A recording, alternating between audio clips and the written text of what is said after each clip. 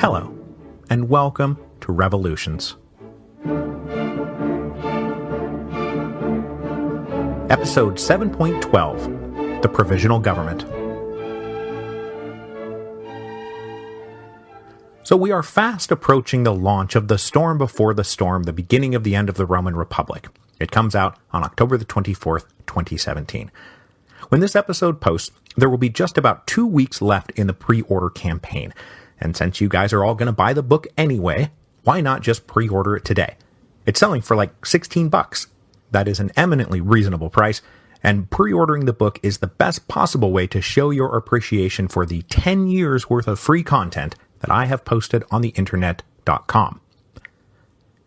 This also means that in about 2 weeks I'll be heading out on the book tour through Boston, New York, Philadelphia, and Washington, D.C. The details of that are at thestormbeforethestorm.com. But embarking on this tour means that after this week's episode, there will be one more Revolutions episode, and then we will go on hiatus for 2 weeks because I'll be off meeting listeners and readers and having a grand old time up and down the Eastern Seaboard.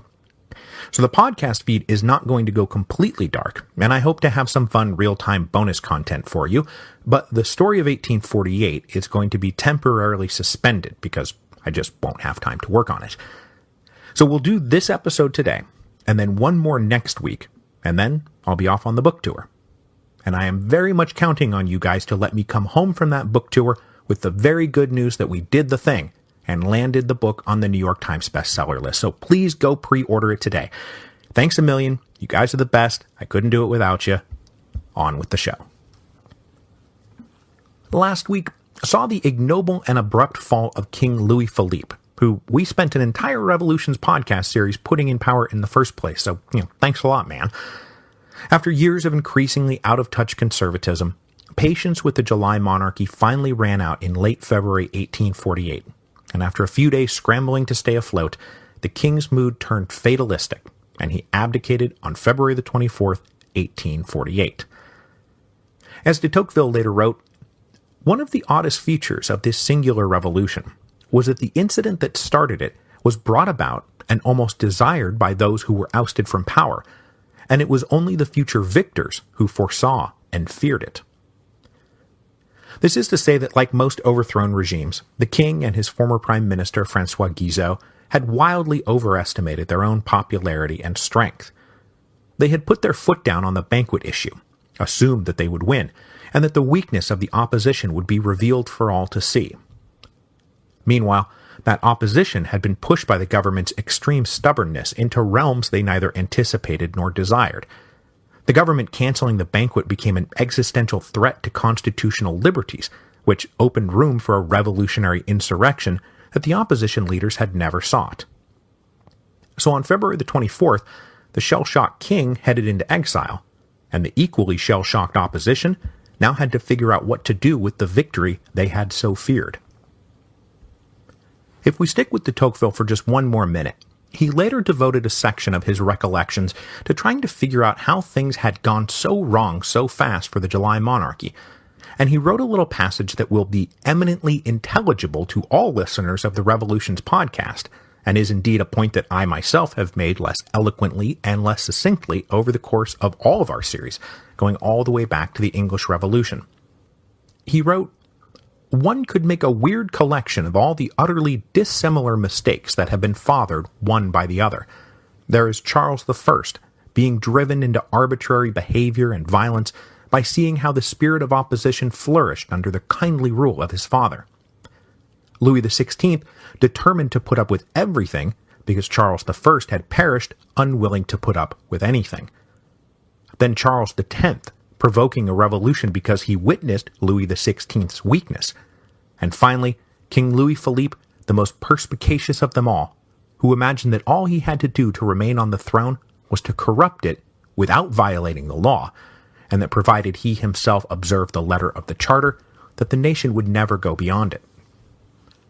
And this does get at one of the enduring themes of our show, with each overthrown king so determined to not make the mistakes of his unfortunate predecessor that he was led to make entirely new and entirely opposite mistakes. And so, having determined that the cardinal mistake Charles X had made was flagrantly violating the Charter of Government, Louis Philippe was convinced that as long as he did not do that, he would be inoculated from revolution. And he never did violate the Charter of Government.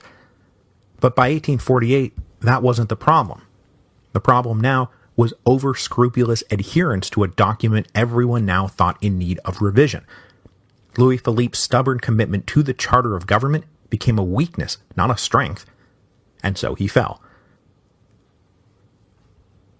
But as I said at the end of last week's episode, the fall of King Louis Philippe did not necessarily guarantee the fall of the July monarchy. Remember, Louis Philippe did not abdicate and say, "Hey, France is a republic now." He abdicated rather in favor of his 9-year-old grandson Philippe, styled at that moment the Count of Paris. Now, to understand why the crown was being passed to this 9-year-old Count of Paris, we need to go back to a tragic moment in the history of the July monarchy. A tragic moment I skipped over because I didn't want to complicate things at the time and knew I'd be able to revisit it now. The tragic moment came in 1842, and it was the death of Ferdinand Philippe, the firstborn son and heir to the throne. Ferdinand Philippe had been born on the island of Sicily in 1810, and when his father suddenly became King of the French in 1830, 20-year-old Ferdinand Philippe had inherited his father's old title and become the new Duc d'Orléans. Bright, popular, and a great lover and patron of the arts, Louis Philippe's health and intelligence made the succession issue a non-issue for the first 12 years of the July monarchy. The line of succession was then further secured in 1838 with the birth of Ferdinand Philippe's son, Philippe, now the Count of Paris. So the line of the July monarchy looked secure practically to the end of the century. But tragedy struck on July the 13th, 1842, when a light carriage Ferdinand Philippe was riding in spun out of control, pitched him out onto the street, and fractured his skull.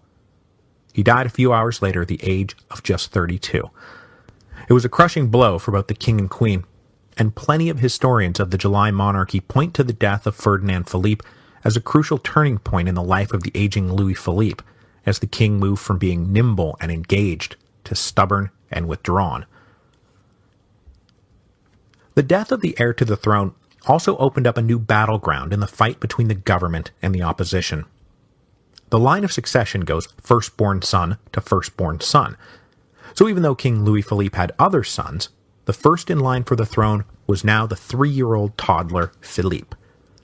With the king himself approaching 70, it was entirely likely that he would die before the boy reached adulthood, which meant that a plan for regency would have to be established. For regent, the king favored his next eldest son, Louis, the Duke of Nemours. But Nemours was widely known to be even more conservative than his father.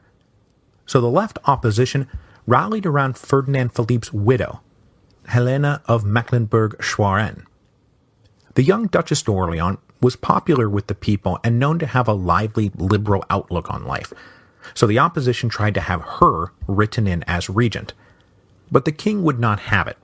His daughter-in-law may have been popular with the people, but she was not super popular inside the French royal family, being both German and a Protestant. So with the king insisting, and his government commanding a slim majority in the Chamber of Deputies, a regency bill passed naming the Duc de Nemours as regent if the king died. Did you follow along with all that? Good.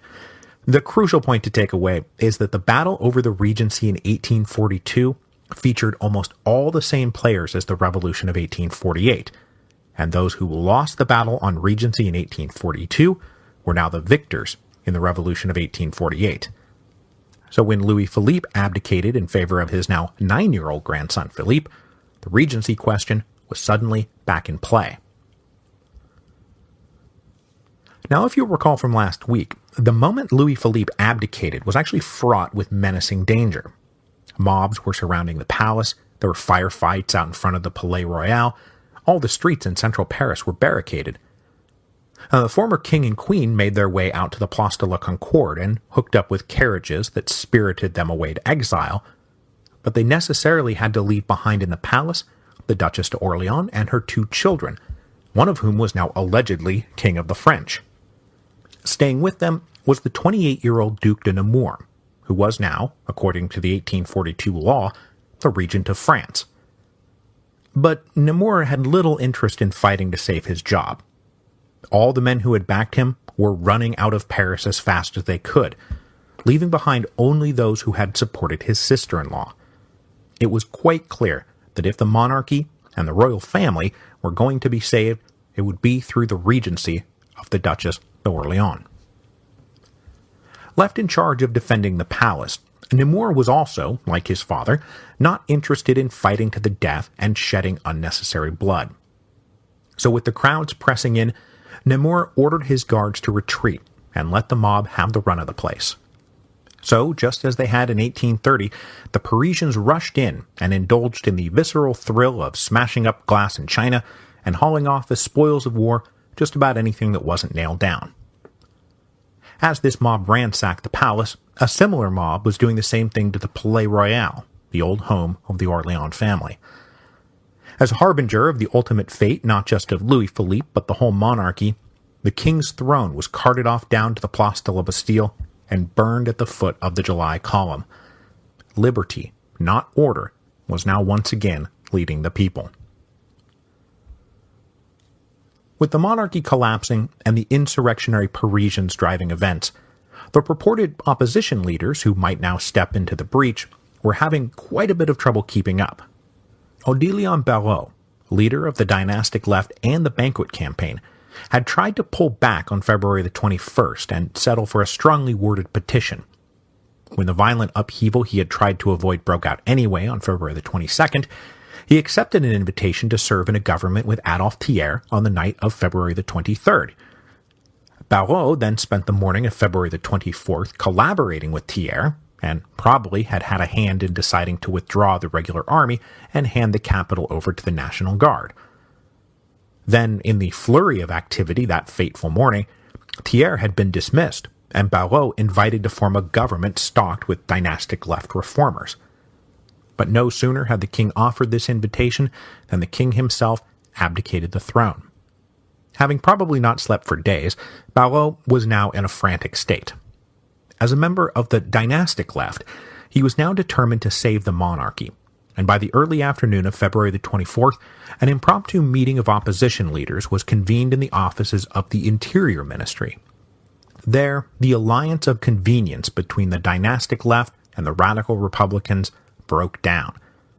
Having been held together only by the single issue of electoral reform, the king's abdication put them on opposite sides of the crucial issue of the moment. Barrot and the dynastic left argued that the crown was now on the head of 9-year-old Philippe. The radicals said, "Dude, forget that. We've got these bastards on the run. It's time to declare a republic." At that same moment, there were two other crucial meetings going on besides the one Barrot was quote-unquote leading at the Interior Ministry. One was in the newspaper office of The National, the other in the offices of Reform. And The National we are all intimately familiar with. Remember, The National under Adolphe Thiers was ground zero for the Revolution of 1830. Well, since the July Revolution, most of the writers who had been there for the Revolution either left the paper to head off into government, like Adolphe Thiers, or retreated into disillusioned opposition, and then remained in disillusioned opposition through the 1840s. And The National became an outlet for moderate republicanism, read by exactly the kind of oxymoronic moderate radicals that had been so central to the banquet campaign. They still supported private property, had a bourgeois outlook on life and government, and they believed that the state should be by and for the educated middle classes. The only thing really separating Odilon Barrot was that Barrot wanted to keep the monarchy, and the guys currently convening in the offices of The National did not. The other meeting was held down the street at the offices of Reform. I introduced Reform 2 episodes back when I introduced Alexandre Ledru-Rollin, one of the leading radical voices of the day. Remember, he had grown disenchanted with the moderation of The National, and so had gone off and founded his own paper that, as I mentioned, published some of the most radically fringe voices around, including the socialist Louis Blanc, who we'll talk about more here in a second, the anarchist Pierre-Joseph Proudhon, and budding communist Karl Marx. To draw a clumsily simplistic line between the Republican National and the Republican Reform, the National was focused narrowly on the political question, while Reform covered the wider social question. But whether you were at the National or Reform, your object now was the same. How do we ditch the dynastic left and make sure that the revolution of 1848 does not turn out like 1830, where the people of Paris died in the street simply for the sake of replacing one bourbon with another? While Barrot was trying to convince his colleagues to save the monarchy, the Duchess d'Orléans resolved to make a direct appeal to the Chamber of Deputies. Showing a bit of courage that seemed to be lacking among the Orléans at the moment, she bundled up her 2 kids when the mob stood poised to ransack the palace, and she made her way on foot to the Palais Bourbon, where the Chamber of Deputies would be holding a session. She hoped to convince the deputies to ratify the king's abdication and recognize her son as king and herself as regent. Now, as you can imagine, the only deputies who showed up for the session that day were members of the opposition. There may have been 1 or 2 stubborn supporters of the former government of Guizot, but other than that, nearly every deputy there was an opposition deputy. Word had already gone round of the king's abdication, and the dynastic left had delivered the first round of speeches trying to steer the deputies toward accepting King Philippe and his mother, the Duchess d'Orléans, as regent. Then the Duchess herself dramatically arrived with the would-be king, and the pitiful sight of them might hopefully strengthen the hand of the dynastic left. Shortly after they all arrived, Barrot came bursting in, and he mounted the tribune and tried to seal the deal by saying, "The crown of July now rests on the head of a child and a woman." But in the sudden vacuum opened by the abdication of Louis Philippe, many of the opposition deputies who had been allies of the dynastic left for practical reasons now decide there was an opportunity here to seize the day. So they ignored Barrot's call to save the monarchy, and instead joined with the radicals who were calling for a republic. The most decisive of these converts, without question, was Alphonse de Lamartine. Lamartine was incredibly popular with the whole literate population of France. I introduced him when we were talking about the first couple of banquets that were thrown in the summer of 1847, with one of the biggest being thrown in his honor. Lamartine had been a beloved poet since the 1820s, and he was still riding high from his massively successful History of the Girondins, which was among the first French histories of the Revolution to not roundly denounce the horror and terror of the Republic, and was instead sympathetic to the decisions made in the emergency days of 1792 and 1793, and he treated the fall of the Republic as a tragedy, not a triumph. Lamartine had been among those who had supported the regency of the Duchess d'Orléans in 1842, but in the swirl of events in February 1848, Lamartine decided there was an opportunity here that could not be missed, and so he joined with radicals like Ledru-Rollin in haranguing the deputies to support not another king, but instead a provisional government, a self-appointed ministry without a king, the first step towards bringing the Republic back. There was for a brief moment a balance in the chamber between those supporting regency and those supporting a radical provisional government. But that balance was shifted decisively by the weight of the people. Well, the presence of the people anyway. While all of these speeches and arguments were unfolding in the chamber, insurrectionary Parisians had begun streaming into the galleries. Now, if you remember from way back in the French Revolution days, one of the defining aspects of politics in that era was the constant presence in the various assemblies of loud and boisterous crowds. Speakers would openly play to them, and they would heckle those who displeased them.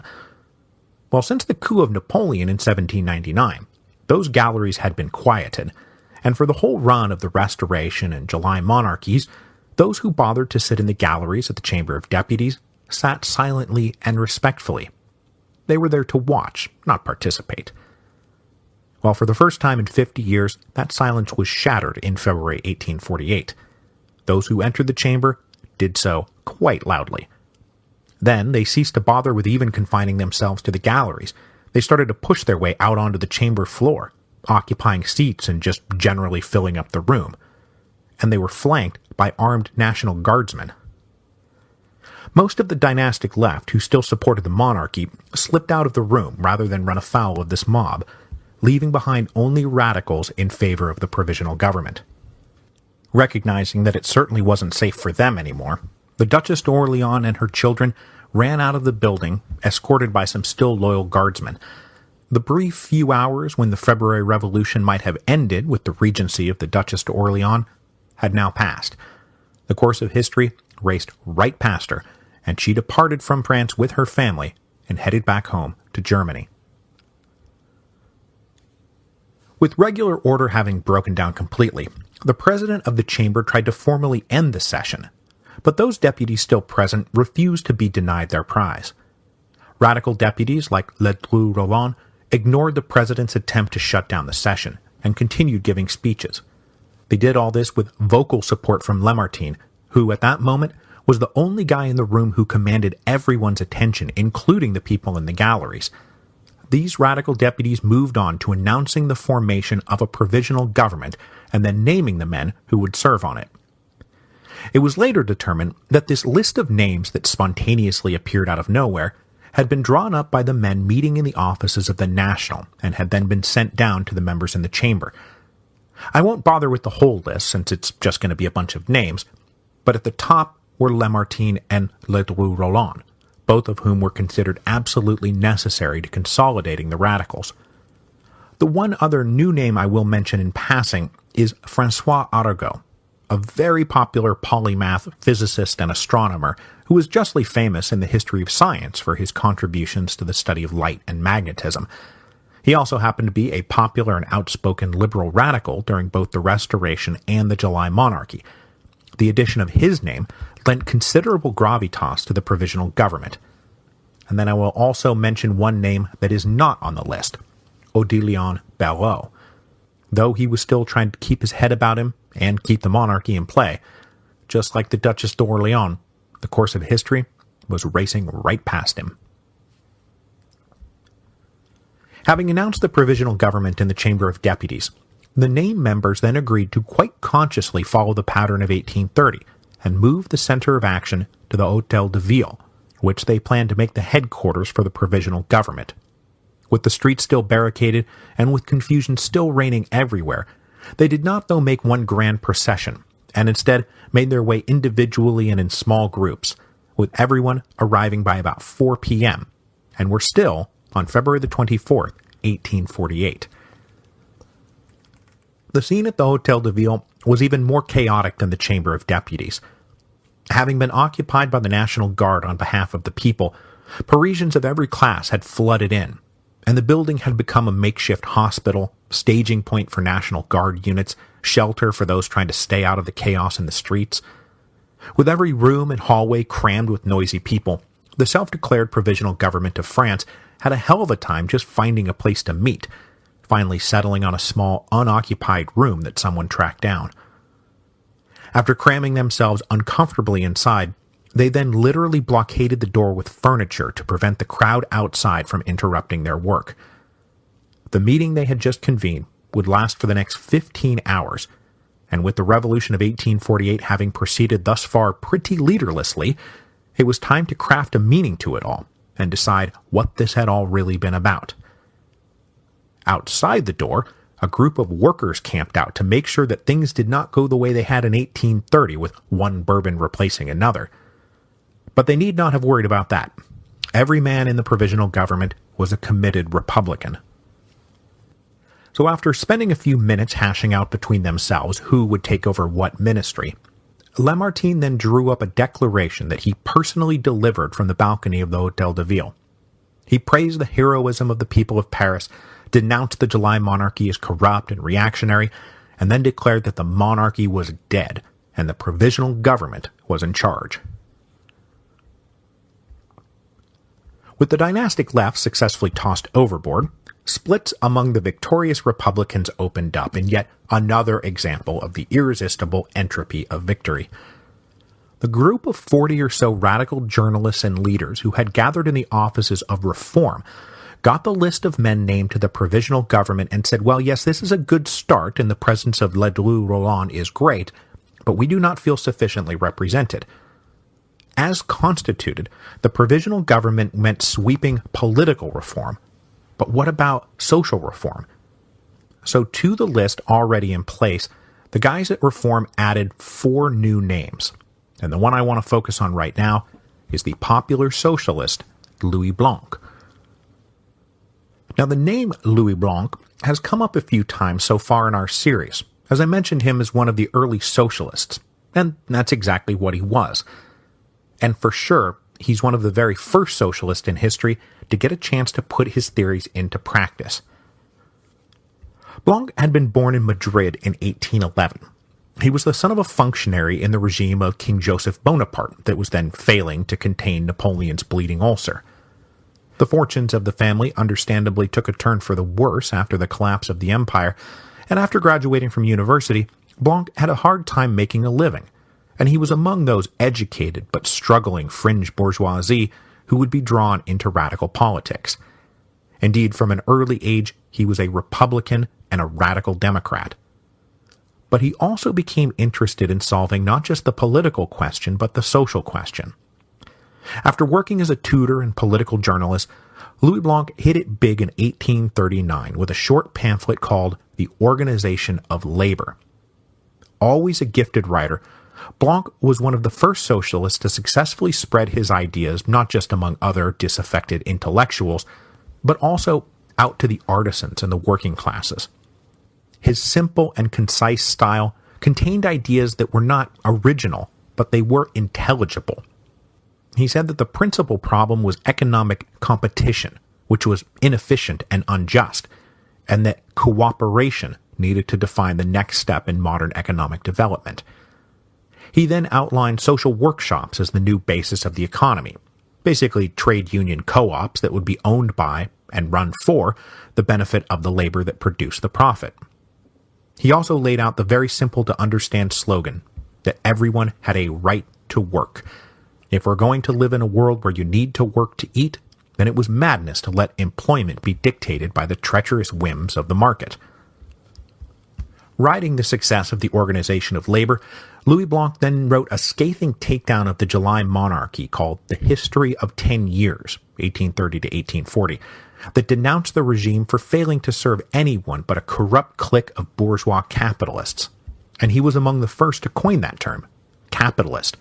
It was a pejorative meant to describe those who appropriated the wealth of the nation to the exclusion of everyone else. And I might also add here that Blanc is also famous for popularizing the socialist maxim, from each according to his ability and to each according to his means. After the founding of Reform, Blanc became a contributing editor, and he banged the socialist drum harder than ever during the economic crisis years of the mid-1840s, which made his ideas more viscerally relevant than ever. He was for sure the most popular socialist on the eve of the Revolution of 1840, and he capped his pre-revolutionary career by publishing his own history of the French Revolution, which offered the first sympathetic account of Gracchus Babeuf and the conspiracy of equals, about which I will have more to say next week. Through all of this, though, Blanc was on the outside looking in. He was never a deputy, and he never served in any government post. But with the February Revolution having toppled the monarchy, his inclusion in the provisional government now seemed like his destiny. And making his first major contribution to the course of events, Blanc refused to accept his nomination unless he was accompanied by a working-class leader known to history simply as Albert. Albert had been a long-standing working-class leader in the various revolutionary secret societies that had risen and fallen over the 1830s and 1840s.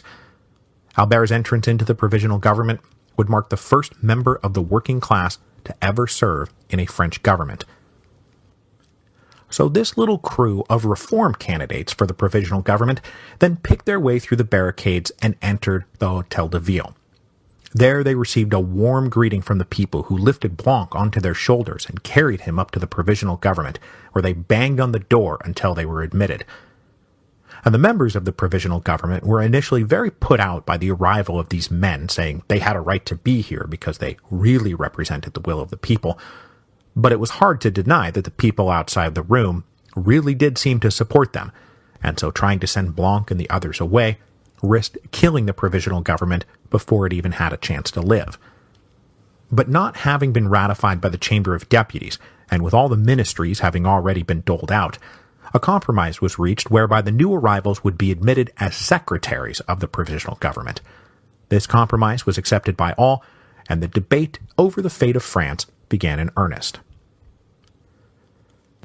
The entrance of the new radicals, and Louis Blanc in particular, opened up a fierce debate over the first great issue before them. Should the provisional government declare a republic to be in existence right now, or should they announce that a referendum would be held to determine whether or not the republic existed? The more cautious members, led by Lamartine, argued that Paris was not France, and to do this right they had to respect their own democratic principles. We have to ask the people what they want. Blanc and the radicals, on the other hand, said no, we should just do it now and have France accepted as a fait accompli. Otherwise we risk all on a vote that we are not at all sure to win. Over the hours of debate, however, Lamartine and the more cautious members carried the day, and on the morning of February the 25th, 1848, they emerged with yet another declaration. This declaration read, "The provisional government wants the republic, on condition that it is approved by the people, who will be immediately consulted." So just as it had taken 3 days to transform the restored Bourbon monarchy into the constitutional July monarchy, it had taken 3 days to transform the July monarchy into a kingless republic. Now, of course, the republic still had yet to be ratified, but we know how this all turns out, and the February Revolution of 1848 marks the beginning of the Second French Republic. Over the 3 revolutionary February days, about 50 soldiers had been killed, along with 22 municipal guards. On the other side, it was just shy of 300 insurgents. And though the respectable quarters of Paris were now at the mercy of their worst nightmare, the unwashed and armed mobs of Paris, it was universally remembered by everyone in the capital on February the 25th that the streets were mostly empty and calm, and those who were out were happy and full of love, rather than angry and full of wrath. There was very little looting and almost no violence. But this calm turned out to be simply a honeymoon, because the question that lay before the provisional government was the same question that had lain before the victors of the July Revolution. Was the revolution the momentous final step, or merely the promising first step? With political victory achieved, they would have universal manhood suffrage and a kingless republic. Would there be any desire among those in the government to move on to the social question and introduce even more reform? And frankly, the victors of 1848 would find themselves just as flummoxed by this question as the victors of 1830. And it would not take long for the streets of Paris to realize that even the expulsion of the monarchy and a victory for so-called radicals still did not mean a victory for them. And so, in just a few months, Paris would erupt once again. Next week, we are going to take a brief digression from the main plot. We'll take this digression first of all because with a 2-week hiatus coming up, the time is just not right to launch ourselves into a new plot just to have to hit the pause button. So next week what we're going to do is explore how the memory of the First French Revolution was going to affect everyone's reaction to this revolution in France, a revolution that the rest of Europe was now about to find out about. As you may have noticed, there are a lot of histories of the French Revolution now floating around out there, and all of them have their own list of heroes and list of villains. And how far you want the Revolution of 1848 to go depends a lot on what version of the French Revolution you believe in.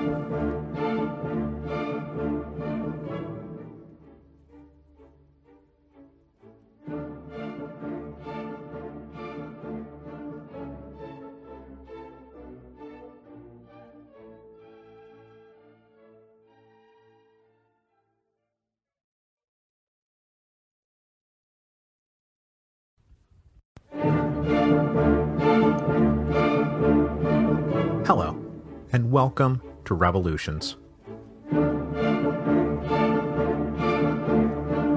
Episode 7.13, The Spectre of the French Revolution. Okay, so we are now at the last new episode before the book launch. We are just 10 days away from the arrival of the storm before the storm, the beginning of the end of the Roman Republic. So you have just 9 days left to support the project of landing the book on the bestseller list by pre-ordering it from your preferred online retailer, or, better yet, your local independent bookstore. Bunching sales in the first week is how one gets on the New York Times bestseller list, if one were so inclined. And that is why pre-orders are important. But if for some crazy reason you don't want to pre-order the book, please at least go pick it up in that first week. Now, with publication date fast approaching, there has been a lot going on for me promotion and publicity-wise, and I have recently done long interviews with 3 of your favorite podcasts. I talked Roman history and politics with both History on Fire and the Art of Manliness podcasts, and then had a great time with Jonah Carey talking about the book and then swerving into what it's like to be a Seattle sports fan and the inevitable denunciations of the NBA for stealing the Supersonics. So History on Fire, The Art of Manliness, and Jonah Carey. All of these interviews are about an hour long, so if you want even more Mike Duncan content in your life, by all means, go check them out. There are going to be more interviews to come, and I'll try to keep you abreast of those. And then, in about a week, I will fly back east for the first leg of the book tour. I hope to see you all live and in person. So the last few weeks have become a bit of a hectic whirlwind around these parts, so instead of launching the revolutions of 1848 into Germany and Austria, just to put the narrative on hold for 2 weeks, I have instead decided to publish a long digression I started wandering down when I was writing the draft for episode 7.8, The Political Question. It was a digression which eventually got so long that I just had to cut the whole thing and hope to find a home for it later. And here we are, home at last. So today, we are going to talk about the great specter haunting Europe. No, not communism. No one's even heard of communism yet. I'm talking about the French Revolution. The French Revolution loomed over the middle of the 19th century and cast an inescapable shadow across the whole continent. And in 1848, what one thought about the French Revolution spoke volumes about your politics. When someone mentions the revolution, do you recoil in disgust?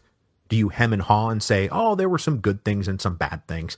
Do you lament the tragedy of its failure, defiantly insist that it was a job left undone?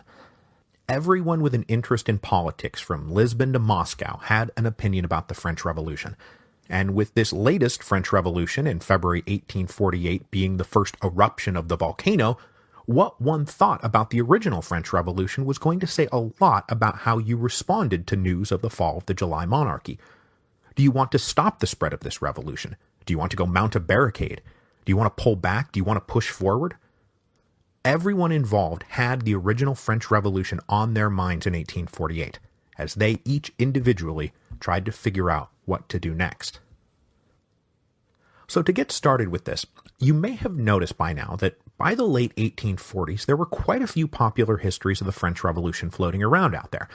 And these served not just as influential entries into the burgeoning historiography of the French Revolution, but they also served as vehicles for contemporary political commentary and criticism. So we've already introduced and discussed a few of the major works over the course of this podcast. Adolphe Thiers had launched his public career in the 1820s with a 10-volume history of the Revolution that drew a distinction between the good Revolution of 1789 and the bad Revolution of 1792. He was, in fact, the originator of that thesis. Then Thiers' occasional ally, but usually rival, François Guizot, had followed this up with his own commentaries on the Revolution in his General History of France that came out over the course of the 1830s. Guizot's work clearly cautioned against indulging the forces of reform too much, because there was a straight line between the Estates General and the guillotine. Then as the July monarchy progressed and liberal centrists like Guizot and Thiers moved into government, the most popular histories moved to the left. The Republican Revolution of August the 10th, 1792 stopped being framed as the moment things went from good to bad, but the moment when things went from good to great. The First Republic started to be celebrated, not denounced. Alphonse de Lamartine's History of the Girondins, that came out in 1847, celebrated the Republic and its virtuous founders, who were then tragically consumed by forces beyond their control. Lamartine even offered the first real defense of the extreme measures taken during the crisis days of 1793. His critics accused him of gilding the guillotine. I've also mentioned so far two other histories that came out at around that same time, so right on the eve of 1848. The first was from the historian Jules Michelet, who offered a nakedly pro-Republican and anti-clerical assessment of the revolution. The only bad thing about the First Republic was that it had been betrayed. Michelet's lectures were so pro-Republican and anti-clerical that he was booted from his chair at the university in December 1847, which, as we discussed, primed the pump for the student radicals to mount the barricades just a few months later. Finally, as I mentioned last week, there was the socialist Louis Blanc, who was in the middle of publishing his own history of the French Revolution when 1848 blew up. Blanc's history staked out a position in heretofore practically unknown territory, offering a sympathetic portrayal of Gracchus Babeuf and the conspiracy of equals, no longer obscure and degenerate criminals, but heroic martyrs 50 years ahead of their time. So on the eve of 1848, the French Revolution was a popular topic of discussion and a handy vehicle to smuggle in none too subtle criticisms of the existing regimes. Now, even today, the French Revolution is occasionally deployed in the service of contemporary political commentary. But with the whole thing now well over 200 years in the rearview mirror, it doesn't have quite the immediate vitality that it did in 1848. And one of the big reasons the French Revolution loomed so large in 1848 was that the French Revolution was not yet ancient history. It was not a distant event in the murky mists of the past. It existed within living memory. On January the 1st, 1848, it had been just 58 and a half years since the fall of the Bastille. That is not very long. So think about it like this. This episode is going to publish in 2017. For us, that means that the fall of the Bastille would have happened in 1958. The Reign of Terror would have begun in 1962. Napoleon would have taken over in 1968, and his wars that swept Europe would have lasted into the 1980s. In this framework, Waterloo would have happened in 1984, just 33 years ago.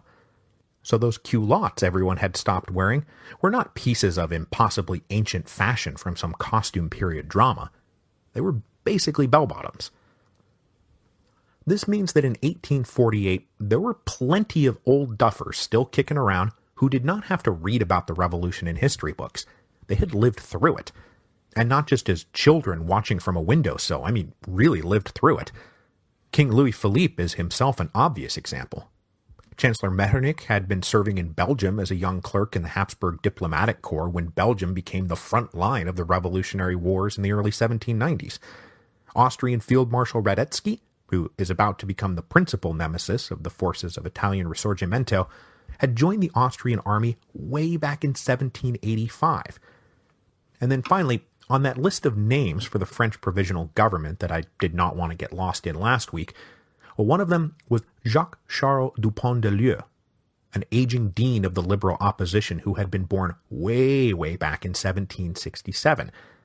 He had begun his legal career in Normandy before the revolution began, and he launched his political career as a committed Republican during the days of the Directory.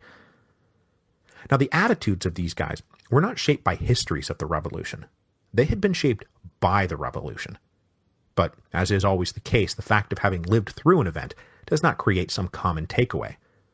Metternich became a conservative absolutist who dreamed of restoring the good old days of 1788.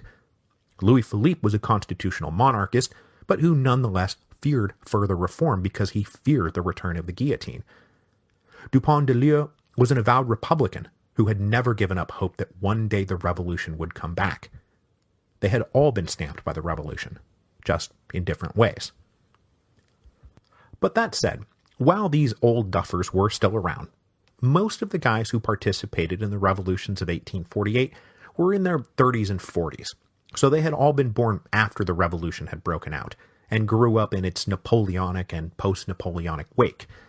They did have to learn about it in history books, or from stories they heard from their parents and older relatives. And from those books and relatives, they learned the answers to questions like, was the revolution a good thing that had been betrayed? A bad thing that never should have started? who were the villains? Who were the heroes? Did it go too far? Had it not gone far enough? The answers often depended on your family's socioeconomic standing, both before and after the Revolution. And of course, we must also keep in mind that these memories and assessments of the French Revolution were passed down everywhere in Europe. And for those outside France, the inescapable further consideration was that the fall of the Bastille had eventually turned France into a war machine hell-bent on global conquest. So in France, it was debated whether 1789 necessarily led to the Reign of Terror. Outside of France, it was wondered whether 1789 had necessarily led to decades of pan-European war. The men who would fight for control of Europe in 1848 all had the French Revolution on their minds as they decided whether to embrace revolutionary fever or reject it. So at one end of the spectrum, we have those who looked back at the French Revolution with nothing but horror and disgust, and who believed that above all and no matter what the cost, Europe must be kept free of the menace of revolution. But this category of anti-revolutionaries divided up into three broad groups, who agreed on practically nothing but the fact that revolution was abhorrent. First, and most obviously, we have the conservative absolutists who returned to power after the Congress of Vienna. The chief leading light of this group was Metternich, and the specter of the French Revolution haunted no man so much as Metternich. Men like Metternich were so opposed to revolution that they were even opposed to reform. King Louis XVI had invited reform in 1789, and look what had happened to him. So across Europe in 1848, there were conservative writers and members of the clergy and major landowners who believed that you could not even let three guys meet for a drink or they'd start plotting revolution. You certainly couldn't have a free press. You had to be stubborn, unfair, and ruthless. It was simply too dangerous to be anything less. And this extended to things even as seemingly banal as allowing a kingdom to have a nominal constitution. Because in the conservative mind, once you granted the premise that rights came up from the people, rather than down from God through the king, you could just kiss the whole thing goodbye. These conservatives still pined for the days before 1789, and they hated the memory of even the most moderate French revolutionaries, whose seemingly innocent and earnest appeals for reform had simply been the thin end of the wedge. But absolutist conservatives were not the only ones who recoiled at the memory of the French Revolution and who wanted to do everything in their power from ever letting it happen again. So this second group of anti-revolutionaries were constitutional liberals who worshipped the rule of law and for whom revolution was anathema to everything they held dear. In France, we would put both King Louis Philippe and François Guizot in this category, even if they had, oh so ironically, come to power thanks to the July Revolution. Both men admired the principles that had animated the men of 1789, but who had nonetheless concluded, no less than Metternich, that acquiescing to reform was only the beginning of a very slippery slope. Guizot himself had written a history of France and believed that the king's concessions in the early days of the Estates General had led directly to the Reign of Terror. And remember, Guizot's father had perished in the Terror, as had King Louis Philippe's. By the mid-1840s, both men had become stubbornly convinced that everything that needed to be achieved had been achieved, and that any further reform would invite that slip into radicalism and the return of Madame la Guillotine.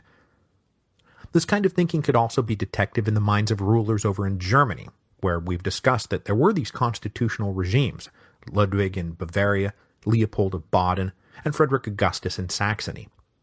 Those constitutions existed more as a stopper to prevent revolution than any kind of expression of liberal idealism.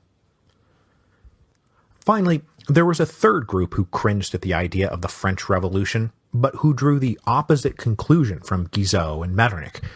Where Guizot and Metternich thought that reform was an invitation to revolution, they felt that reform was a necessary release valve to prevent revolution. So in this category you would find Odilon Barrot and the dynastic left in France, who wanted to save the monarchy by reforming the monarchy. You would also find in here a guy like Alexis de Tocqueville, who would go on to write his own book about the French Revolution, where he would argue that all the quote-unquote gains of the French Revolution had already started under the Ancien Regime, and that basically you didn't need a revolution to improve society, you just needed continuous, gradual improvement. We've also discussed so far two massively influential reformers in Italy and Hungary who fit this same basic mold. In Italy, we talked about the Count of Cavour in episode 7.9, and in episode 7.8, I introduced István Széchenyi. Both of these guys had broad, sweeping visions for the futures of their respective countries. They believed in liberal constitutional government, economic modernization, and social improvement. They simply did not believe revolution was the means of achieving those ends. In fact, this is the very lesson they had drawn from the French Revolution, that the ends had been just, but the means counterproductive. The attempt to cram a century's worth of work into a single year had not just led to disastrous consequences, but they had upset the whole project of reform. I would also throw into this group of anti-revolutionary reformers all of the Austrian liberals in Vienna, who we also talked about in episode 7.8. They believed that the stubborn brittleness of Metternich's government was inviting a revolutionary upheaval that could be headed off by intelligent and necessary reform. So those are the guys who desperately wanted to avoid another French Revolution, who instantly shuddered at the idea of ever letting anything like that happen again. But is that how everyone felt? Oh my goodness, no.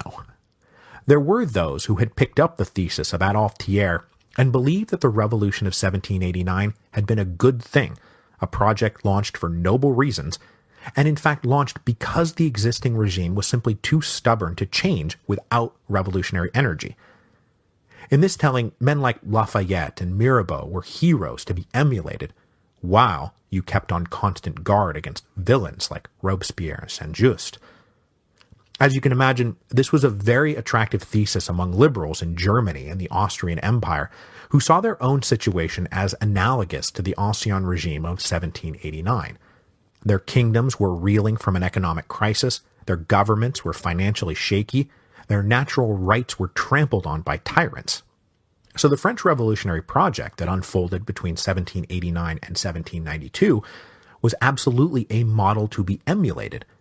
Bring the liberal, educated intellectuals of the country together and force the kings to grant them a constitution and to guarantee basic civil rights. If they were going to be denied a constitutional place in government, if their local assemblies were going to be neutered, if they were not allowed to vote, if the government was unresponsive, then it was perfectly acceptable to look to 1789 and say, yes, we want that too.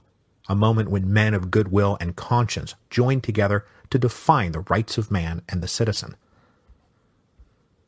Now, of course, these neo-1789ers knew the lesson of history well, and they knew that they would need to guard against the villains of 1792. But they did not believe that the Reign of Terror was necessarily inevitable. It had simply happened that way in France thanks to a variety of coincidences, mistakes, and bad luck. So liberals across Europe believed that they could forge constitutional governments that defined civil rights and popular sovereignty without falling prey to the Reign of Terror. Thus, the specter of the French Revolution would loom very large indeed in the minds of these liberal revolutionaries as the course of 1848 rapidly progressed faster than they could keep up with. As we will see, they will all hit a moment of truth where they have to decide whether to keep pushing and join with more radical forces, or quit the whole project, reconcile with the old conservative order, and fight against those radical forces that might lead to the new Reign of Terror. But there were also those who rejected this whole contrived moralizing of the good revolution of 1789 and the bad revolution of 1792. They did not recoil from the insurrection of August the 10th, the First French Republic, or the Jacobin Committee of Public Safety.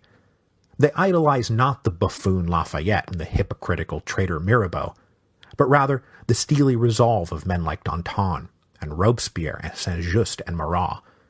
These had been men who saw the tyrants of Europe for what they were, and knew that one must stand up when the going got tough, not go hide in the corner.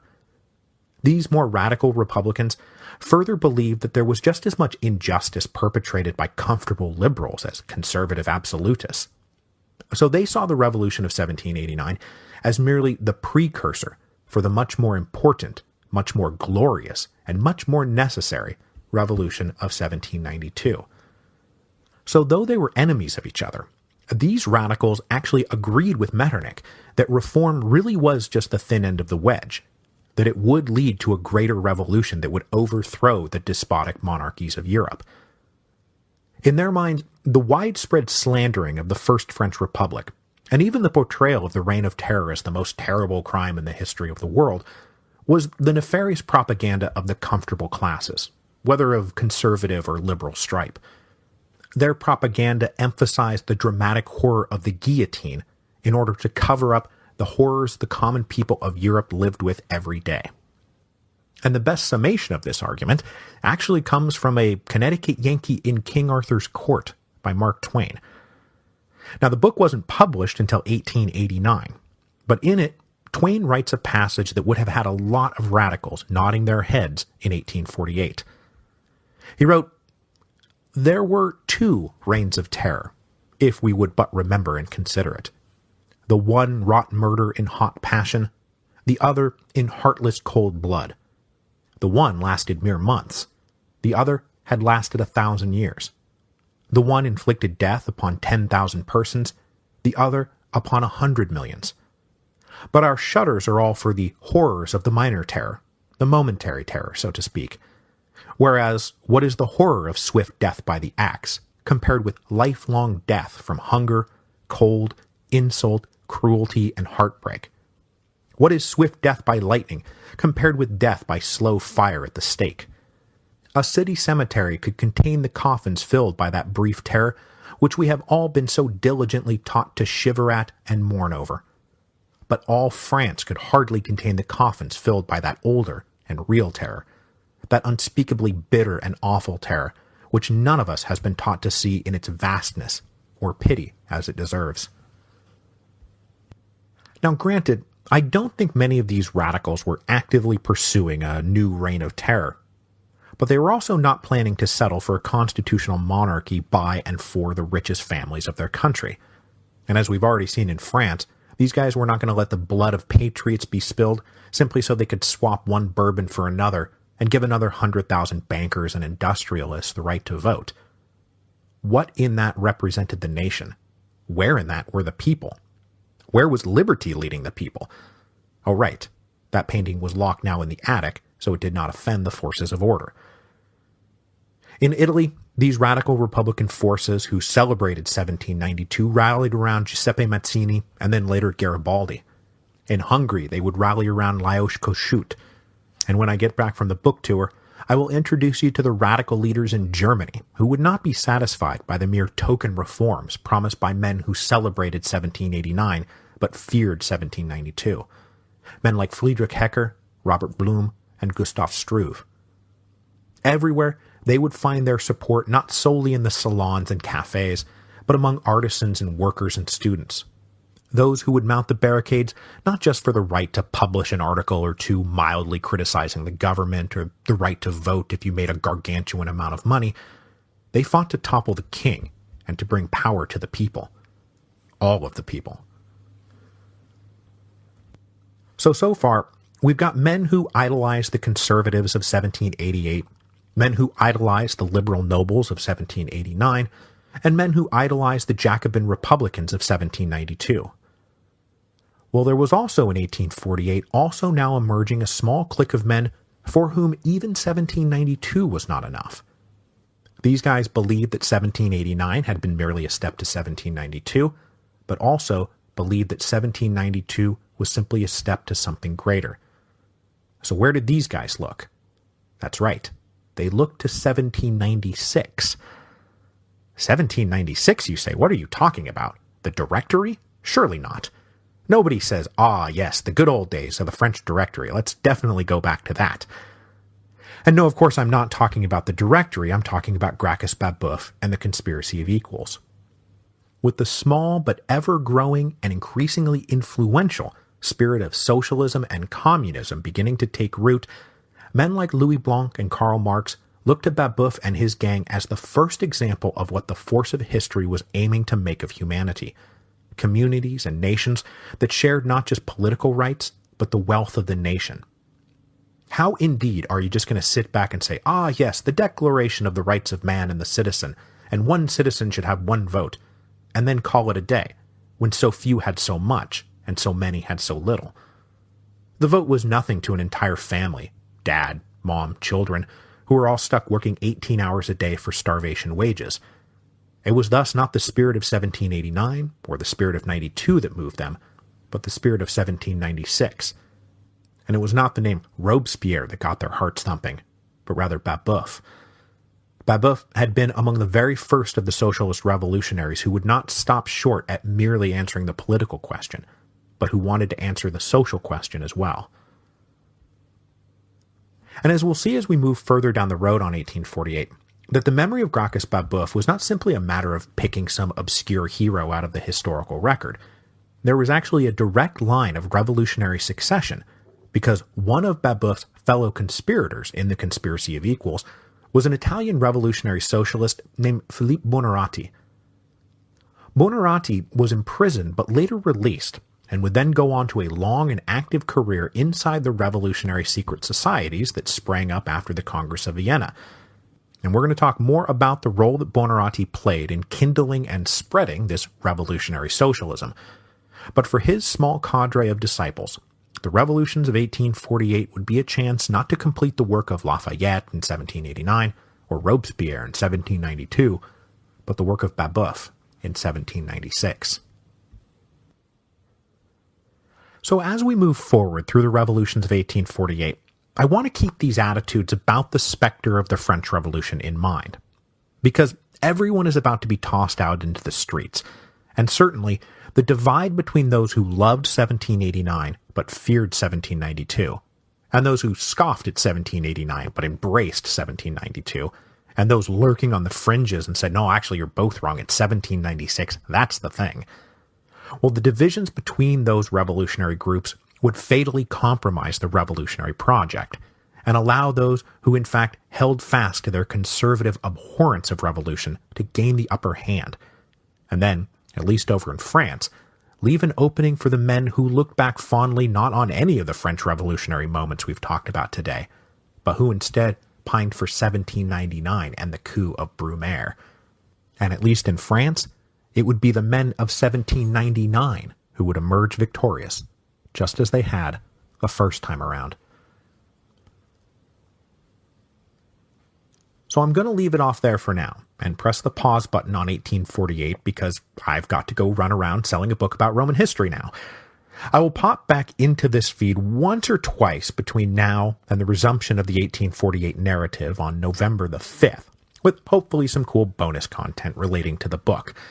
But now I must leave you, because I am currently in the storm before the storm of the release of the storm before the storm, and then later I'll be in the storm of the storm before I'm able to finally return for the storm after the storm before the storm. On sale, October the 24th, 2017.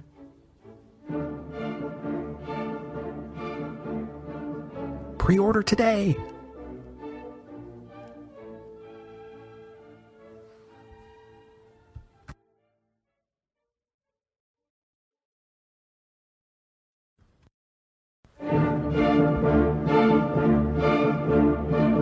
Hello, and welcome to Revolutions. Episode 7.14, The Fall of Metternich. Hello, and welcome back to the Revolutions podcast. I am absolutely thrilled to begin this episode with the news that we did it. I return home from the tour in triumph. The Storm Before the Storm will debut at number 8 on the New York Times bestseller list. We did the thing, and I really am legitimately so thrilled and proud, and I just want to thank all of you so much. I am now award-winning podcaster and New York Times bestselling author, Mike Duncan. It is bizarre and wonderful. So that is the good news. It's great news. But there is, however, a little bit of bad news, and I do need to address a problem with the book. As many of you have noticed, there was indeed an embarrassing printer error in the first run of books. Due to some glitch, anytime the letters H and N coincide in a word, the computer inserted a capital U with an accent mark. So words like ethnic, ethnicity, technical, technically and harshness, have glaring misprints. This glitch happened sometime between the final proof and the actual printing of the book, so it was not caught until the first run had already gone to press. It is fixed for all future editions, so what that really means is that if you have one of these books with the printing error, congratulations, it's officially a collector's item. You know, like those reverse negative error baseball cards? You remember that Billy Ripken card? It's just like that. So, I don't know what else to say about it. It's there, it's embarrassing, and hopefully you'll just embrace this imperfection as proof that you have a first printing of the first edition. Okay, with that out of the way, I want to remind you all that I am in Milwaukee at Boswell Books on November the 9th, and then in Chicago on November the 16th and 17th at the Skokie, Barnes & Noble, and Seminary Co-op. All of the events so far have been standing room only, which is quite fun, so by all means come early. I even did an event just yesterday in Madison. It was 10:30 in the morning on a very cold and drizzly day, and they ran out of chairs. So come one, come all, but come early. So getting back to the revolutions of 1848, not counting the fun digression on the specter that was haunting Europe in the 1840s, it was the French Revolution, we left off our story in Paris on the morning of February the 25th, 1848. In a few shocking days, the July monarchy had invited a confrontation with opposition leaders that they expected would shore up their authority, but which instead led to fighting in the streets, the dismissal of Francois Guizot, and the abdication and exile of Louis Philippe. And then, when the provisional government emerged from an all-night meeting in the Hôtel de Ville on the morning of February the 25th, they announced that they would not be replacing one Bourbon with another this time around. That this time around, France would become a republic. And if we trot out the volcano metaphor one last time before I think I retire it, this is the top of the mountain blowing off. This is the explosion that is going to trigger a chain reaction of further explosions that will set off eruptions across Europe. So news of the fall of the July monarchy spread across Europe, but at least initially, it looked like it would lead to a wave of reform in Europe, but not necessarily a wave of revolution. The first territories to learn about and respond to news from France was in southwestern Germany. These were the small and middle-sized German states, many of which already had some kind of rudimentary constitutional government. Now we're going to talk more about events in Germany in 2 weeks, so I'm going to pass over these initial reactions because most of the southern German states acted quickly to inoculate themselves from revolution. So in the face of petitions and demonstrations demanding further liberalization of law and politics, these states let their conservative ministers go. They appointed new liberal ministers, and they allowed for a number of liberal reforms. The sudden collapse of the French monarchy was spooky, and many of the German dukes and princes decided it was better to compromise with liberal reformers rather than follow Louis Philippe to England. So what we will talk about today is the next great revolutionary moment of 1848, which will hit the imperial capital of Vienna in the second week of March. Because unlike the smaller German states, the imperial government in Vienna, still under the sway of the aging Chancellor Metternich, would try to resist rather than embrace reform. And yes, I've already sort of given away the plot by calling today's episode The Fall of Metternich. After a life spent steadfastly resisting the forces of revolution, the barbarians would finally reach the gates. And by the end of today's episode, Metternich will be following Guizot and Louis Philippe to England. So word of the revolution in France reached Vienna on February the 29th, 1848.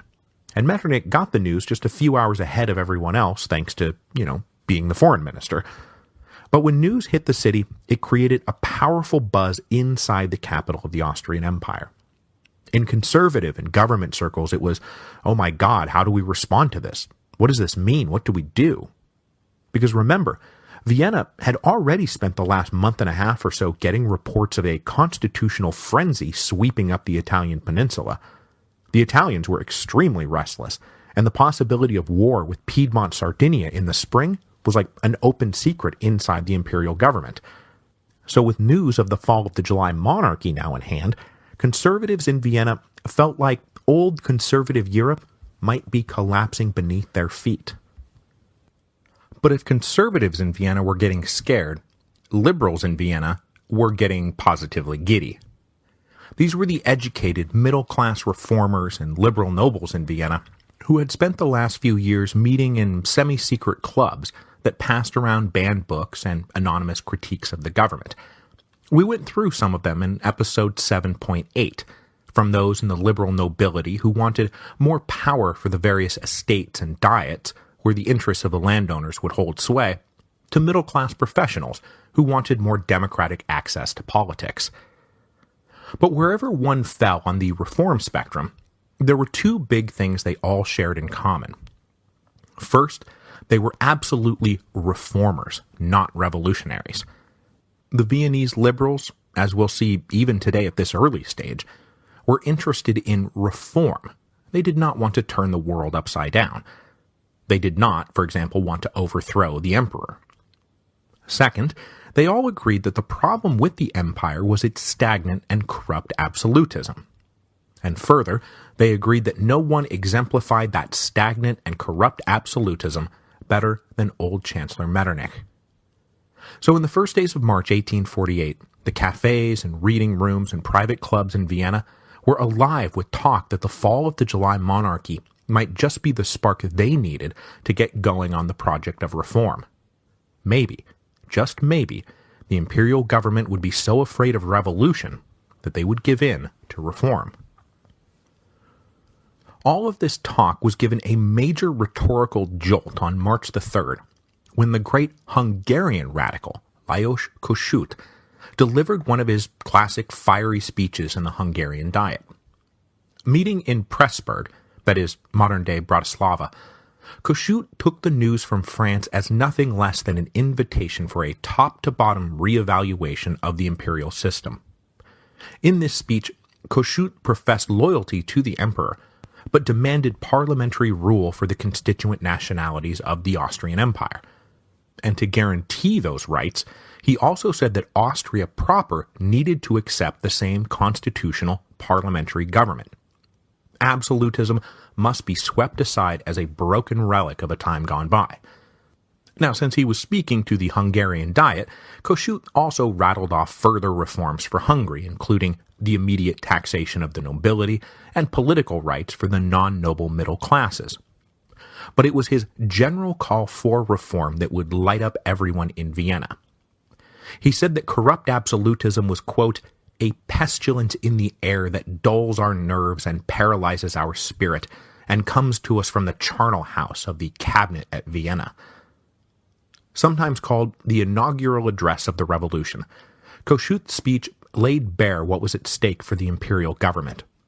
He thundered that, quote, the dynasty must choose between its own welfare and the preservation of a rotten system. The next day the speech was translated into German and raced from Pressburg to Vienna, which was just about 50 miles up the Danube River. So copies of Kossuth's speech caused a sensation in Vienna when they appeared, and they were passed around and copied by hand. Emboldened, various liberal reform groups started drawing up petitions that they planned to present to the imperial government. The Political Reading Club, one of the more prestigious reform groups, drew up an 11-point petition that ticked off most of the boxes of what would be included in all of these liberal petitions. This petition demanded representative diets at both the local and imperial level, and the further demand that these diets have real, actual political power. They also called for the abolition of censorship and the curtailing of police power, reform to the bureaucracy, improvements to the education system, and a universal right to petition the government. Then a few days later, on March the 6th, the Lower Austrian Manufacturers Association, ostensibly a business group who was always ready to talk politics, drew up a petition asking for many of the same things, and they managed to get it into the hands of the emperor's brother, who was friendly with many of the members of the group, and who promised to take it to the emperor. Then another petition made the rounds on March the 9th, this one drawn up and signed by liberal nobles who sat in the Lower Austrian estates, a body I'm going to talk more about here in a second. The point I want to reiterate here, though, is that all of these petitions were fairly tame by the standards of the time. All were drawn up as imploring requests of the emperor to whom they were all still loyal. This was not about overthrowing the regime, but about rejecting corrupt absolutism. And really, even that simply is a means of saving the empire, not destroying it. The problem, though, was that thanks to Metternich's regime of absolutist repression, there was no right to petition, and so there was no official, legal way to present these demands. Thanks to censorship, there was no political journals to write in, and thanks to centralized absolutism, there was no parliament within which to make a speech. So that meant that what they were doing, simply drawing up and signing a petition, already put them outside the law. And so almost by a self-fulfilling prophecy, these reformers wound up on the same side of the lines as more radical revolutionary elements inside the city. The most radical element inside Vienna were the university students. Life as a university student, then as now, was often lived on the edge of poverty. Most students barely had enough to keep a roof over their heads and enough to eat and drink. They also suffered through what I have only ever seen described as interminably boring lectures built around rote memorization and forced obedience to the conservative faculty, who were not there to cultivate a love of learning, but to hammer in whatever might be needed to enter the civil service, if one of these students might be lucky enough to have a shot at slaving away in the imperial civil service. But students being students, then as now, many rebelled against this conservatism, and they joined secret societies dedicated to passing around all the really interesting books that they were not supposed to be reading. But because Metternich had specifically identified the universities as a hotbed of sedition, nowhere in the empire was more under the constant surveillance of his political police. So all the students knew that they were just one knock on the door away from being expelled and ruined.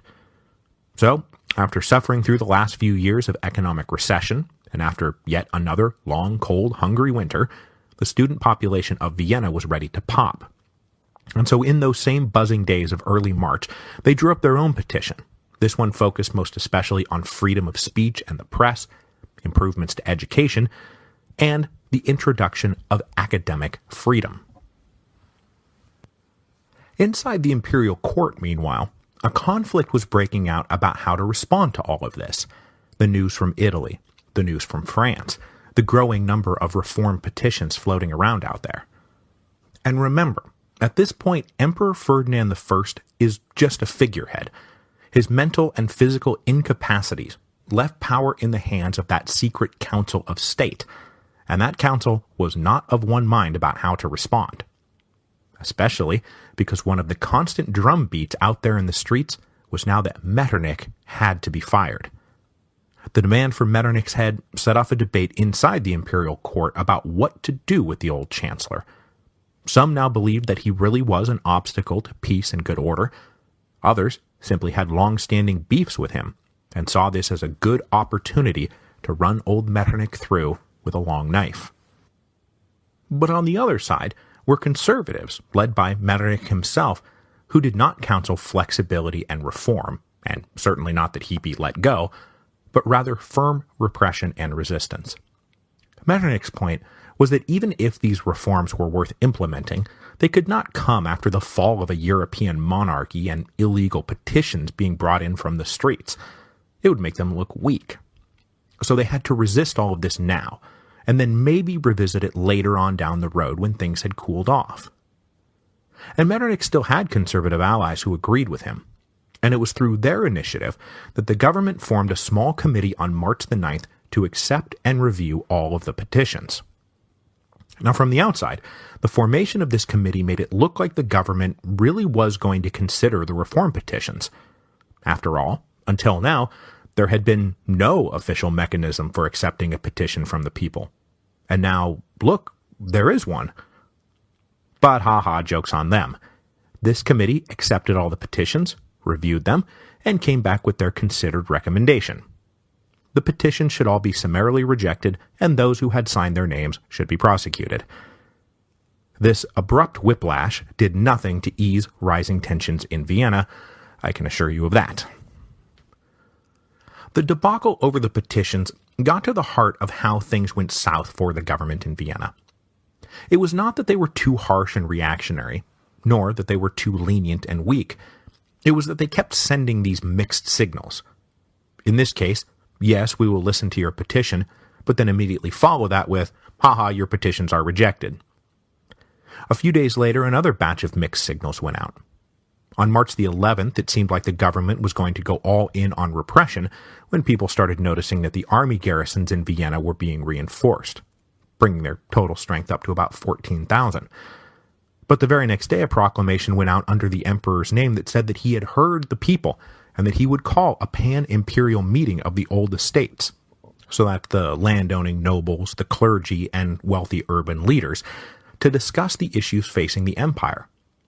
So, was it going to be a crackdown or an open dialogue? No one, not even most of the people inside the government, could really say.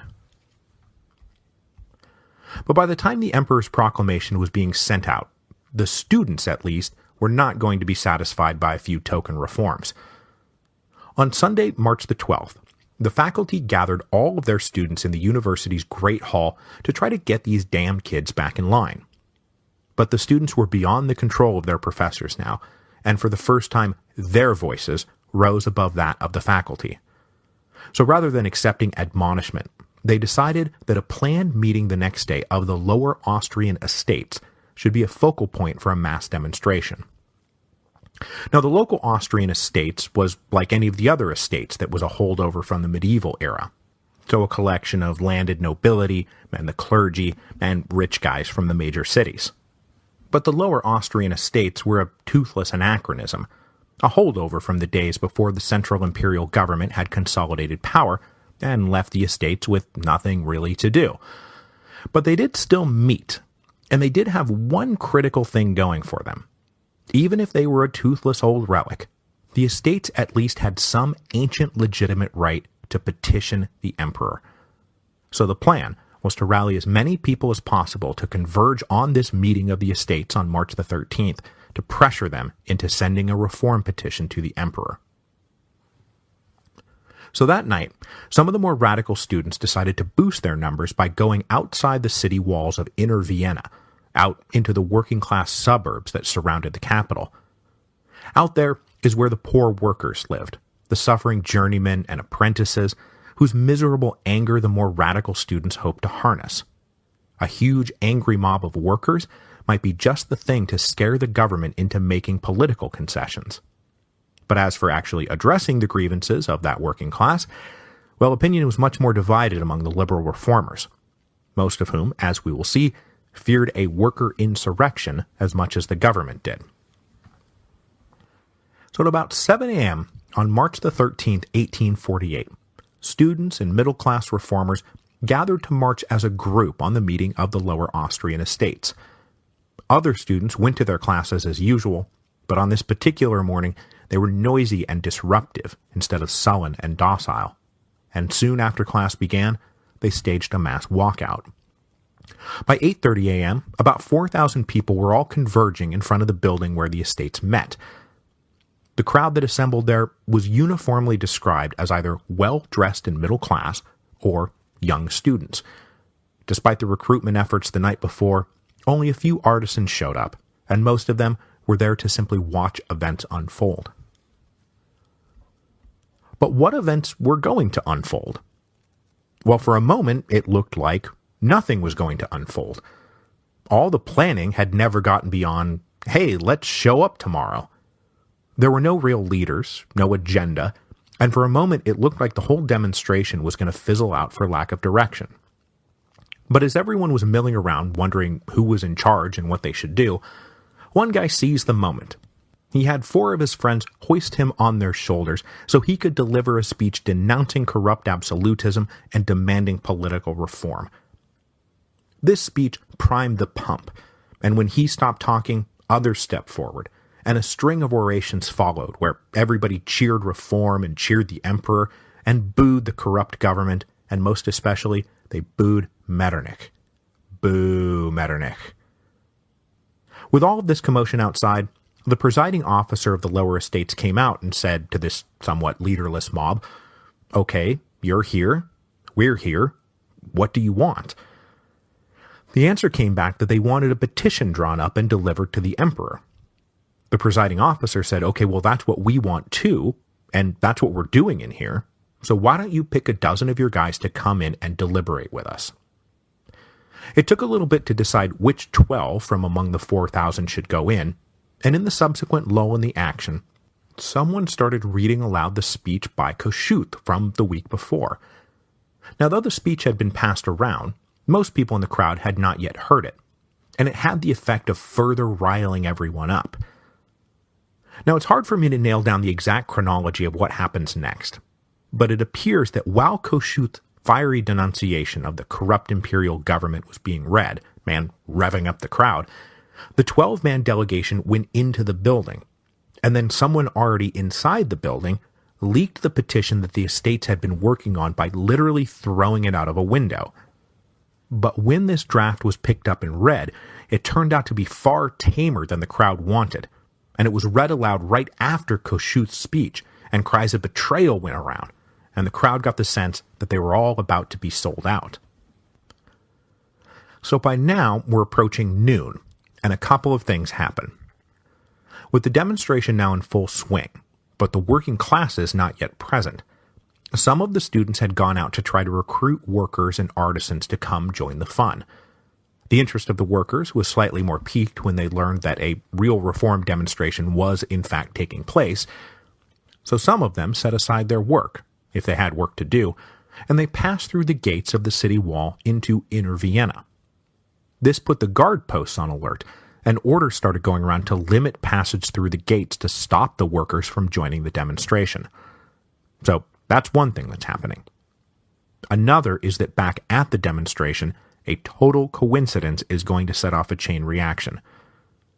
Every day at noon, the porter of the building where the estates met went around closing and locking all the side doors of the building. This was simply his daily routine.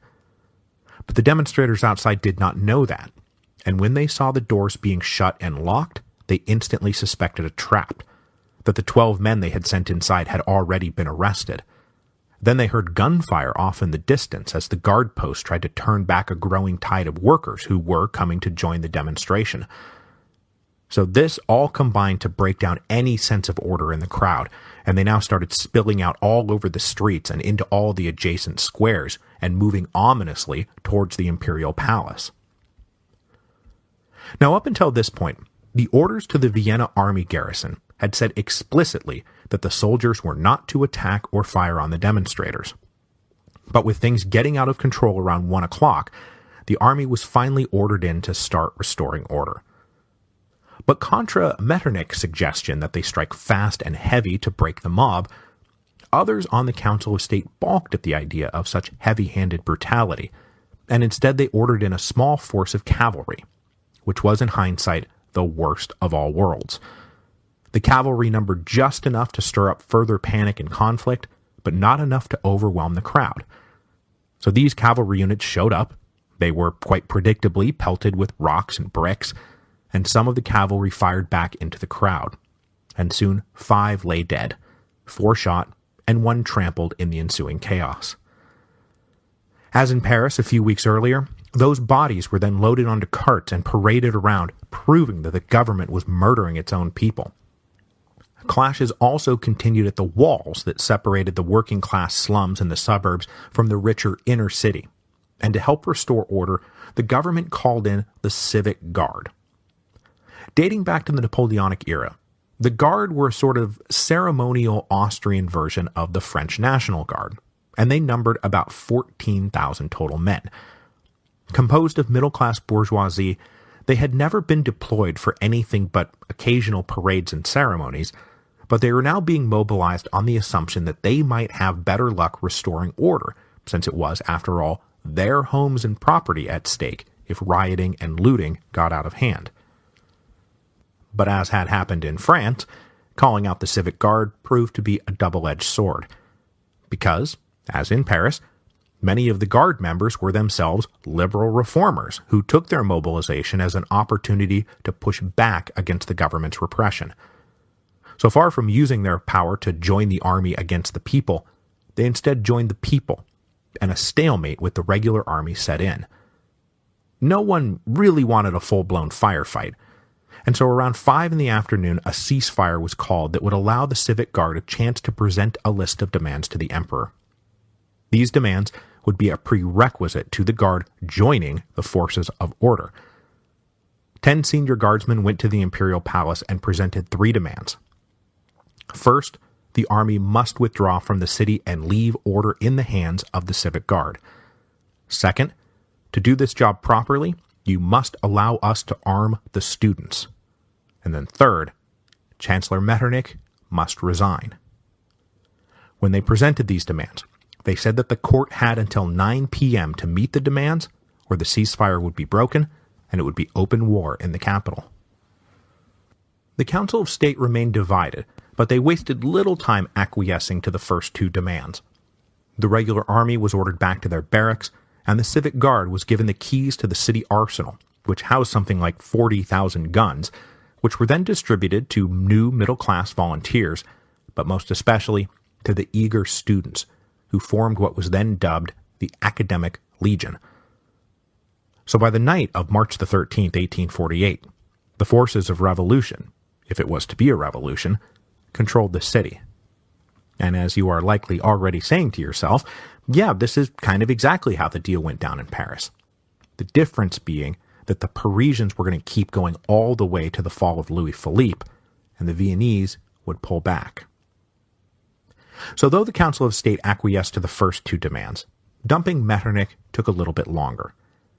The old chancellor was not going to resign without a fight, and he said, look, Louis Philippe did what the mob wanted. He dumped Guizot, and look what it had done for him.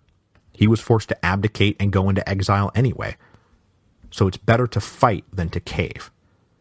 But by this point, the long knives were all out, and Metternich's enemies inside the court put pressure on him and everyone else to admit that it was finally time for the old man to go.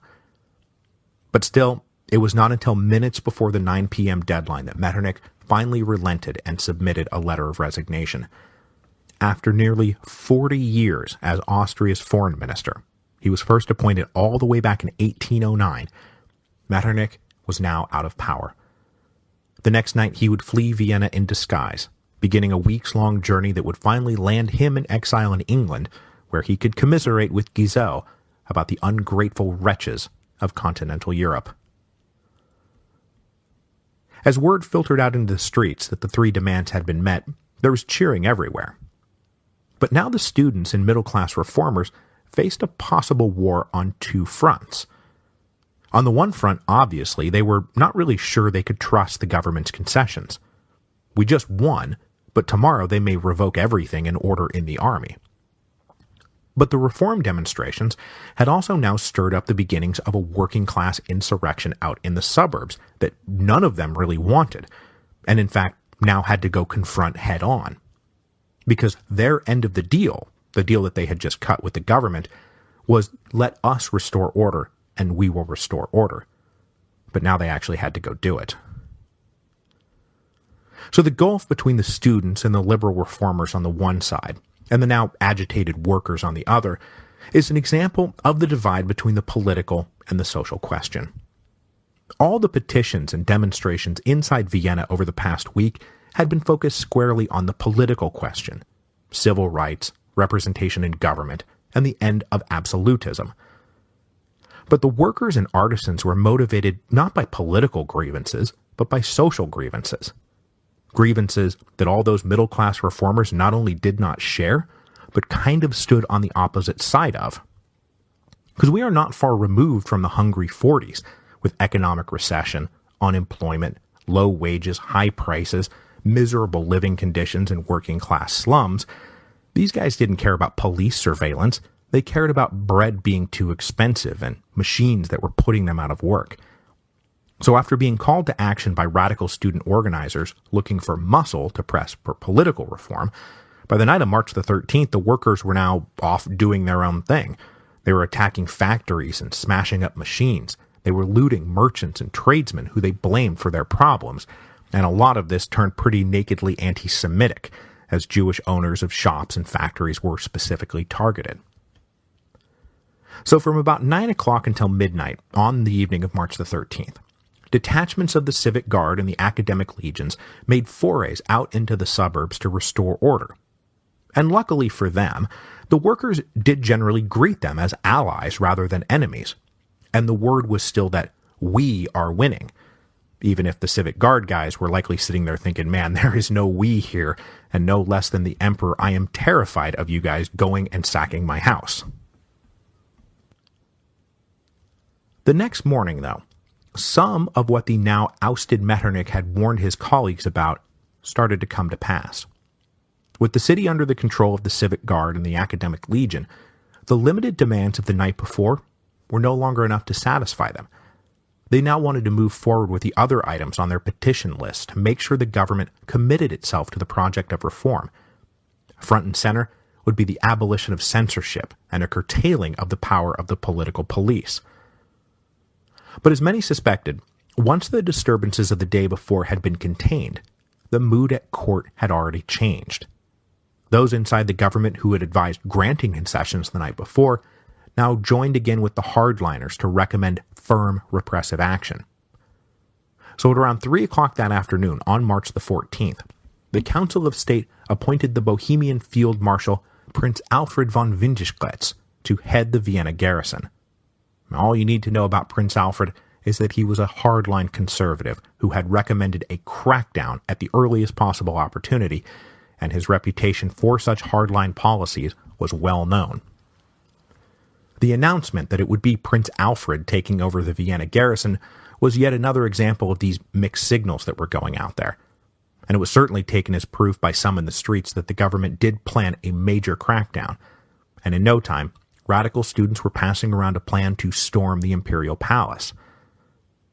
But then came the other side of the mixed signal as indecisiveness and fear inside the imperial court showed itself. Alfred was not removed from his post, but the court announced further concessions later in the afternoon. They confirmed that the Civic Guard was in charge of keeping order in Vienna, not the army. And then they announced a biggie. Censorship of the press was hereby abolished. Just like the day before, this was greeted with cheering, but everyone still suspected that the minute the demonstrators turned their backs that the governments would crack down and renege on all their promises. So by the end of the day on March the 14th, a sort of final demand that would guarantee all the other demands started to percolate up through the ranks of the Civic Guard and the Academic Legions. We want a constitution. Now, what the constitution would look like, or how it would function, that was not important. Not unlike the Italians, the word constitution became a panacea for the people of Vienna. But if nothing else, they knew that a constitution would guarantee all the other liberal reforms the government was beginning to promise. So over that night, the Civic Guard continued their nervous patrols through Vienna. Patrols that got even more nervous when the rumor started to swirl that Prince Alfred had decided to place Vienna under a state of siege, and that come the dawn, there might be a real battle for control of the city. So by the morning of May the 15th, 1848, the students and the reformers had lost all faith in the honesty and reliability of the government, and so they issued their final demand. You remember that pan-imperial diet that the emperor already promised to call? Well, he will still call that diet, but its sole object will be to draft a constitution for the Austrian Empire. Then, they all braced for a battle with the army that never materialized. Whether the rumor had been true or not, it was no longer true that Vienna was going to be placed under a state of siege. The government really did want to resolve this peacefully, and to that end, they got the emperor to go take a personal ride out through the streets. Since everyone was still loyal to the emperor, when he rode by, everyone cheered him on, and swept up in the moment, he announced that he promised his people everything. So with happy crowds now surrounding the palace, happy crowds that could of course turn angry at the drop of a hat, a proclamation was read out at 5 p.m., which said, among other things, "The necessary provisions have been made to convene as soon as possible delegates from all the provincial estates and from the central congregation of the Lombardo-Venetian kingdom, with an increased representation of the middle classes, and with due regard to the existing provincial constitutions, with a view of establishing the Constitution of the Fatherland, which we have resolved to establish. Even though Chancellor Metternich wasn't dead, he was already spinning in his grave. Next week, we will stay in Vienna to greet a large delegation of Hungarians coming up the Danube to make common cause with the Viennese liberals, and to press for their own agenda. Among these Hungarians was the massively influential but cautious reformer István Széchenyi, but his star was already being eclipsed by the man that everyone really wanted to see, Lajos Kossuth.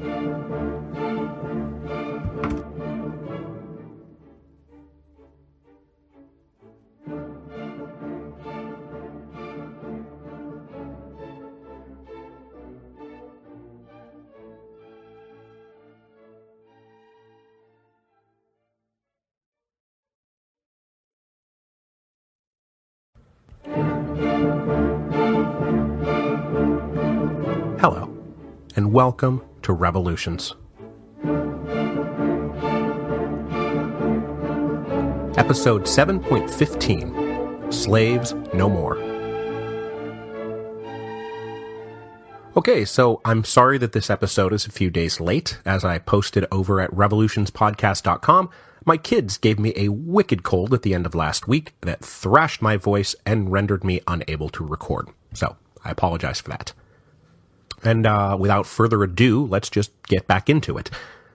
So last time, we watched the Revolution of 1848 hit Austria. As you probably noticed, after word of the revolution in France reached Vienna, events in Vienna mirrored the revolution in France. Days of rising tensions, petitions, and demonstrations culminated with street fighting, the fall of Metternich, and the capital being taken over by the civilian National Guard. But the Viennese Revolution stopped short of the French Revolution. Rather than continuing on to overthrow the Habsburg dynasty, the insurrectionary Viennese pulled back the reins on March 15, 1848, after Emperor Ferdinand issued a proclamation promising them a constitution. For the Viennese, that was victory enough. Their object was reform, not revolution. Their object was a constitutional monarchy, not a republic. And having achieved their objectives, they pushed no further. But that was last week.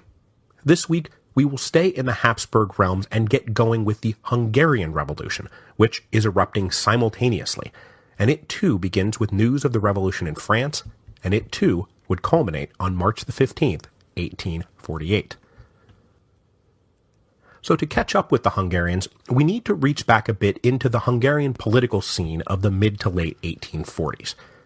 Now, Hungary, remember, was the largest subunit of the Austrian Empire, and it had long been governed by a constitutional aristocracy composed of the 5% or so of the population that enjoyed noble status. These Hungarian nobles had a love-hate relationship with their Habsburg masters. Basically, it was love when Vienna respected Hungarian autonomy, and hate when Vienna tried to impose centralized absolutism. After the fall of Napoleon, many educated Hungarians had reacted to Metternich's absolutist tendencies by embracing a patriotic interest in Hungarian language, culture, and history. Well, through the 1830s and 1840s, the Habsburg regime was becoming increasingly rickety, and Vienna did not believe they were strong enough to impose their will on Hungary without running things through the ancient national diets. So with these diets being called, a full-blown liberal opposition began to assert itself, often now driven by patriotic Hungarian nationalism. These budding Hungarian nationalists almost never spoke of outright independence, but instead pushed for de facto Hungarian self-rule inside the larger Habsburg Empire. Now obviously there were lots of Hungarian politicians and leaders running around out there, but to keep things simple, I have so far introduced you to the two major poles of liberal Hungarian politics. First was the brilliant polymath István Széchenyi, one of the great landed magnates and a relentless advocate of steady reform in nearly every aspect of life, from bridge building to river navigation to tax policy to cultural improvement to civil rights. Széchenyi believed that Hungary would not take its rightful place as a powerful modern nation until it had elevated its economy and culture to meet the standards of her Western neighbors. The other Pole, meanwhile, was Lajos Kossuth. 15 years younger than Széchenyi and the son of middle-class common nobles, Kossuth had spent his life as a radical activist, lawyer, and journalist, and believed that the greatness of Hungary would only be unleashed once the chains of Habsburg political oppression had been shed. So in contrast to Széchenyi's demand for slow, plodding steps, Kossuth pushed for overnight change, arguing that radical political reform was the only way to achieve the kind of economic and cultural progress that Széchenyi himself wanted. So the two men spent most of the 1840s arguing with each other in books and in the press, and their arguments define the two wings of the liberal opposition in Hungary. Now, of critical importance for understanding how the Hungarian Revolution is going to play out, one topic Széchenyi and Kossuth profoundly disagreed on was the matter of Hungarian nationalism. Széchenyi was a promoter of Hungarian culture, but he was also conscious of the multi-ethnic composition of the larger Kingdom of Hungary. The ethnic Magyars dominated numerically and economically and politically, but Hungary included large numbers of Germans, Czechs, Slovaks, Croats, Serbs, and Romanians. Széchenyi believed that insisting too much on Magyar supremacy would alienate the minority nationalities and create destabilizing resentment. He also believed that going in too hard for Hungarian nationalism would lead Vienna to tighten their grip on Hungary, probably after being begged to do so by the minority nationalities threatened by Magyar tyranny. Kossuth profoundly disagreed with all of this, and he was one of the principal proponents of Magyarization, forcing the people of the Kingdom of Hungary to uniformly adopt the Magyar language and culture. Now, if you'll recall, what you probably don't, but Kossuth himself was a multi-ethnic mix of Magyar, German, and Slovak, and so he was not a blood nationalist. For Kossuth, your ancestry didn't matter, your ethnicity didn't matter. It only mattered that you were born in Hungary and lived in Hungary. But he believed that a nation could only thrive if it shared a common culture and language, and he determined that Magyar was superior to the rest and should therefore become that common culture and language. His motto was one country, one nation, one people. Basically, I don't care if you're ethnically German or Slav or Romanian, as long as you speak Hungarian and adopt a Hungarian way of life. Now, Kossuth was not fanatical about this, and he allowed that communities would be able to continue to maintain their own traditions in their private lives. But in the public sphere, it had to be one country, one nation, one people. And as we will see, the running battle over Magyarization will be profoundly important to the course of the Hungarian Revolution. By the late 1840s, the European-wide economic recession had increased the agitation by liberals and nationalists in Hungary, and Vienna recognized that they might have to do something before this all got out of hand. Now, of late, I have portrayed old Metternich as a reactionary anti-reformer, and mostly that's true both in theory and in practice. But if you remember from all the way back in episode 6.8c, when I first introduced Metternich, he did have shreds of savvy nimbleness in there somewhere. Surveying the increasingly rickety state of the Austrian Empire at the end of the 1840s, Metternich saw trouble brewing in the biggest component of the Habsburg imperial realms, and decided that between the brand of radical Hungarian nationalism embodied by Kossuth and the more cautious liberal reformist tendencies of Széchenyi, that the latter was by far the lesser of two evils. So while Kossuth and his allies faced increasing censorship and surveillance, in 1846, more conservative Hungarian liberals were given permission to organize an overtly political party that they called the Conservatives. The creation of this party was meant to lay the groundwork for a new national diet that would convene at the end of 1847. Metternich wanted to make sure it was packed with conservatives rather than radicals, and he very shrewdly identified the issue of Magyarization as a wonderful opportunity to wield both the carrot and the stick. Metternich let it be known that Vienna was toying with the idea of further empowering and elevating the ethnic minorities inside the old Hungarian lands, that Austria would, in effect, act as the guarantor of their rights and property and culture from aggressive Magyar nationalists. But if the liberals in Hungary were to, say, keep their demands moderate, then perhaps Vienna would not feel so inclined to actively intervene.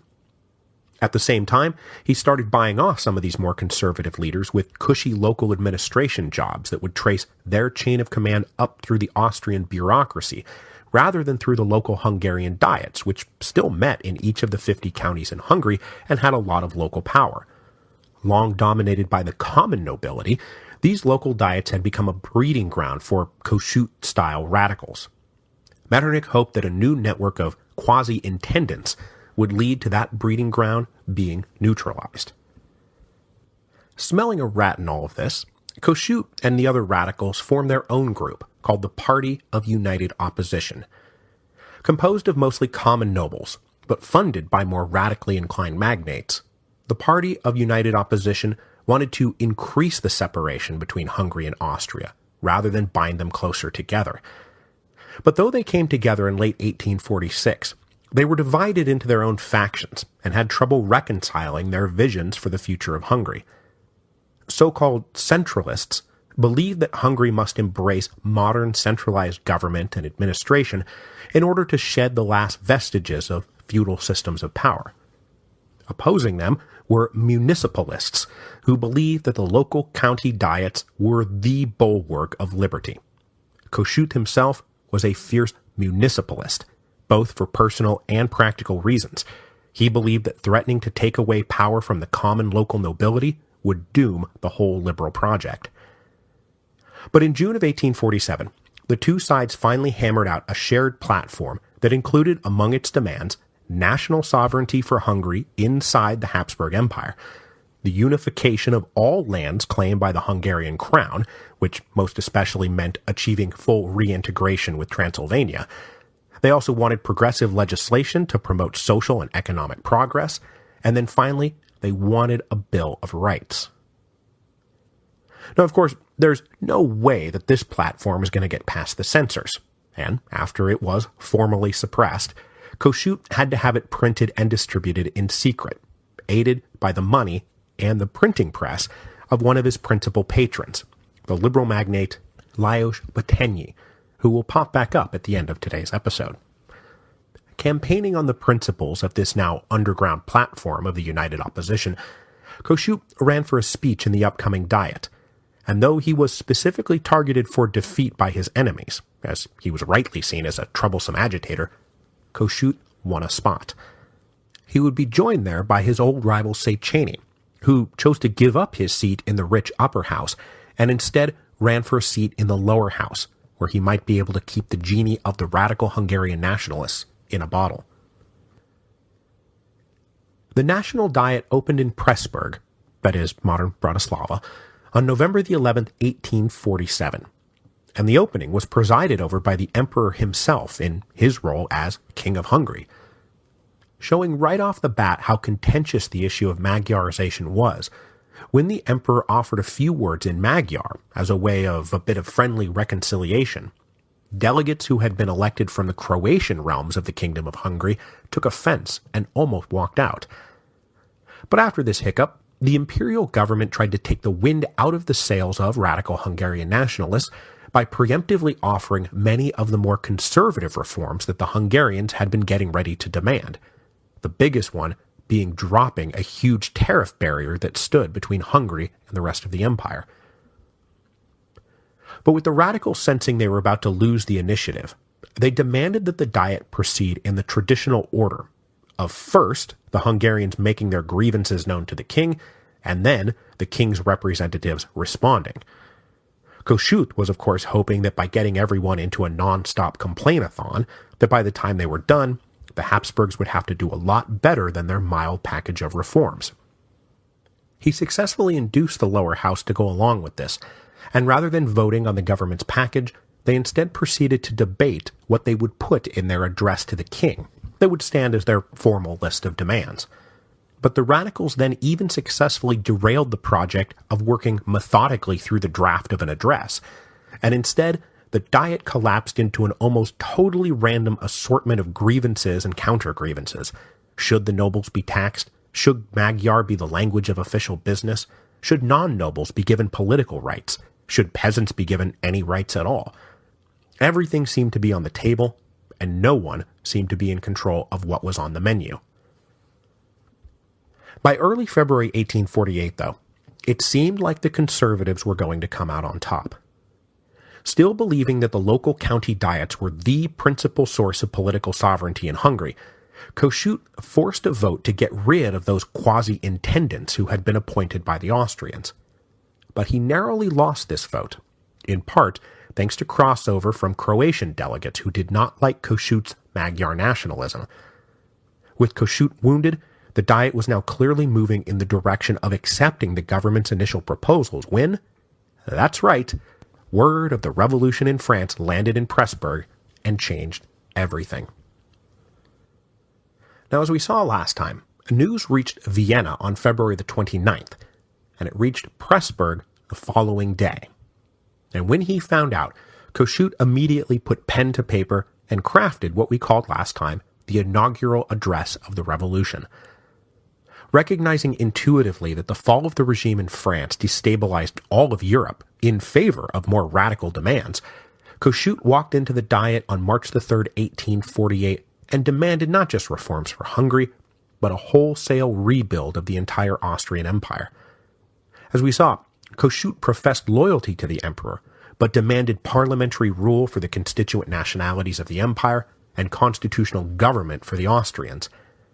At home, he called for the virtual independence of Hungary, the taxation of the nobles, and throwing open political rights to the non-noble middle classes.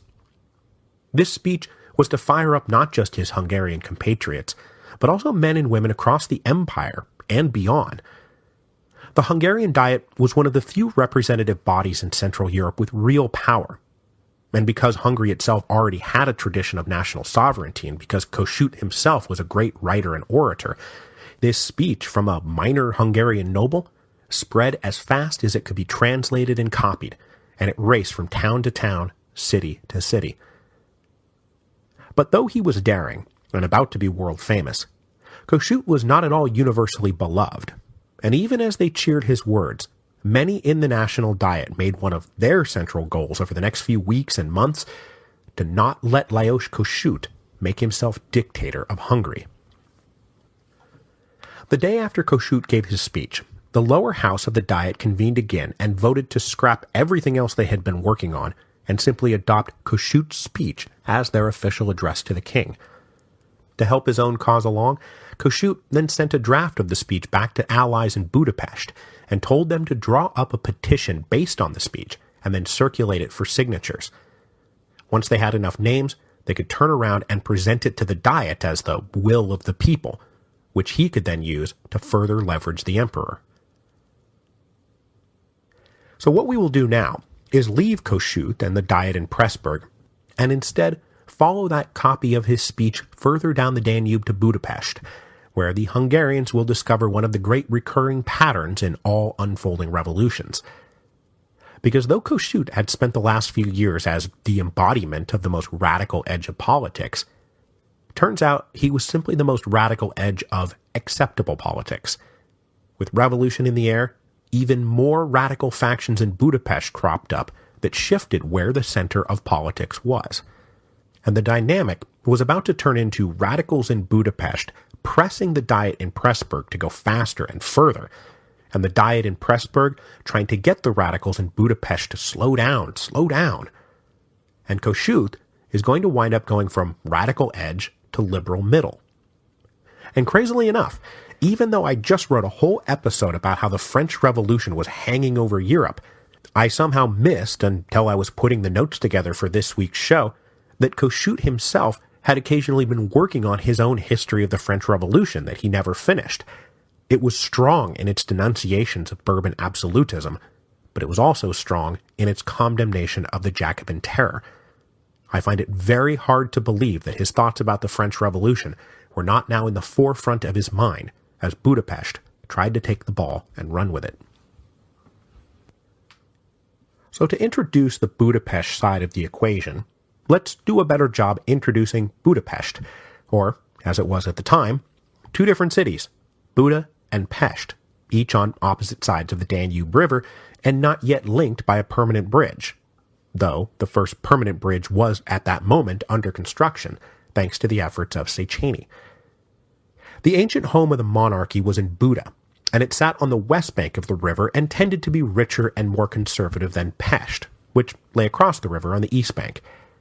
The population of Buda in 1848 was about 35,000 and was built into hills, so there was not much further room for it to expand. Pest, on the other hand, sat on the Great Flat Plains, and through the first half of the 19th century had become something of a boomtown. The population in the 1780s was maybe 25,000, but by 1848 it was well over 100,000. Pest teemed with artisans, workers, common nobles, middle-class non-noble professionals, artists and writers and poets, the stuff revolutions are made of. Pest also tended to be very Magyar in its composition, with even minority groups who moved to the city adopting Hungarian language and culture, all of which combined to make Pest Magyar nationalist politically, liberal progressive economically, and quite a bit more willing to pursue a fully revolutionary program than the guys serving in the Diet up in Pressburg. Exemplifying the radical politics of Pest was a young man named Sándor Petőfi. Born in 1823, Petőfi was just 25 years old when the revolution broke out, but he was already a popular and influential poet. The son of a butcher, and ethnically probably a Slovak, Petőfi only received a minimal amount of formal education, forced out of school at the age of 15 due to lack of family funds. But still interested in literature and the arts, he spent his time in a traveling theater and then tried to make ends meet as a journalist, but neither panned out, and he migrated up to Pest to find a publisher for a series of poems he had written based on Hungarian folklore. The quintessential starving artist, Petőfi finally found some success in Pest, where his poems found a publisher and an enthusiastic audience. Thanks to this success, he became a core member of the more avant-garde art and literature scene in Pest, a scene that was culturally progressive and politically radical. With others in this set, Petőfi helped found what became known as the Society of Ten, which was kind of analogous to the groups like Young Italy and Young Europe that Giuseppe Mazzini was forming in the West. Though they were never in formal contact, the Society of Ten was a bunch of young men dedicated to radical politics and revolutionary change. Their end goal was a free and democratic Magyar nation-state. These young radicals would meet regularly at the Café Pillavox, which was then on its way to becoming the legendary ground zero for the Hungarian Revolution. Knowing that Petőfi had a penchant for radical politics and a gift for writing and theater, when Kossuth's speech came down the river in the first week of March 1848, Petőfi and the Society of Ten were tasked with turning Kossuth's long address into a concise petition for people to sign. As Petőfi got to work, the other radicals in Pest got to work arranging a great banquet modeled on the ones they had heard about in Paris, and they set the date for this hastily arranged banquet on March the 19th. They plucked that date because a huge fair was already scheduled for Pest that day, and something like 40,000 people from across the kingdom were expected to be in the city. With an organized banquet circulating the petition, they were sure to collect thousands, maybe even tens of thousands, of signatures. On March the 11th, Petőfi emerged with his draft of the petition, and, already caught up in the moment, he went beyond the strict confines of Kossuth's program and added a few additional demands, turning this all into what became known as the 12 Points, probably the document of the Hungarian Revolution, much like the American Declaration of Independence or the French Declaration of the Rights of Man. It's not that long, so I'm just going to read the translation in full. What the Hungarian nation wants. Let there be peace, liberty, and concord. 1. We demand the freedom of the press, the abolition of censorship. 2. Independent Hungarian government in Budapest. 3. An annual National Assembly in Pest. 4. Civil and religious equality before the law. 5. A national army. 6. Universal and equal taxation. 7. The abolition of the avidicum. The Avidicum was a law that said that only the nobility could own agricultural lands. 8. Juries and courts based on an equal legal representation. 9. A national bank. 10. The army must take an oath to the Constitution, send our soldiers home, and take foreign soldiers away. 11. Setting free the political prisoners. And 12. Union. That is, union with Transylvania. Then it finished with a nod to the old French Revolutionary slogan, equality, liberty, and brotherhood. Now before we go on, I'll point out that this declaration addresses what? That's right, the political question. It said nothing about the social question. Workers, artisans, peasants, ethnic minorities, all of whom had their own grievances, none of which were addressed. These were political radicals making political demands. The rest would have to just be worked out later. Now, while the guys in Pest were getting ready for the banquet and petition, their cause was greatly aided by that most mysterious and powerful of social engines, the rumor mill. As people and letters traveled up and down the Danube over the next few days, the fact that 40,000 people would soon be coincidentally descending on Pest for a long-planned fair turned into the radicals in Pest have managed to raise a peasant army 40,000 strong. This exaggerated rumor would hit both Pressburg and Vienna hard and further alter the course of events. Now dealing with unrest in their own capital, many at the Habsburg court became awfully receptive to the idea that they would need to offer concessions to keep Hungary from, declaring independence.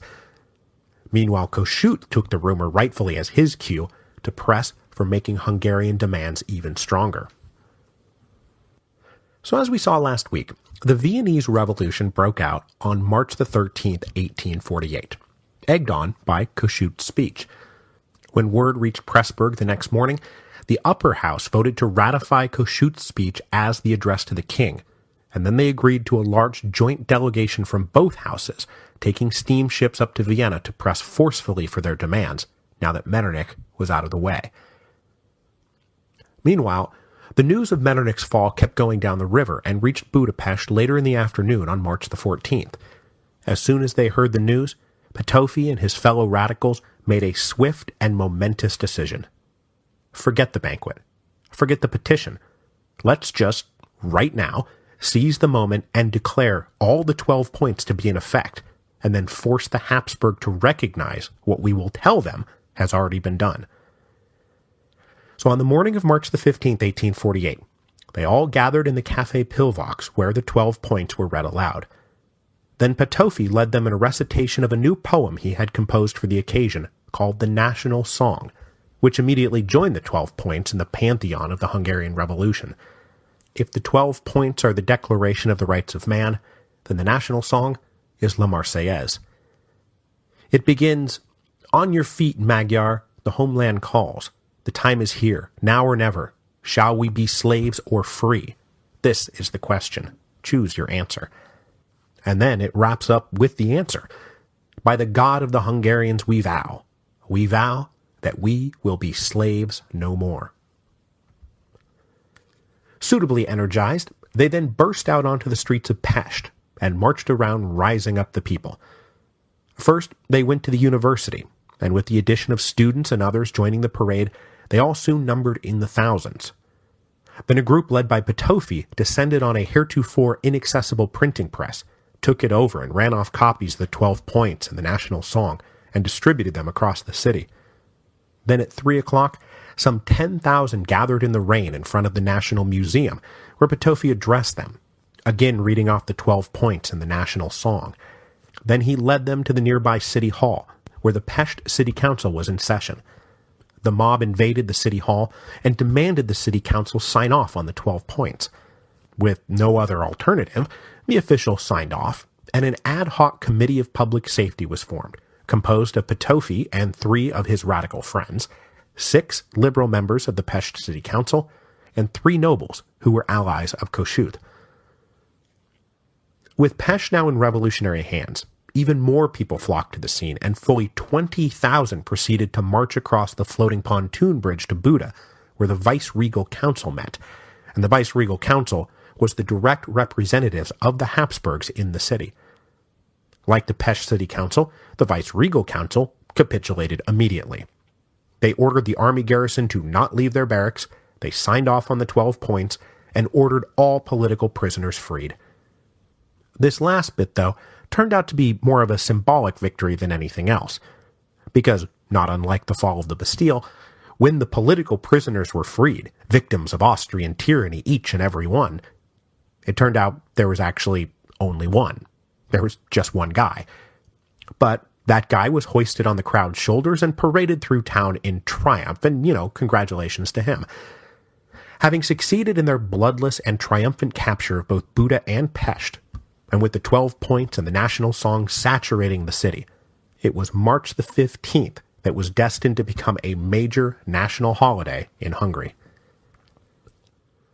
Meanwhile, back up in Pressburg, the Diet met one more time and voted to make additional demands of the emperor.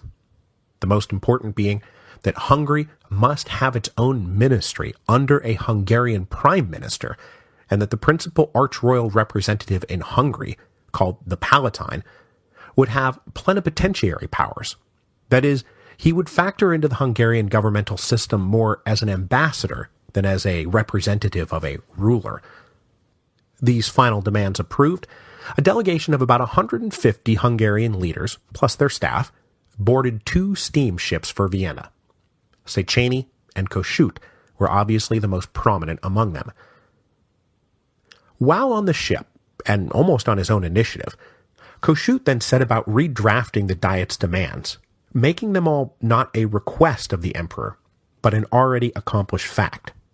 All that was required from the emperor was his signature, and included now for the first time was the name of the man who would become Hungary's first prime minister. No, not Kossuth himself, that was never going to fly, but rather the great liberal magnate and Kossuth's patron, Lajos Batthyány. The party of Hungarian leaders arrived in Vienna on the afternoon of March the 15th, either just before or just after the emperor's declaration promising Vienna a constitution was announced. Emerging from the 2 ships decked out in their most ostentatious outfits of Hungarian nobility, the people of Vienna dubbed them the Argonauts, and they were cheered in the streets as they made their way from the docks into the city. Kossuth was obviously the most famous among them, and the people insisted on unhorsing his carriage and pulling him themselves. Now, there was so much else going on in the palace that day that the Hungarian delegation was scheduled for a meeting with the emperor the following day. So at noon on March the 16th, without yet knowing of the events that had unfolded in Budapest the day before, the Hungarian delegates received an audience with the emperor. Now, Ferdinand, remember, was not really built for anything more than a few ceremonial functions, and the last few days had drained him to the point where he could quite sadly not even keep his head up. So, the real action turned to the Conference of State. Conservatives in the conference, who had just lost out on trying to protect Metternich and lost out on trying to prevent a constitution for the Austrians, now stamped their feet and upbraided the Hungarians for their insolent demands. But by now, the Hungarians had a powerful ally inside the court. Archduke Stephen, the Palatine of Hungary, was absolutely convinced that granting Hungarian demands was the only way to keep them inside the empire. They had all heard about the 40,000-man peasant army.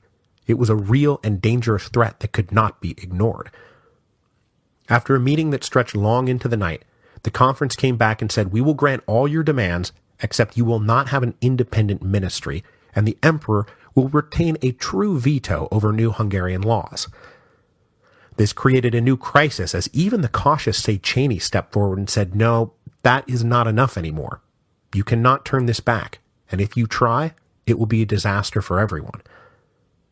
So while the conference and the Hungarian delegates continued to argue with each other, Archduke Stephen decided to break the deadlock by going directly to the emperor and basically bully him into granting verbal permission for the Hungarians to form their own government. He then came back and said, "The argument is over. I have permission from the emperor for Batthyány to form an independent Hungarian government, so that's what we're going to do." So before anyone could stop them, the Hungarians went back to their ships and sailed back for home, ready to start a new chapter in the history of their ancient kingdom, for the first time in centuries, truly plotting their own course and controlling their own destiny. Unfortunately, though, this did not mark the dawning of a new age, but rather the beginning of a brief and exuberant window of self-determination that would be slammed shut 1 year, 6 months, and 19 days later, as we shall see. But next week, we must keep moving, because the March Revolution of 1848 is now breaking out everywhere in Europe, and just as news of the French Revolution had led to a wave of reformist demonstrations in Germany, word of the fall of Metternich, my God, Metternich has fallen, led to a further wave of increasingly revolutionary demands, a call for a united Germany, and in Berlin, some of the most intense fighting of the whole revolution. So, I guess I will see you in just a few days now to pick up the story in Germany, but between now and then, I will go to Chicago. Tomorrow night at 7 p.m., I will be at the Skokie Old Orchard Barnes & Noble, and then on Friday night at 6 p.m., I'll be at the Seminary Co-op, and I will see you there.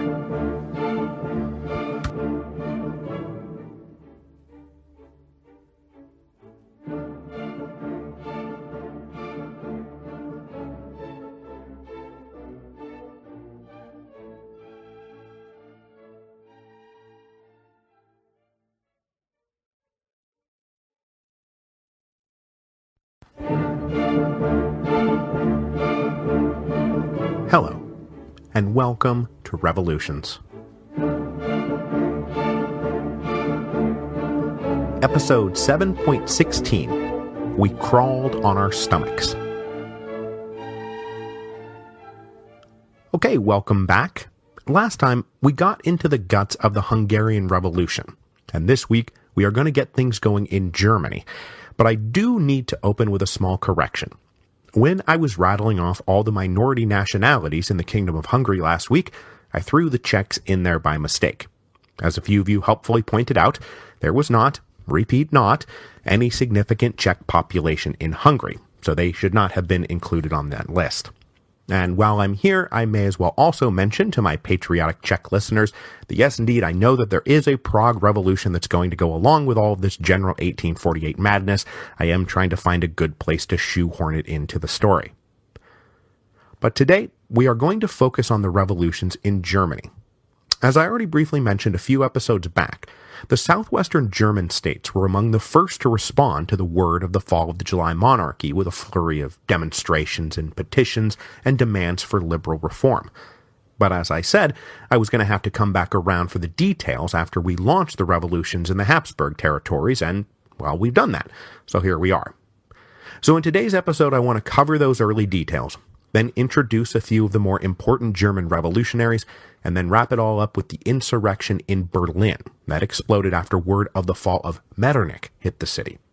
One of the last capitals to be hit by violence, the fighting in Berlin turned out to be amongst the fiercest and bloodiest in the whole cycle of the March revolutions in 1848. So to begin with, let us recall that Germany is at this point about 40 sovereign units that were being kept intentionally disunited and under the double conservative thumb of Prussia and Austria. Though the population of Greater Germany was still mostly rural, artisans and their guilds were still strong in the urban areas and presently under threat from industrial factory goods and the rising competition created by the breaking down of that latticework of customs barriers and the creation of the Pan-German Customs Union called the Zollverein. Now, though the Zollverein was destabilizing from an economic perspective, it was also a key step in the project of liberal nationalism in Germany. And remember, in Germany at this point, liberalism and nationalism are essentially synonymous, as the men and women of the middle-class intellectual set who wanted to shake off repressive conservative absolutism and introduce civil rights and the rule of law naturally believed that the only way that it could be done was by sweeping aside the 40 different little sovereign units and joining all Germany together into a thing called Germany. But there were, among that intellectual set, more radical voices who did want to push things even further than mere unification and a few civil rights, and I want to introduce you to two of them right now. First, Friedrich Hecker, and then Gustav Struve. So Friedrich Heckar was born in September 1811, making him 36 years old when the revolutions of 1848 broke out. He was born in the Duchy of Baden, one of those middle-sized German states down in the southwest that already had a rudimentary constitution. Heckar's father was a revenue official in the duchy's bureaucracy, and Heckar went to school in Heidelberg, where he joined one of those student fraternities that had been causing so much trouble for the old conservative order of Germany going back to the 1820s. By 1838, Heckar had graduated and was working in Mannheim as a lawyer. But he had long had an abiding passion for politics, and in 1842 was elected to Baden's Chamber of Deputies. He gave up his private practice to become a full-time politician, and in short order, he was one of the leading members of the liberal opposition. Heckar was as charismatic and charming in small, intimate settings as he was out on the big public stage, and it did not take him long to become one of the most important liberals in the chamber in Baden. And indeed, he had a huge role in turning that liberal opposition in a more radical direction. Now, if you remember from our episode on the political question, we know that the aim of the people who did not have a constitution was to get a constitution. But the aim of those who already lived under a constitution was to make that constitution more democratic and more representative. And living under a constitutional regime in Baden, Heckar was dedicated to making it more democratic, and he campaigned for that even outside of Baden. He campaigned everywhere for Germans to have more democratic rights, and it actually gets him deported from Prussia. He was, of course, a committed German nationalist and in favor of full German unification, and he made a big splash in 1845 by opposing Denmark's early attempt to annex the Schleswig-Holstein, a disputed territory that would have major importance down the road for the revolutions of 1848, because we are going to talk about the First Schleswig-Holstein War. Heckar wanted a union of all German-speaking peoples, and he did not want the people in the Schleswig-Holstein annexed by the Danes. With his star rising at the same time as the economic crisis of the mid-1840s was hitting, Heckar also started to combine his democratic radicalism with socialist policies to alleviate the rotten conditions endured by the poor workers. By 1847, Heckar was the champion of the people, and he became the president of a political club called the Volksverein, which roughly translates as the People's Club, which was formed as a more radical alternative to conservative liberal clubs that already existed in Baden at the time. It was during this period that Heckar met and began a working partnership with the other German revolutionary I want to tell you about today, Gustav Struve. 8 years older than Heckar, Struve was born Gustav von Struve, indicating that he came from nobility. But though he was born in Munich in 1805 and then raised in Germany, he was actually the son of a Russian noble who was a diplomat in the Russian Foreign Service and who was posted to various locales across Germany. Struve was a capable student who, like Heckar, studied in Heidelberg, and he joined a student fraternity in the early 1820s that was shortly thereafter forced to disband. Emerging from school, Struve went to work in the civil service but was never comfortable in the job, and he left after just a few years to take up a private legal practice, eventually settling in Mannheim. Unlike Heckar, Struve did not enter politics as a politician, but rather as a writer and sometimes journalist who penned articles in support of the radical opposition. In these articles and at political meetings he attended, Struve too started combining democratic radicalism with proto-socialism, and he constantly argued against the inert conservatism of Metternich that failed to address either the political or the social question. Meeting Heckar during the turbulent days in the mid-1840s, the two commingled their ideas and became strong proponents of sweeping aside the whole monarchical system, and would soon be advocating for German unification by way of a federal republic, rather than through the auspices of the existing monarchies. Now, over the course of 1847, political radicals in Baden, like Heckar and Struve, began planning a big meeting where they could all get together and hash out a united political program that would be more aggressive than the one offered by cautious liberals. So on September the 12th, 1847, something like 800 or 900 radicals assembled at Offenburg for the creatively titled Offenburg Assembly.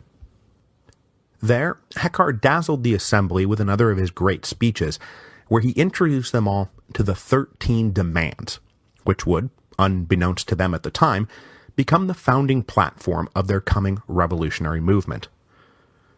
The 13 demands included everything from the standard list of liberal political goals. So cancel the repressive Carlsbad decrees and open the door to freedom of the press and academic freedom, freedom of conscience, freedom of assembly, freedom of movement, equality before the law, all the greatest hits. But unlike many of the more conservative liberal programs out there, the 13 demands moved beyond merely the political question. It moved to the social question. It called for a progressive income tax, for universal free education, and then for a demand that the government use its power to defend the rights of workers against unjust exploitation by business owners. It also called for a pan-German parliament to begin the process of unification that Heckar and Struve and the others hoped would be Republican in character. Responding to these more radical demands made in the Offenburg Assembly, a small group of just 18 conservative liberals from across southwestern Germany got together a month later for the Hoppenheim Conference. The Hoppenheim Conference was the purest expression of the most basic forms of German liberal nationalism. Their program was simple and twofold: a German nation-state and the guarantee of certain civil rights. They demanded nothing more. Certainly nothing that would excite the passions of the peasants and workers who they were as afraid of as Metternich was. Now, the tension between liberals and radicals in Germany was already readily apparent to both sides. But for the moment, their shared hostility towards Metternich's conservative order helped paper over their differences. But though they did have these differences, and those differences would prove to be irreconcilable, both liberals and radicals believed that as soon as the opportunity presented itself, that they would all join forces to push hard to take those 40 sovereign German units and fuse it together into a single unit, a single Germany.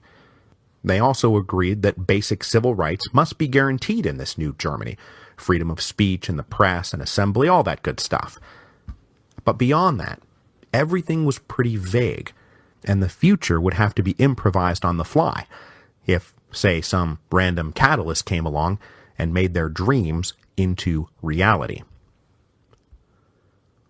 So that catalyst, of course, came along at the end of February 1848, just a few months after these guys had gotten together, when word of the revolution in France spread across Central Europe. And the reaction in Germany was pretty much the same as we've already seen in Vienna and Pressburg and Budapest. In cities across Germany, crowds would gather in cafes and beer halls to listen for news, to read and reread newspapers that carried stories of the events in France. Liberals and radicals both recognized the golden opportunity they had been presented with to aggressively push their various rulers for concessions. Concessions that were required if those rulers wanted to avoid the fate of Louis Philippe. But as I said before, this first wave of German responses to the news from France was not really of a revolutionary nature. They were trying to use the threat of revolution to secure reform. And since, for example, Baden was already a constitutional monarchy, the people had some political rights, and they were allowed to make demands of their sovereign without it being considered treasonous, as was the case for the Viennese. But the radicals in Germany planned to push the envelope. Meeting on February the 27th, Heckar, Struve, and the other radicals in Baden distilled the 13 demands down to 4 key points. You must arm the people, give us freedom of the press, trial by jury, and most important, we must convene a pan-German parliament. But southern Germany also had a wrinkle in it that was not really present in most other places in Europe in 1848. They had a full-blown peasant uprising.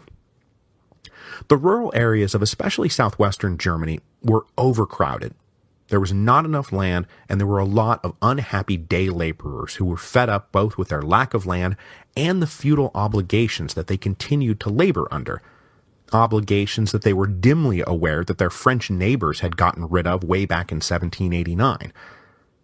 So the news from France lit a fire under the rural peasantry, and they started joining forces with each other and targeting the grand manor houses of the local nobility at the end of February 1848. They would push their way into these houses, they would find the records that marked down everyone's feudal rights and obligations, and they would methodically burn them. And so it was not just the fear of going the way of Louis Philippe, but the fear of their own peasants rising up that led the leaders of southwestern Germany to make concessions to the liberals very quickly to shore up the strength of their monarchies. So the Grand Duke of Baden was quick to grant trial by jury and freedom of the press and order the formation of a citizen militia. A few days later, on March the 2nd, he went even further. He threw out his conservative cabinet and formed a new liberal government. He also announced that Baden would be unilaterally withdrawing from the Carlsbad decrees, those decrees that had so drastically curtailed freedom of speech and the press and put universities under incredibly strict surveillance. This was a swift victory for the forces of liberal reform. This basic pattern was then followed throughout the rest of Germany. The first week of March saw the rulers of Württemberg, Hesse-Darmstadt, Hanover, and Bavaria all drop their existing conservative ministries and replace them with more liberal leaders. These liberal ministries usually made pledges guaranteeing civil rights and getting ready for some kind of pan-German assembly. Then on March the 5th, 51 representatives from 6 different German states met in Heidelberg and issued what is known as the Heidelberg Declaration, which said that as soon as possible, a more complete assembly of men of trust from all German peoples should come together in order to continue deliberation of this most important matter and to offer its cooperation to the fatherland as well as to the governments. Now, for the most part, the sovereign heads of the small German states went along with all this, but they were acting from common sense and prudence and expedience. They were going with reform to head off revolution. And most importantly, they were going with reform to keep their thrones. Though Ludwig, the conservative and not at all popular king of Bavaria, decided he did not want to keep his throne, because he could not live with even these moderate reforms. He was determined, as he said, to not become a mere signing machine, and so he would abdicate his throne in favor of his son on March the 19th. And it's very possible that he got out when he did, because he realized that events were probably not going to stop at mere reform. Because by March the 19th, the other huge piece of news had spread throughout Greater Germany. Up in Vienna, Chancellor Metternich, the rock-solid foundation of reactionary conservatism in Europe, had fallen to a mob. With Metternich gone, all now seemed truly possible, and even almighty Prussia, the largest and strongest of the German states, was about to succumb to the forces of liberal nationalist revolution.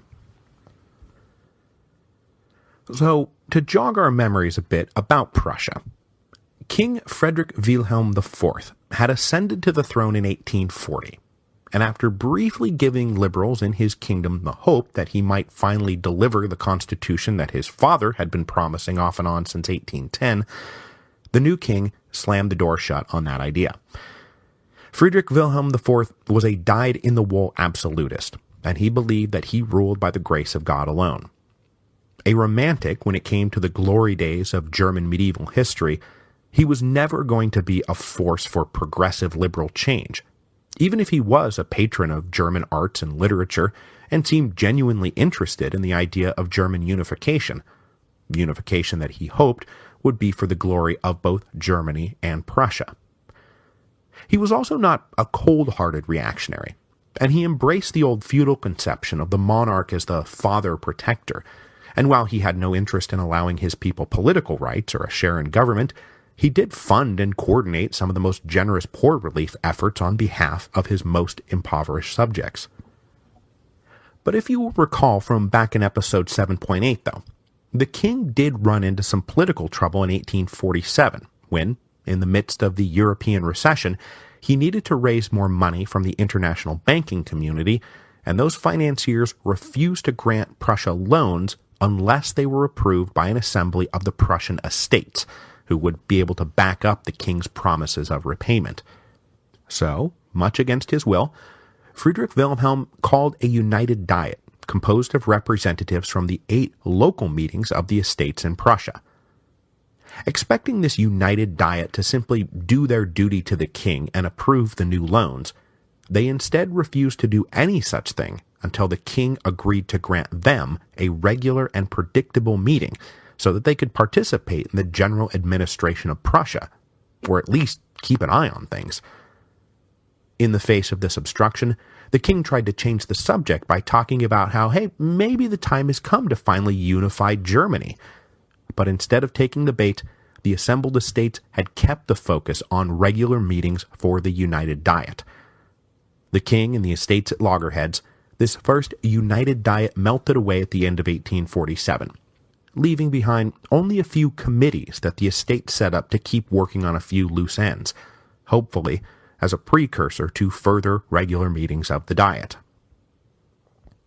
When news of the revolution in France reached Berlin, the king did not waste much time trying to head things off, though his conservative instincts took him in the opposite direction of his brother rulers to the south. On March the 6th, he ordered those last few holdover committees from the estates to cease their meetings, saying that this was no time for party squabbles, and that everyone must now rally without hesitation or reservation to the king. They must build around the monarch, as he dubbed it, a wall of brass. But the king's instincts were all wrong in this case. The next day, March the 7th, large crowds gathered in an eating, drinking, and social hub of the city called the Selten, which meant literally the tents, after the tent stalls that used to dominate the area, but which had long ago been replaced by permanent structures.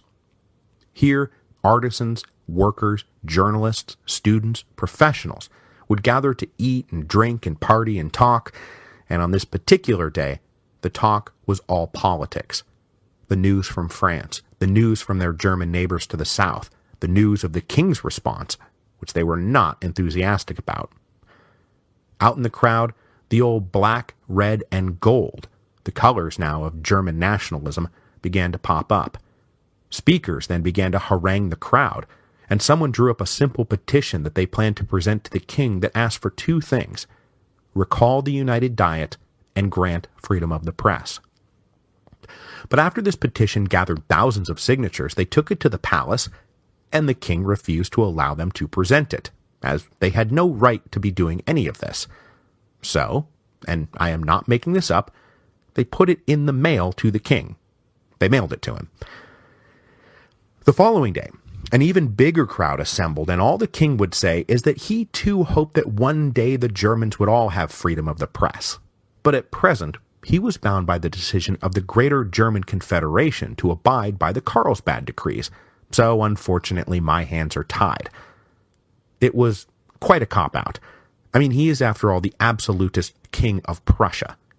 Nobody was buying that he felt bound by the rules of the German Confederation, and unrest in the city grew. The minister of police in Berlin then told the king that he might have difficulty keeping order and that the army garrison might be their only hope. The king was reluctant, though. He did not want to have to use the army to subdue people who he considered to be his children, but in the end was persuaded it was the only thing to be done. For the moment, though, even after army patrols started marching through the streets of Berlin, there was no dramatic clash. These units were simply out on show-of-force patrols to remind the Berliners that there was a force hanging around that could put them all in their place, should it come to that. But the patrols did heighten tensions in the city, and so what had, at least for a few days, been a sort of festive atmosphere of eating and drinking and asking the king for concessions turned into something darker and something a little more ominous. The army was composed of conservative aristocratic officers drawn from the upper nobility, while the rank and file were peasants from the rural part of the kingdom. Neither of those groups had much love for the Berliners, and the feeling was mutual. With tensions rising, workers and artisans started staging demonstrations on March the 13th, and run-ins with army units trying to keep order eventually led to the first casualties of the Revolution of 1848 on March the 16th, when 2 demonstrators were killed. Now, until this point, the Berliners had typically backed down whenever the army showed up. But now that blood had been shed, they geared up for stiffer resistance. And then, most especially, they were emboldened by the spectacular news from Vienna. Chancellor Metternich had been ousted by mobs in Vienna. The wicked witch of the conservative order was dead, and the Berliners resolved to dance on his grave. Word of Metternich's fall also changed the dynamic inside the royal palace, as the king and his ministers met for stormy sessions to decide how to respond. Hardline conservatives now argued that overwhelming force was the only possible response to this sedition in Berlin. But the king was genuinely upset by the idea that he might have to brutally suppress these people who he considered his children. So he listened to those at court who said, look at the path the other German rulers have taken. Get out in front of events. Make a show of concessions. But also, try again to change the subject. Change it from political reform inside of Prussia to the possibility of German unification, which might actually allow you to thread a very tight needle. Because if Prussia took the lead on German unification, this little bit of unrest here in 1848 might actually leave the Prussian monarchy stronger than ever. So after 2 days of wrangling, the king finally settled on issuing a conciliatory proclamation on March the 18th. With word having gone out that the king was going to make this proclamation, crowds gathered in front of the palace at about noon, and the proclamation was read. The king had heard his people. He would recall the United Diet, but he would do so specifically so they could begin to explore how to begin the process of German unification, which, it was hinted, was the necessary precursor to all the liberal demands for freedom of speech and assembly that had reached the king's ears. Then the king himself appeared on the balcony of the palace to share the good news with the people, and they all cheered him. But once the cheering died out, and the king had gone back inside, the people realized that there was a really big thing they had been waiting to hear, but which the king was clearly not going to say. A big thing right now that was even more important than freedom of the press or German unification was that they wanted the army withdrawn from the city. And the king did not do it. Instead, he just went back inside, even as the crowd started chanting, "Away with the army, away with the army." And in fact, it was even worse than the crowd realized, because to go along with the conciliatory proclamations he had just issued, which the king believed would be the carrot, he also had a stick, which was appointing an arch-conservative general to now lead the Berlin garrison, and that guy definitely believed that cracking skulls was the only way to go, even as the king rather weakly ordered him to bring peace to the city, but to please not shoot anyone.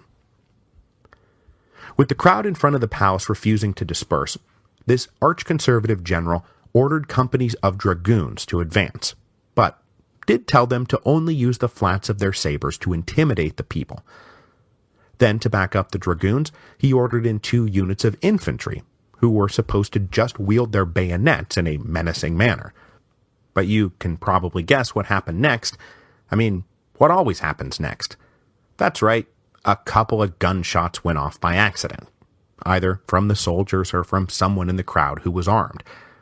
So far as I can tell, the shots didn't even kill anyone, they just were fired up into the air, but it was enough to trigger a full-blown insurrection inside Berlin. The crowds in front of the palace were already feeling betrayed by the king for offering them some empty platitudes before ordering in the army to kill them all. So they broke for the narrow streets of the inner city and began constructing barricades all over the place and arming themselves as best they could, often with nothing more than cudgels for hand-to-hand fighting. Black, red, and gold flags were unfurled, and they now fluttered from atop buildings and from hastily cobbled-together barricades. After the last week or so, where the army was always able to break up and disperse demonstrators without too much difficulty, the soldiers were now shocked at the ferocity of the Berliners. Standing their ground and forcing the soldiers to charge headlong at the barricades, the insurrectionary population would fight tooth and nail until they fell back to another barricade that had been built behind the first. So the soldiers would finally clear out the first barricade they hit, only to find themselves facing a brand new barricade that would be just as difficult to assault and destroy. And even when they took that one, there was yet another barricade behind it. And all the while, attacks were coming from the tops of buildings and from windows. The soldiers had no experience in this kind of close-quarters, chaotic urban combat. Angry and demoralized, they stopped even attempting to discriminate between active combatants and unarmed civilians, and they just shot at anything that moved. Then, to speed things along, they turned to their artillery units to simply blast the barricades and the insurrectionaries out of the water. It was a loud and gruesome business, and bodies started piling up left and right. But only the morale of the army seemed to be suffering. The Berliners kept fighting as hard as ever, even as they died by the hundreds. By dawn the next day, 800 insurgent Berliners and about 100 soldiers lay dead, and somewhere around 2,500 were wounded. That's about the same as were killed in the Paris revolutions of 1830 and 1848 combined, all in a single day. Back at the palace, the king listened to the sounds of the fighting with real dread, and there are reports that he cried when the cannons started going off. Though how self-serving those rumors are is hard to say. But for sure, though, he was caught up in a real personal crisis by the time the general in charge of the city told him, as night fell on March the 18th, that if the army didn't successfully restore order in the next day or two, they didn't have enough troops to operate a full military occupation of the city. And the only option left would be to evacuate, put the city under siege, and then bombard Berlin until the people raised the white flag and agreed to lay down their arms.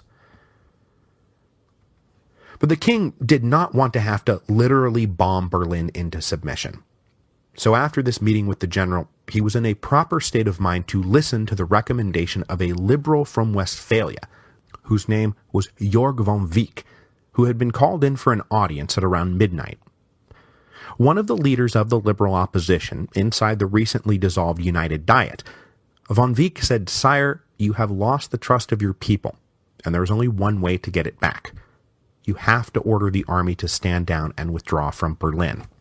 Only then will the people believe that you trust them, and it is the only way for them to ever trust you." So overnight, the king composed a new proclamation, issued to his dear Berliners. It said that if the city returned to a peaceful state, that the king would order the army to stand down and withdraw, and only leave enough units to protect the palace and a few key government buildings.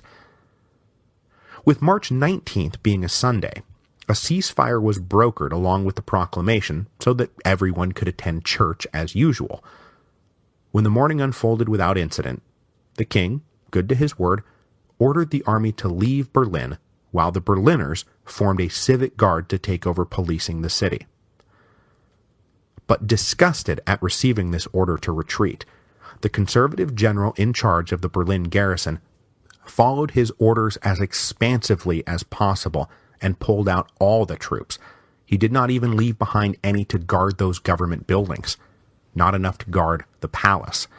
If the king didn't want the army in Berlin, then the army would not be in Berlin. Pretty soon, the Berliners realized that there was nothing standing between them and the king. But rather than invade the palace, they gathered out in front with many of the bodies of the dead, and they demanded that the king and queen come out and bear witness to their suffering and sacrifice.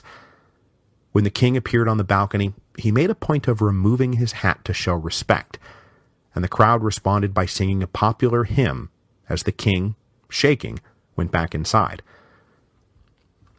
With the civic guard now in charge of the city, the king made a foray out onto the streets 2 days later, on March the 21st, and he now wore a black, red, and gold ribbon.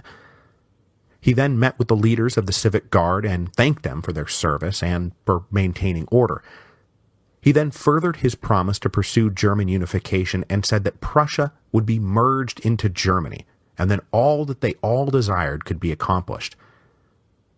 The next day, a mass funeral was held for the dead in Berlin, and the king, with an air of grand mourning, promised that his people would now have a constitution. But these last few promises were made disingenuously. The king realized that he had been defeated by the people of Berlin, and so he may as well just say whatever he could to appease them, and then extract himself from the city. 3 days later, the royal family decamped Berlin for the relative safety of their strongholds in Potsdam. The king bitterly griped that we crawled on our stomachs. As Berlin celebrated the promise of their new rights, their king was not yet done fighting for his old rights, and he would be back. But with the King of Prussia now clearly on board, the movement towards unification was now rolling headlong downhill. But we will leave Germany in the dust next week, and instead return to Italy, where the revolutions of 1848 had originally begun. The wave of constitutions that had swept up the Italian peninsula had put the Austrian forces inside the Kingdom of Lombardy-Venetia on guard that Italy might be gearing up to go to war to evict them. And the Italians inside Lombardy-Venetia felt the same way. And that was before the fall of the July monarchy upended the political order of Europe. So with the old order of Europe collapsing, the people of Lombardy-Venetia would rise up to overthrow their Austrian overlords. And next week, we will spend 5 days in Milan.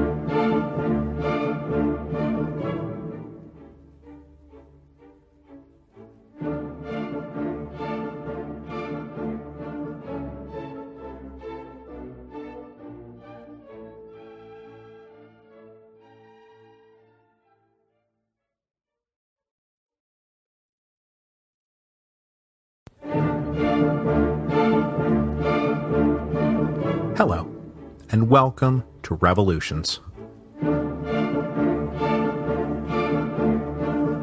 Episode 7.17, The 5 Days of Milan. So over the past 3 episodes, we have covered what happened after news spread of France's February Revolution of 1848. The answer? The March revolutions of 1848 across Central Europe. But as we've now seen, it was not merely news of the fall of the July monarchy that kick-started the revolutions. This news had to be joined by the even more sensational news, the fall of Metternich.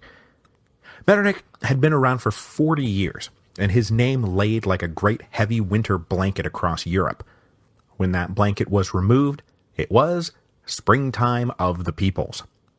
In Hungary, the fall of Metternich launched a struggle for independence. In Germany, it was a struggle for unification. Well, meanwhile, in Italy, those two forces combined. The dream in Italy was both liberation and unification, and the events in the Kingdom of Lombardy-Venetia in the 3rd week of March 1848 would begin the First Italian War of Independence. Now, as we saw back in episode 7.10, the Italians had thrown the first insurrectionary rocks of 1848. In Austrian-controlled Milan, this had been that New Year's resolution by the citizens to deny Vienna revenue from the tobacco tax by having everyone simultaneously quit smoking. The idea was to use their financial leverage to extract political and administrative concessions from the imperial government. Because remember, despite making up 1/6 of the empire's population, the Kingdom of Lombardy-Venetia contributed fully 1/3 of the empire's tax revenue. But though the brief resistance to the tobacco tax was broken by the imperial army, led by old Field Marshal Radetzky, a rebellion on the island of Sicily just a few weeks later led to calls for a constitution up and down the peninsula, felling the absolutist governments of Italy like dominoes. This all culminated at the end of February and beginning of March with the announcements of constitutions for both the Kingdom of Piedmont-Sardinia and the Papal States. Watching this unfold, Field Marshal Radetzky suspected war was coming, and he petitioned Vienna constantly for more men and money and guns. And that was before Paris exploded, and obviously before Vienna exploded. When news from France arrived in Milan, it set off a buzz among the liberals and radicals and nationalists inside the city. Most of them still maintained some kind of connection to the old secret revolutionary networks that always seemed to flourish so well in Italy. through these networks, the Milanese took the news from France as their cue to start planning something. Though what that something was is anyone's guess, because it was all soon overtaken by events in Vienna. As we saw in episode 7.14, Vienna went into revolt on March the 13th, and by the end of the day, Metternich had been forced to resign after 40 years in power.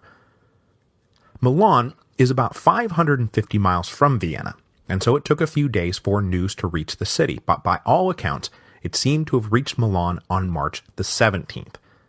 The Austrian officials there tried to bury this incredible news, but plenty of Milanese had their own direct lines of communications with fellow Italians in the imperial capital, relatives and friends or business colleagues, and word was soon everywhere that Metternich had fallen to a mob. It was also reported that the emperor had allowed the people of Vienna to form a civilian civic guard. So at various and sundry meetings of secret conspirators on the night of March the 17th, the big question was, do we take advantage of this explosive news and go on the offensive, or do we sit back and wait to see how this all plays out without risking too much too soon? The final decision seemed to have been a compromise between actively launching an armed revolt right then and there, and passively doing nothing. They would instead stage a peaceful demonstration and present a list of demands to the Austrian officials of the city. And though this was meant to be peaceful, almost everyone took the precaution of digging up whatever guns and ammunition they had squirreled away, and for most of them this meant literally digging, as the most common hiding place for their secret guns was buried in garden plots. So on the morning of March the 18th, 1848, a huge crowd started gathering near the center of town, preparing to march on the royal palace, which the Austrians had taken over as the seat of imperial government. This crowd soon numbered 15,000 men, with at least an equal number of women lining the streets and hanging out of windows along the route to cheer them on. And like a spontaneous bloom of flowers, the green, white, and red tricolor that had been adopted as the national colors of Italy was suddenly everywhere, on flags, sashes, and cockades, all of which, like the guns, had been stashed until they were needed. Also among these patriotic nationalist symbols were plenty of pictures of the beloved Pope Pius IX, who everyone still believed was a liberal nationalist just like they were. He had recently granted the Papal States a secular constitution and allowed Rome to form a civic guard. And though he had also given a speech cautioning against war with Austria, he had memorably ended it with the phrase, "O Lord, bless Italy."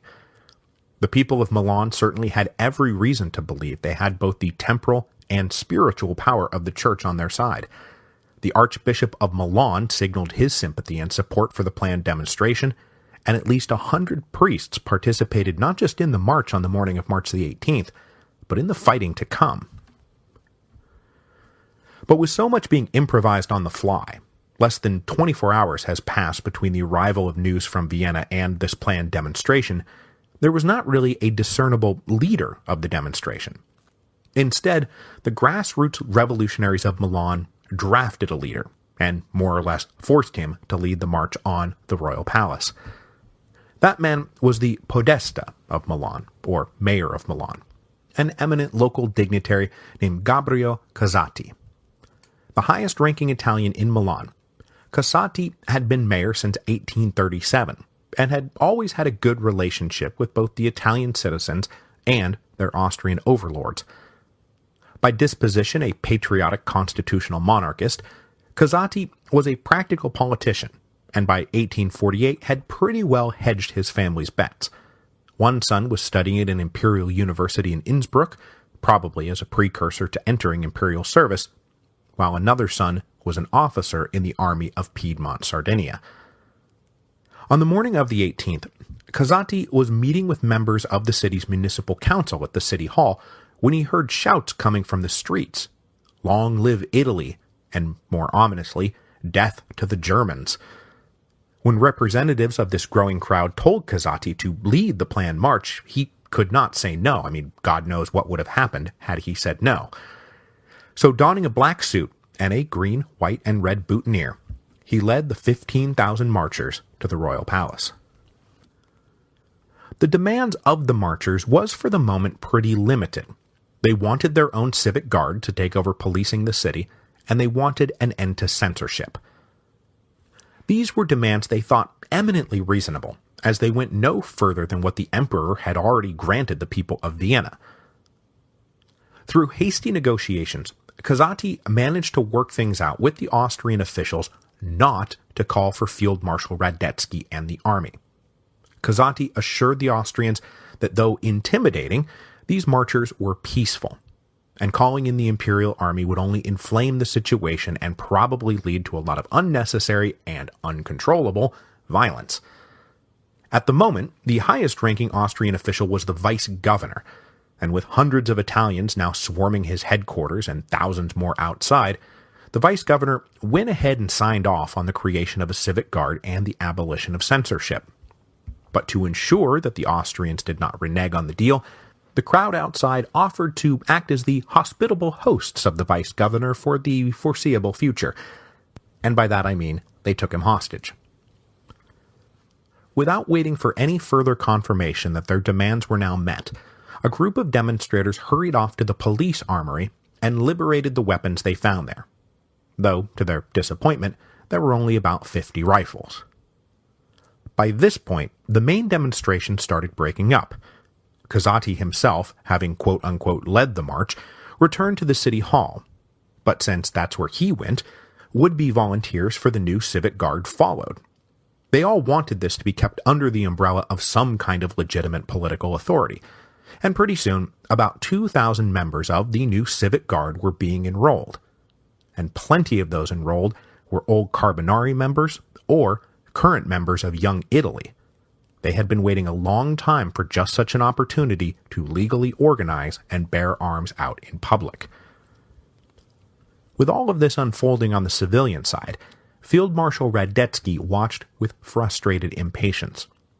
Remember, he was of the theory that 3 days of violence would lead to 30 years of peace, and he was very annoyed that the army was being kept in their barracks while Milan was being taken over by a mob.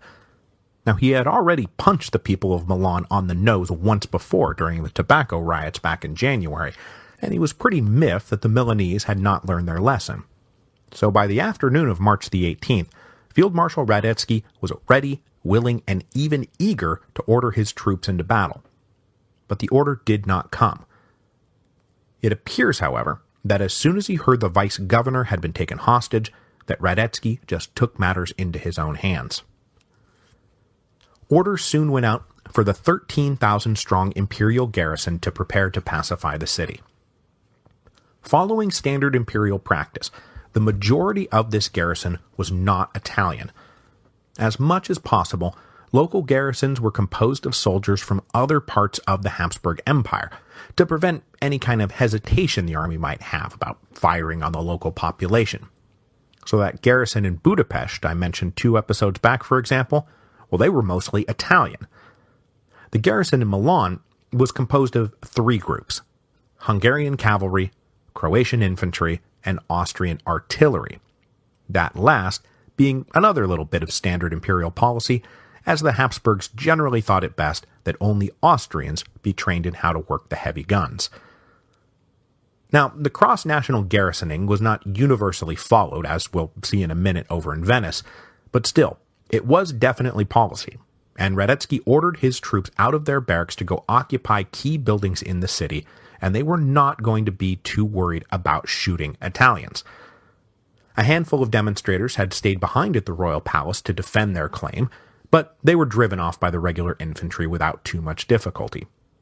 This Croatian infantry also occupied the cathedral of Milan, and Radetzky ordered sharpshooters to take up positions on the roof, where they would be able to rain sniper fire down in the battles to come, never making much of a distinction between insurrectionaries and non-combatants.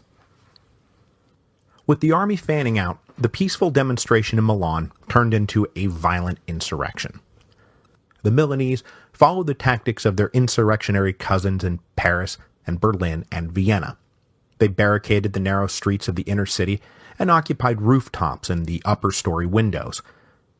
But the barricades of Milan were famously amongst the most luxurious of all revolutionary barricades. with Italian patriotic fever affecting the wealthy nobles and merchants as much as the poor workers and students and artisans, the homes, shops, and warehouses owned by the upper classes were thrown open for the people to grab and use whatever they needed. So, some of the barricades were made up of expensive furniture and sofas. At least one was built around a grand piano, and a third featured a vice-regal chariot seized earlier in the day. Everyone joined in the construction. Men, women, artisans, workers, professionals, even some clergy. Kids from the local orphanage were then used as messengers to keep everyone in contact with everyone else. And everywhere, the green, white, and red tricolor flew. When army patrols ran into the barricaded locals and the shooting started up, we get to officially mark the beginning of what is known as the 5 Days of Milan. Radetzky hoped that his initial show of force and clear willingness to shoot at the locals would lead the leaders of the insurrection to agree to a negotiated ceasefire. And if he had had his way, Casati probably would have agreed to just such a ceasefire. But while everyone in the city was united in their opposition to the Austrians, they were not united as to where they wanted this insurrection to go. So at some point, over the night of March the 18th and then into the morning of March the 19th, a small group of dedicated Republicans got together and formed a committee of defense. They hoped to thrust themselves into the leadership vacuum and just assume authority over the insurrection. The leading figure on this committee was Carlo Cattaneo. Cattaneo was a dedicated Republican who already suspected that those who had pushed for an aggressive response to news of Metternich's fall had done so because they were monarchists, hoping to draw the armies of Charles Albert across the border. Now sure that Casati was among those angling to have Lombardy annexed into the domains of the House of Savoy, Cattaneo and the Committee of Defense sent their own note to Radetzky to spike the attempted ceasefire. They said, Casati doesn't speak for the people of Milan. He might be willing to lay down his arms, but the people never would. But though a Republican, Cattaneo was not an extremist Republican, and he counseled his friends on the committee, who pressed to declare a republic right then and there, that may feel good in the moment, but we will still need the support of the other crowned heads of Italy if we are going to expel the Austrians. We can't alienate them, at least not yet. To this further end of Italian unity, the Committee of Defense also decided to never speak of Milan or the Milanese in their proclamations and demands. They would only ever speak of Italy and the Italians. With the proposed ceasefire scotched, the next 2 days progressed with regular sporadic fighting, especially on the north end of the city center. With Radetzky unable to operate cavalry in the narrow straits, it was up to infantry patrols to try to break down the barricades and retake real estate. But these imperial troops faced all the same demoralizing things we've seen regular infantry units face going all the way back to the Revolution of 1830. Random attacks and ambushes, barricades going up behind patrols, cutting them off from their comrades, heavy resistance at major barricades, and then just random attacks from rooftops and windows.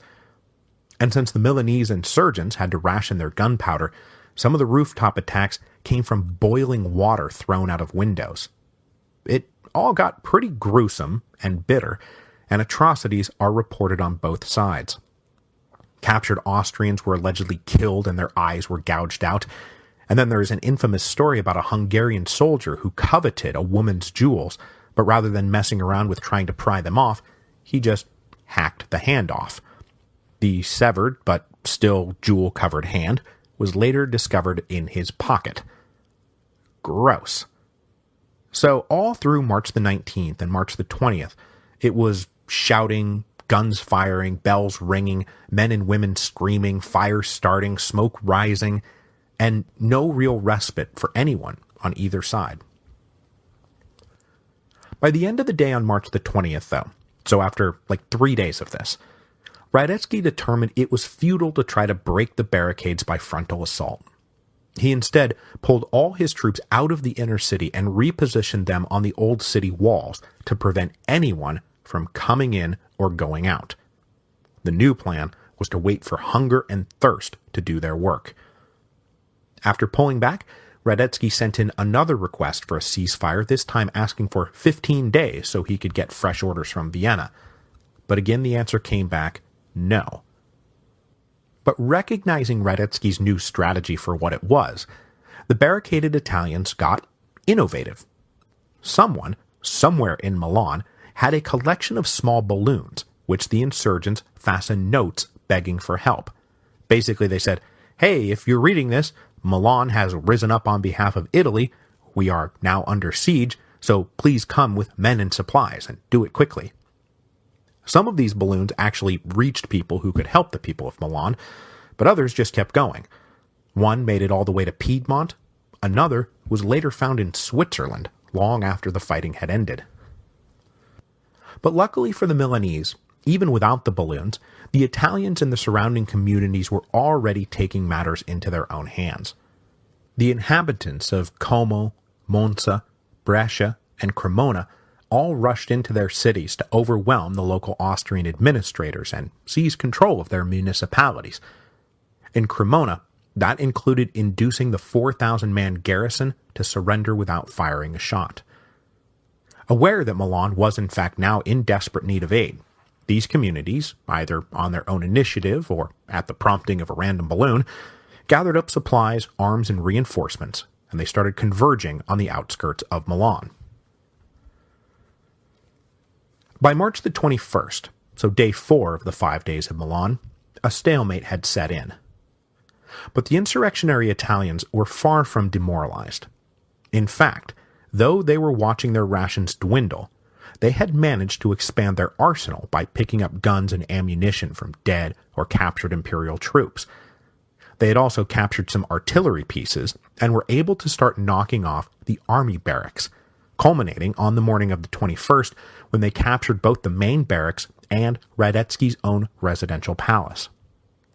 So though they were the besiegers rather than the besieged, it was really Radetzky and his imperial forces who were feeling the noose tightening. Now, I don't know how much Radetzky knew about what was happening elsewhere in Central Europe, whether he knew about Budapest and Prague and even further afield if he knew about Berlin, but it was already clear that Vienna was in disarray, and no reinforcements were likely on the way. The old field marshal was also getting reports that the surrounding communities were rising up, and that over in Piedmont, King Charles Albert was no doubt preparing some kind of operation in support of Milan. It was not a great position to find oneself, and Radetzky knew it. And indeed, in the kingdom of Piedmont Sardinia, the sensational news from Milan did get Charles Albert's attention. Now, just to get the timeline straight here, we are still just about 2 weeks removed from the king's promulgation of a constitution, and he formed his first constitutional ministry on March the 16th, so just 2 days before the uprising in Milan began. As soon as news of Metternich's fall and Milan's rise reached Turin, the king's new ministers pressed him to go to war. Now, Charles Albert had, of course, been preparing for war. Over the winter, he had been steadily building up his army, and it now numbered somewhere north of 50,000, with the objective, on paper at least, being 65,000. But even if he had wanted to hold off, Charles Albert was in no position to say no. If he tried to resist war now, he would probably face his own revolutionary upheaval. But more than that, he could see that this was a golden opportunity. The Austrians were in disarray. This might be his very best chance to expand his domains at their expense, and maybe even unite Italy under the banner of the House of Savoy. So to this end, he sent a close confidant to Milan to sneak into the city and meet with leaders of the insurrection. This guy arrived over the night of March the 21st, 22nd, snuck into the city, and told the Milanese that the Piedmont army was ready to march, but the city had to call for the king's aid so that he would be able to justify his violation of Austrian territory to the other heads of Europe. This, of course, the Milanese were willing to do. Even staunch Republicans who did not want Risorgimento to go the way of unity under Piedmont knew that without the Piedmont army, they were all doomed. And on that morning of March the 22nd, 1848, Casati officially formed a provisional government, and Cattanio's Republican Committee of Defense put itself under the provisional government jurisdiction. But as it turns out, they did not need Charles Albert to liberate Milan. On that same morning, a group of insurgent fighters, mostly students and ex-Carbonari, had identified a gate at the east end of the city, the Porta Tosa, as ripe for a frontal assault. It was both easy for the Italians to access and hard for the Austrians to defend. So at 7 a.m. on the morning of March the 22nd, 1848, they launched an all-out attack, coming at the thinly defended guard post from all sides, firing from nearby windows and rooftops, and then barreling straight up the street, shielded by mobile barricades. By the afternoon, the beleaguered imperial defenders wavered to the point where a small, intrepid band of insurgents just rushed forward at full speed, crashed their way into the guardhouse, and took it over. The guardhouse captured, they then threw open the gate, and on the other side they found a crowd of peasants and civilians and friends waiting with supplies and reinforcements. The capture of the Porta Tosa broke Radetzky's siege, and he knew it. He didn't have the forces to reseal the gate without leaving other parts of the line exposed. So recognizing defeat when he saw it, Radetzky ordered his forces to evacuate Milan. His plan was to pull back to the great Austrian stronghold in northern Italy, the so-called quadrilateral that existed between their four major fortresses. These fortresses were at Verona, Peschiera, Legnano, and, last but not least, our old friend Mantua, still the key to northern Italy. As the imperial army pulled out of town, they bombarded Milan as a final farewell, though Radetzky told his gunners to avoid the cathedral and city hall and royal palace and other important buildings because he planned on coming back. Milan, meanwhile, erupted in euphoria. They had liberated themselves from the Austrians at long last. The Porta Tosa gate was renamed the Porta Vittoria, and if you go to Milan today, there is a huge column at the center of what is today a large square where the final battle was fought, dedicated to the memory of those who fought in the 5 days of Milan. But the story of Milan is just one half of the story of the insurrections in the Kingdom of Lombardy-Venetia. The other half of the story was a simultaneous insurrection over in Venice that climaxed with the declaration of a new Republic of Venice on that same fateful day of March the 22nd, 1848. Now, the particular chain of events in Venice, like in Milan, traced back to January of 1848. Because over the winter of 1847-1848, various Italian leaders in Lombardy-Venetia had mustered the audacity to actually present grievances to the Austrian authorities. Those authorities had not taken too kindly to this, and in Venice they arrested two leading agitators, Daniele Manin and Niccolo Tommaseo. Tommaseo was a liberal nationalist born in 1802, who had spent his life as an author, journalist, and linguist, whose writings had forced him in and out of exile. By 1847, though, he was living in Venice and a fierce proponent of liberalizing the press laws, which landed him in hot water when he presented a petition for political reform that smacked of sedition. So he got tossed in jail for his trouble. But the really important person you need to know here is Daniele Manin. Manin was born in 1804 into an ethnically Jewish family that had converted to Catholicism. Something of a boy genius, Manin inhaled everything that came his way. He read all the latest in Enlightenment and proto-Romantic literature and economics and political science, all at a very young age. He entered the University of Padua at the age of just 14 and graduated with a law degree at the age of 17. Entering the profession of law, he continued his intellectual pursuits and was able to read and write Italian, French, German, English, Greek, Latin, and Hebrew. Clearly a very promising prospect, he married into a rich Venetian noble family, and then spent his life writing all through the 1820s and 1830s on topics as varied as the minutiae of legal codes to a trilingual analysis of the old Book of Enoch.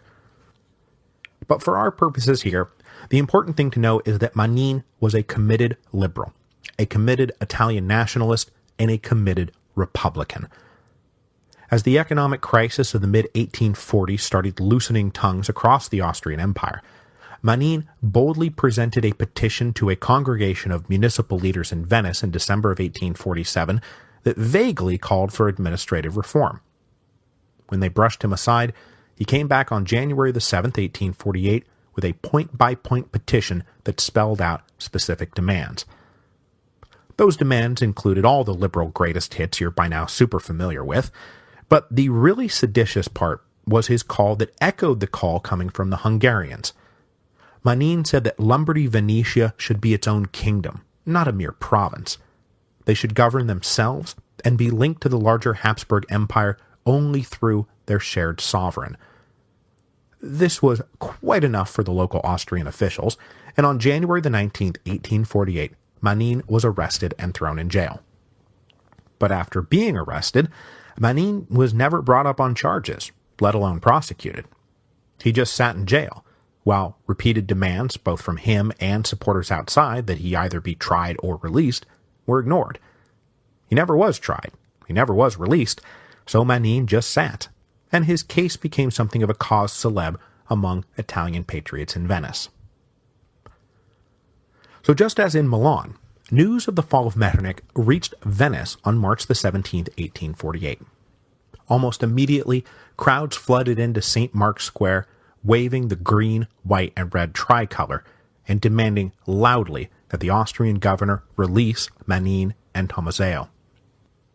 Now, the Austrian governor of Venice was not an Austrian at all, but rather a Hungarian named Count Palffy. But not content to wait for Count Palffy to draw up the release order, another mob marched over to the prison and just pushed their way in. Vastly outnumbered, the guards prudently just stood off to one side as the Venetians opened Manin and Tommaseo's cells. But Manin, a stickler for the finer points of law, refused to leave until the head of the tribunal in charge of his imprisonment signed a release order. The angry Venetians helped the head of this tribunal sign the order. Manin and Tommaseo were then carried through the streets of the city in triumph, with Manin really the great hero of the hour. So while the insurrection in Milan was sort of headless, Venice very much rallied around Manin, and he was more than willing to lead them. Then, just as in Milan, March the 18th saw the beginning of violent clashes, although Venice never blew up into a full-blown shooting war. Croat and Hungarian soldiers came down to St. Mark's Square that morning to try to take down the various tricolor flags and banners that had been put up, and they were surrounded by a jeering mob. With this mob now surrounding them, the soldiers just opened fire. 9 were killed, and another 8 or 9 were wounded. So with things getting out of control, Count Palffy and Manin met, and Palffy demanded Manin get control of the Venetians. Manin said, "Okay, but I can only do it if you allow me to form a civilian civic guard, and then put them, not the army, in charge of maintaining order." Palffy at first refused, but then Manin apparently pulled out a pistol and said, "If you don't order the formation of a civic guard, I'll lead the revolt myself." At least, that's one version of the story. The other version is that Palffy kept stalling, and, impatient to get started, Manin just unilaterally ordered the formation of a civic guard that Palffy could just go ahead and sign off on after it already existed. But unlike in Milan, where open war broke out that night, in Venice, tensions remained just under the surface, and the next morning, March the 19th, further news arrived from Vienna that seemed to signal that the worst was already over. The emperor in Vienna had approved an imperial constitution. With a civic guard formed and a constitution on the way, it at least seemed to the Austrians that there would be no further need for a Venetian insurrection. When Count Palffy read aloud the emperor's declaration, the one I quoted at the end of episode 7.14, the people cheered. They shouted, "Long live the emperor," along with "Long live Italy." But over that night, the hopes and fears of the Venetians mixed together into something entirely less complacent. There was now reason to hope that with Vienna in crisis, that this might be their opportunity, their great opportunity, for the Italians to seize the day and evict the Austrians. The Venetian leaders also were afraid that if they sat back and just let events run their course, that the Austrians might get it together, with retribution for the past few days of Venetian insolence being the most likely outcome. Plus, by now word was coming in that Milan was in the throes of a full-blown insurrection. So rather than wait, Manin and the other leaders decided to seize the day, with Manin specifically pointing to patriotic contacts he had inside the Venetian naval yards who were ready to defect to the Italians. So just again as in Milan, the final sequence of events played out on March the 22nd, 1848. In Venice, things centered on that naval yard. The guy currently in charge of the yards was a particularly despised captain named Marinovich. He was long hated by the 1,500 or so civilian workers who worked at the dockyards, as Marinovich never granted time off requests, chronically underpaid them, refused to let them do side work to supplement their incomes, and didn't even let them rummage around in the naval surplus like previous commanders had let them do. When the unrest in Venice broke out, Marinovich's life was immediately in danger, as the workers started looking for an opportunity for the captain to have himself an accident. This got to the point where on the night of March the 21st, he was escorted out of the building by a detachment of civic guard and deposited onto a ship bobbing in the harbor where he could spend the night. But foolishly, Marinovich decided to boldly return to work the next morning, and when he was spotted on the morning of the 22nd, he was surrounded by angry workers who beat him up and left him to die in a boat shack. This lynching at the naval yards led to the final showdown. Both the Civic Guard and the regular Imperial Army mobilized to go take control of the naval yards and restore order. The Civic Guard got there first, but even had the army moved quicker, it's doubtful they would have been able to hold the base. The Venice garrison had large contingents of Italian troops, and they simply refused to follow the order to mobilize. Ripping the Habsburg eagle off their hats and uniforms and replacing it with the green, white, and red tricolor, the Italians defected to Manin. With control of the city transitioning now from Count Palfi to Manin, the Hungarian governor was put on extreme notice when a unit of Civic Guard took over some artillery in St. Mark's Square and turned it to face directly at the governor's palace, just in case, he wasn't getting the point. So Palfi called the existing municipal council, which was made up mostly of old rich Venetian nobles, to discuss what to do. But out in St. Mark's Square, Manin was already making the decision for them. In a grand speech, he declared that the Venetian Republic was reborn. Then, demands came into the governor's residence. You will withdraw all your non-Italian forces. You will surrender all forts. You will leave behind all weapons, ammunition, and pay chests. You will do this, or else. Furious, but impotent, Count Palfi resigned his governorship in favor of his second-in-command, who then governed the city for just a few hours, and by governed I mean prepared the particulars of the capitulation that finally came at 6:30 on the night of March the 22nd. The Austrians would withdraw. The Venetians were in control of the city, or what they were now calling alternatively either the Venetian Republic or the Republic of San Marco. The next morning, on March the 23rd, 1848, Daniele Manin was proclaimed president. But though the declaration of the Republic of San Marco was an auspicious moment in the history of Risorgimento, March the 23rd saw an even more auspicious declaration. His preparations made, King Charles Albert of Piedmont, Sardinia, formally declared war on Austria and prepared to cross the Rubicon. Well, I mean, not literally the Rubicon, it was actually the Ticino, but it was figuratively the Rubicon. There would be no going back now. The First Italian War of Independence had begun. So as we've seen over this cycle of our last 4 episodes, These 10 days between March the 13th and March the 23rd, 1848, are insanely and simultaneously action-packed. Revolutionary eruptions are breaking out everywhere, and we have truly now entered the springtime of the peoples. The genie is out of the bottle. So next week, we will begin our next cycle of episodes as we head back to France to start getting a handle on what all of these revolutionary upheavals mean. How far is this all supposed to go? What will the end result be? Was this merely a political revolution, or would it include a social revolution? In France, this question would come up early in the elections for and the convening of the first government of the Second Republic. And many of those who had fought in the February Revolution suspected that once again they were about to be betrayed. I will leave you, though, this week with a reminder that though no longer available for pre-order, The Storm Before the Storm, The Beginning of the End of the Roman Republic is available for sale everywhere right now. I am very pleased to say that it's getting great reviews everywhere, and everyone seems to be enjoying it immensely, which makes me very, very happy. As we are now in official Saturnalia gift-buying season, I think you would all agree that The Storm Before the Storm would make the perfect gift for your whole family, everyone in your family. We are also now just 1 week away from the West Coast swing of my book tour. So I'll give you one final reminder about it next week, but mark these dates. December the 4th at 7 p.m. at the Grove Barnes & Noble in Los Angeles. December the 5th at Book Passage in San Francisco. That one is at 6 o'clock.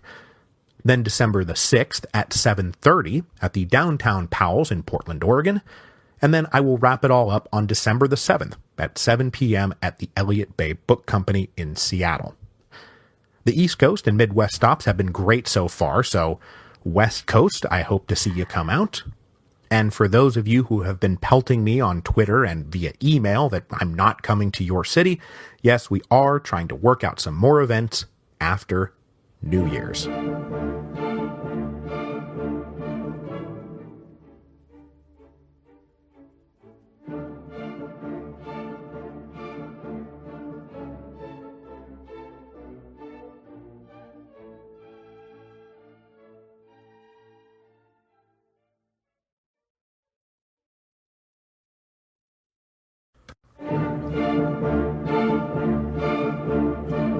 Hello, and welcome to Revolutions. Episode 7.18, Democracy in Action. When last we left our friends in Paris, it was, the morning of February the 25th, 1848. And oh my goodness, has a lot gone on since Alphonse de Lamartine emerged from the Hôtel de Ville and proclaimed the Second French Republic. I mean, it basically blew Central Europe right to hell. But after our tour of Austria, Hungary, Germany, and Italy, it's time to come back around and pick up the thread in France where we left it off. Now, to refresh our memories, let's recall just a few of the things that happened at the end of episode 7.12, events that are going to set up the conflicts of our next two episodes, because we are going to stay in France for the next two episodes. In the wake of King Louis Philippe's abdication, a Republican provisional government just sort of voted itself into existence. Its leading light was the poet-turned-politician Alphonse de Lamartine, and its most radical member was the journalist Alexandre Ledru-Rollin. At least, he was the most radical member for a few hours, because remember, an even more radical group of opposition leaders nominated the socialist Louis Blanc and the influential working-class leader, known only to us as Albert, to go join the self-proclaimed provisional government. After an awkward few minutes on the night of February the 24th, the provisional government let in Blanc and Albert, and then, after an all-night meeting, they emerged the next morning and proclaimed a republic. The reaction throughout Paris to these events was above all shock. I mean, just a few days ago, the story was that some loony dead-enders were going to stage a banquet in defiance of a government ban, but then suddenly, whiz-bang-pow, the king is tossed out and the whole monarchy is toppled along with him. I mean, it was crazy, it was shocking. But now that the monarchy was toppled, two emotions prevailed in the city, depending on your social status. Those two emotions were fear and jubilation. Anyone with property to lose was justifiably terrified that the world was about to be turned upside down, that it was going to be 1793 all over again. The heirs of the sans-culottes are going to rise up, murder us all in our beds, and confiscate our property. But despite the breathless terror of a new terror, this was not how it played out, because it was jubilation, not rage, that reigned among those heirs of the sans-culottes. They did not roam the streets killing and looting. They roamed the streets drinking and singing. And that was even if they were roaming the streets at all, because mostly Paris enjoyed peace and quiet in the aftermath of the February Revolution. There was no looting, no killing, shops were soon reopening, and the rhythm of daily life returned. Okay, so that's Paris, but what about out in the provinces? Were they just going to accept the fall of the July monarchy? Well, yes they were. Advances in telegraph technology over the past 18 years meant that the rest of France learned about the Revolution of 1848 considerably faster than they had learned about the Revolution of 1830. By about noon on February the 25th, the prefects of most of the departments had been notified, and word spread quickly from there. In most of the departmental capitals and big cities, groups of local opposition leaders with Republican leanings then formed spontaneous committees to take over local administration from the Orleanist prefects. And those prefects basically had one of two options. They could either resign, or they could collaborate with these new committees. None of the prefects had the personal authority or power or resources to resist the February Revolution. So within a few days, administration of the departments was in the hands of small groups of middle-class lawyers and professionals and journalists and the odd small-time banker.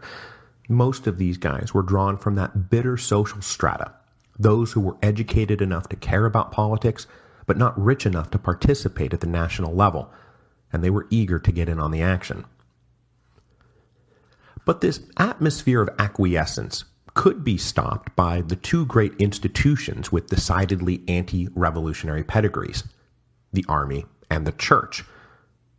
In the army, it became very clear very fast that nearly all the senior army officers prized order and stability over loyalty to the Orleans. So they focused on maintaining discipline in the ranks. And this posture was helped along by the Orleans family themselves, who signaled that they were not going to fight the verdict of the February Revolution. Down in Algeria, two of Louis Philippe's sons were serving as senior army officers when they heard that their father had abdicated.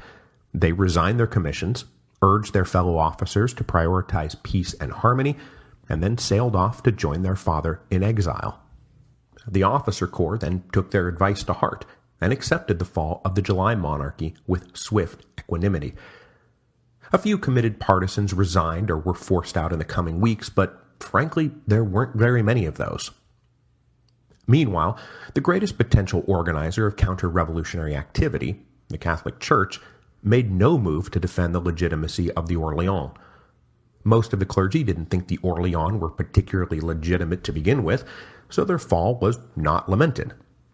And with no real juice left in the legitimist tank, that is, those who wanted to bring back the Bourbons, both the senior leadership and rank-and-file clergy were prepared to go along with the Second Republic, just so long as the provisional government didn't make any radical moves like bring back de-Christianization, and the provisional government had no interest in doing that. So as it turned out, the critics of the July monarchy had been right all along. Support for the regime rested on the head of a pin.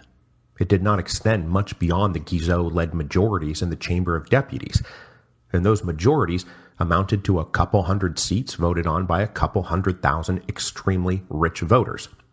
And outside this tiny electorate, who was voting in rotten boroughs for paid-off deputies, there was not a very deep wellspring of loyalty to the Orleanists. Louis Philippe had reigned for less than 20 years, and had himself come to power thanks to a Parisian insurrection. Live by the barricade, die by the barricade. And the July monarchy was now dead. But all that said, the surprising ease with which France accepted the abrupt return of a republic could be turned back at any moment. If you recall from our episode on the specter of the French Revolution, the specter of the French Revolution was hanging over everything. And in the popular consciousness, the Republic meant dictatorship, war, and the terror. So the provisional government had to thread a very tight historical needle. They wanted to recapture the glorious promise of the First Republic while avoiding the memory of the bloody quagmire the First Republic had fallen into, the levée en masse, the dictatorship of the Committee of Public Safety, and the Reign of Terror. So to head off those fears, the provisional government made it very clear that they were merely a caretaker government. We are not, repeat not, a dictatorial Committee of Public Safety. We are going to get going with some kind of national election as soon as possible, and in the meantime, we're not going to rule with an iron fist. This revolution was about freedom of speech and the press and the freedom of assembly, and by God, that is what we are here to guarantee. And just as soon as a new National Assembly is elected, we will gladly step aside. Then, on February the 26th, they took the momentous step of officially announcing the abolition of the monarchy, but at the same time announced that they were also abolishing the death penalty. So the Republic is back, but Madame la Guillotine will remain safely locked away. Okay, so far so good. No dictatorship, no guillotine. But the provisional government also had to deal with the fact that for the rest of Europe, the specter of the French Revolution was less about dictatorship and guillotines and more about aggressive French armies on the march. So to calm the fears of their European neighbors, the provisional government also needed to renounce such aggressive war. So on March the 5th, Lamartine published the Manifesto to Europe. And the manifesto was provocatively addressed to both the heads of Europe and the people of Europe. But the thrust of the message was, don't worry, our intentions are entirely peaceful. We will, of course, be rearranging things domestically. We have, after all, had a revolution, but we have no interest in starting wars or invading other countries. Now, there is some language in the manifesto about France supporting the legitimate national aspirations of people everywhere, which was heartening to, say, the Italians, but subsequent back-channel communications to the heads of Europe made it clear that France was not interested in armed intervention in conflicts outside her own borders. So though Europe was very nervous about the return of a French republic, just as they had done with Louis Philippe in 1830, they accepted the changeover. The United States was the first to recognize the Second French Republic, and then Britain confirmed that recognition, in part because British Prime Minister Lord Palmerston hated Louis Philippe and was glad to see him go. And as for Prussia and Austria, well, in a few days, they're going to have problems of their own. So as they kept going with this project of a republic with all the things you liked but none of the stuff you didn't, the provisional government actually started taking over the reins of administration and creating a republican government for France. The Chamber of Peers was abolished, with all noble titles being stripped of their legal meaning. After that, it was time to clear out all the Orleanist appointees out there, an effort that was spearheaded by the radical Ledru Rollin from his powerful position as Minister of the Interior.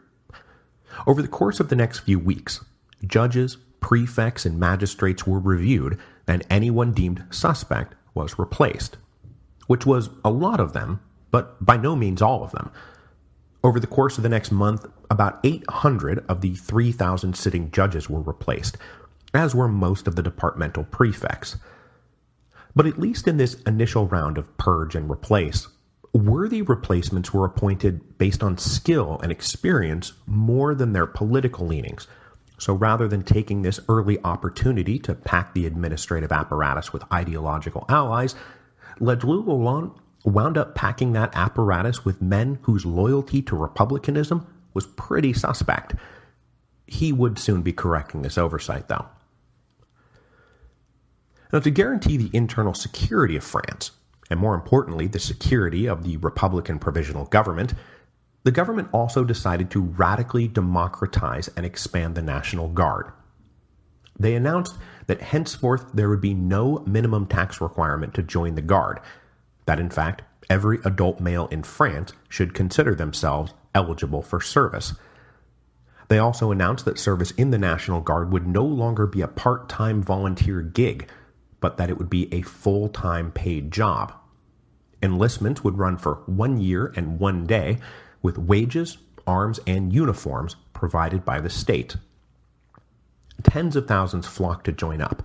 Lower-class volunteers, obviously, because this sounded like a pretty good gig, while their upper-class neighbors because they wanted to prove their patriotism.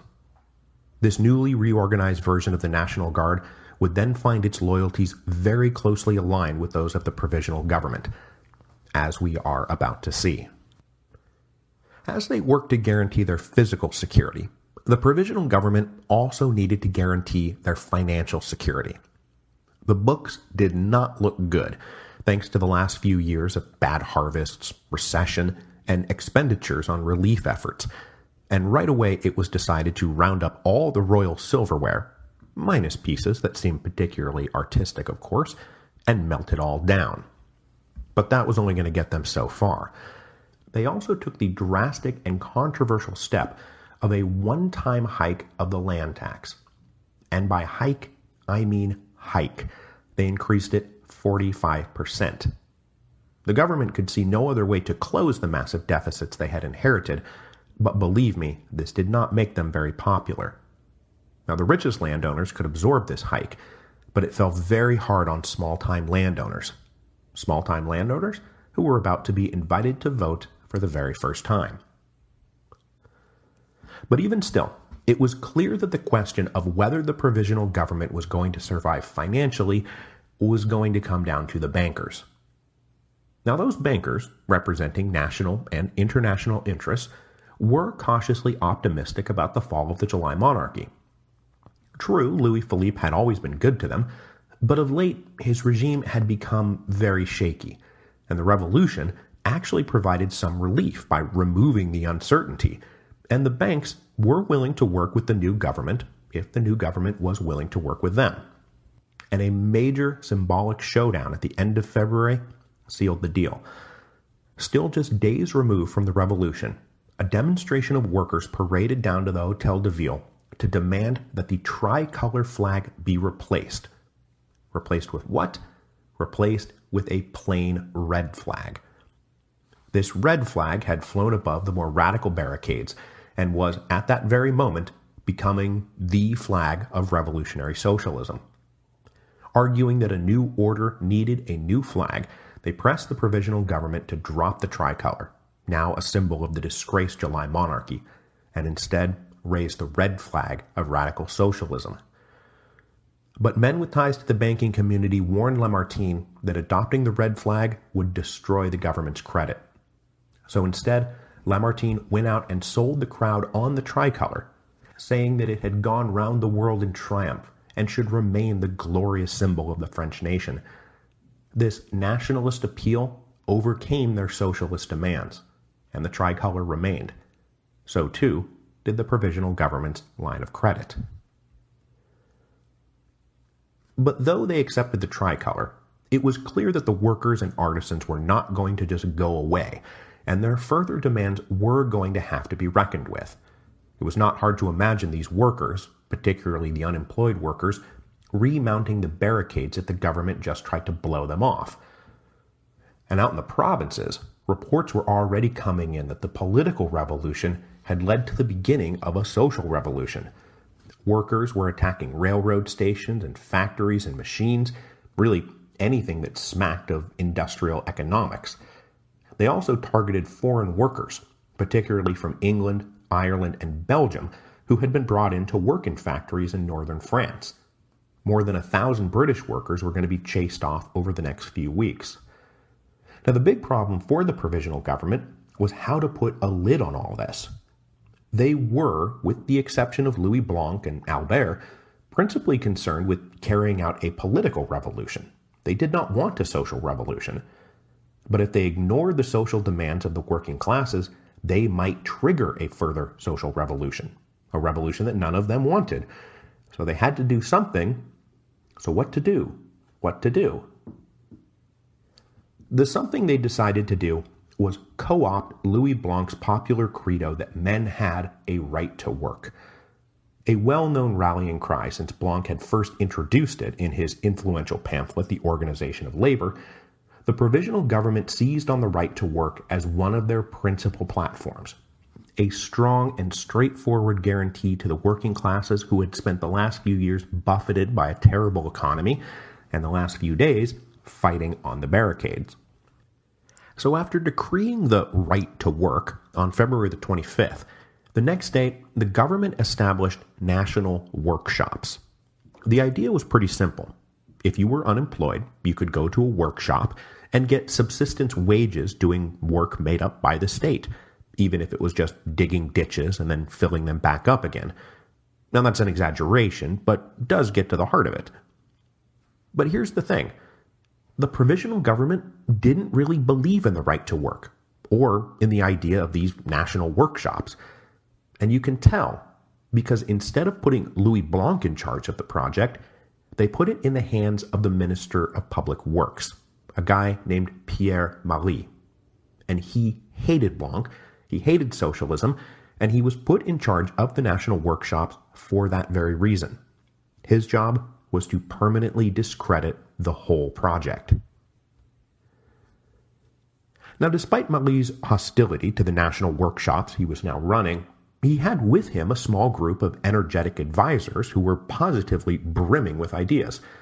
In the weeks and months to come, they would suggest that workers be let loose on all manner of public works: railroads, canals, bridges, improved housing. But all these proposals kept being mysteriously denied. Instead, the jobs were kept as menial and pointless as possible. And what's more, the work that was approved never covered more than about 10,000 men on any given day. Now, when the workshops opened, that would have been just about right for the unemployed of Paris. But when word began to spread that these national workshops existed, more than 100,000 men from the surrounding districts started migrating into the city. But the amount of available work was never increased. Now, to deal with that divide, a man would be paid a full day's wage if he worked that day, and then be given about 75% of a wage if he came in but there was nothing to do. Now, in hindsight, it's pretty clear that the national workshops were being set up to fail, and specifically for everyone to hate them. The workers would hate the workshops because there was no work to do. What work there was to do was pointless, and they were still all hardly making ends meet. Meanwhile, taxpayers would watch their money go to pay a bunch of guys sitting around doing nothing. And the really genius part here is that even though it was Pierre Marie running the program into the ground, the right to work and the national workshops were so publicly identified with Louis Blanc that he wound up taking the blame for their failures. Your ideas just don't work in the real world. But initially, there was a lot of hope and promise that went along with the national workshops, and at their peak, enrolled about 120,000 men, with another 50,000 just sort of hanging around the outskirts of Paris, hoping to get signed up. So having denied Louis Blanc oversight of the national workshops, the provisional government instead gave him a different job that was similarly designed to discredit him and his ideas. They told him to go take over the Luxembourg Palace, former meeting site of the Chamber of Peers, and there convene a council of workers to discuss their shared grievances and offer some solutions. What became known as the Luxembourg Commission was, like the national workshops, launched with a lot of hope and promise, but it quickly ran out of steam. At their very first meeting on March the 1st, the delegation of workers who assembled pressed for hard rules about how long a workday should be. They wanted to bring it down from the 15 to 16 hours it was at the moment to a more reasonable 10 in Paris and 11 out in the provinces. Blanc then invited in a committee of owners and got them to agree to these rules, but that would be the sum total of the Luxembourg Commission's success. With hundreds of workers coming in and going out, there was a lot of talking and a lot of disagreement, but even where they agreed, they could not then get the owners or the government to agree with them. One of their big complaints was the prevailing system of nested subcontracting for big projects, where the money invested would be passed through a number of subcontractors, each of whom would siphon off a small percentage for themselves before any of the money got to the workers doing the actual work. The Luxembourg Commission recommended clearing out all those subcontractors, but they couldn't get the owners to agree. And they had no real power to force anyone to do anything. Meanwhile, Blanc himself tried to implement some of his more radical socialist ideas. He wanted to establish agricultural and worker colonies, where groups would share living spaces, enjoy old age and disability pensions, and get startup loans from the state. But he too was stymied in his efforts, and it slowly dawned on him that he had been shuffled off to an irrelevant and powerless commission while the provisional government went about its business. The star of Louis Blanc was now fading fast, as his more conservative colleagues wanted nothing more to do with him, and more radical agitators thought him slow and inept. But while all of this was going on, in the background, everyone was gearing up for a new national election. The provisional government was determined to hold elections as soon as possible to prove that they were not like the bad old Committee of Public Safety. They were also committed radical Democrats who really believed that the coming election would fulfill the great promise of the February Revolution. For them, this new election was what the revolution had been all about. Now, the procedure for running this election was approved on March the 2nd, and it went like this. Elections for a new National Constituent Assembly would be held on April the 9th, and the Assembly would then convene on April the 20th. This National Assembly would have 900 members, with representatives elected from the 86 departments, with representatives assigned on the basis of one delegate per 40,000 residents. So a few of the lesser populated departments would have just 4 or 5 delegates, while the Department of the Seine had over 30. Okay, so pretty straightforward. The only subtle difference over previous elections was that rather than dividing France into 900 single-member districts, voters would instead vote on lists of candidates who would then represent the department as a whole. But the truly radical innovation was that the election would take place on the basis of universal manhood suffrage. No minimum tax requirement, no active citizen, passive citizen distinction, just universal manhood suffrage. If you were 21 years old, had lived in the department for 6 months, and hadn't had your civil rights stripped away due to some criminal conviction, you could vote. Even domestic servants would be allowed to vote. And not even the legendarily democratic Constitution of 1793 had allowed domestic servants to vote. So overnight, the electorate ballooned from a scant 250,000 to over 10 million. Only the United States had so drastically democratized its elections, and that had been piecemeal, state by state, over the course of about 20 years. The provisional government may have been terrified of social revolution, but they were absolutely going to carry out the political revolution that they all believed in, come hell or high water. But merely throwing open the franchise was not the beginning and end of the revolution. On top of their commitment to democratic principles, the provisional government was also committed to liberal civil rights. So freedom of speech and the press would be strictly observed during the campaign. The government would not jail its enemies or lock up those who criticized them. So over the course of 1848, something like 500 new newspapers opened up to support the now limitless spectrum of political and social thought that could be entered into the public sphere. And at least initially, this plethora of new papers were meant to influence the course of the coming election, as various groups and clubs and committees started joining together to identify candidates for the assembly and put together endorsed lists for voters in the departments to work from. Now, obviously, the revolution had created a pretty energized Republican base who believed that the election was theirs to win. They were drawing from the kind of guys who would read the National and from the type of people who now formed the provisional government or who came together for all those spontaneous committees out in the departments.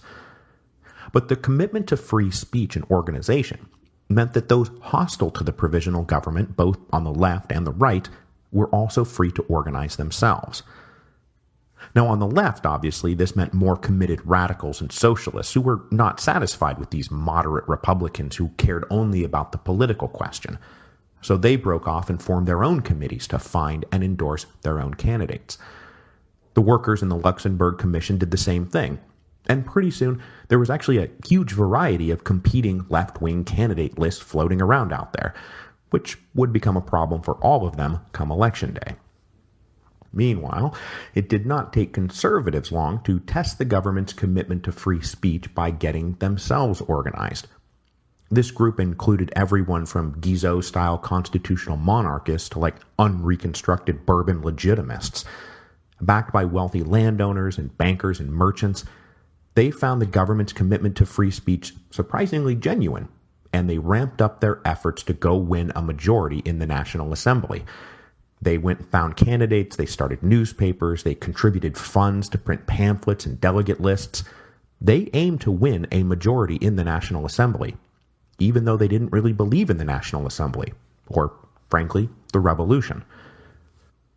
But though the provisional government believed that holding an election as quickly as possible was absolutely necessary, not everyone agreed. As they scrambled to put together a campaign apparatus, the radicals and socialists quickly came to the conclusion that this was all happening too fast. They presented petition after petition to the government demanding the election be postponed. The thrust of their argument was that the people of France had not been sufficiently educated in Republican principles to trust them with the vote yet. If you just throw an election without preparing anybody, they'll just do whatever the richest landowner in the district does, or whatever the clergy tells them to do. And that turned out to be kind of true. But the demands to postpone were also rooted in the left wing's belief that they themselves needed more time to properly organize, and that holding the elections on April the 9th would just mean that the same old faces would be returned to government. Along with their repeated calls to adequately provide for the unemployed workers of Paris, postponing the election was now one of the central demands of the working class leaders on the left.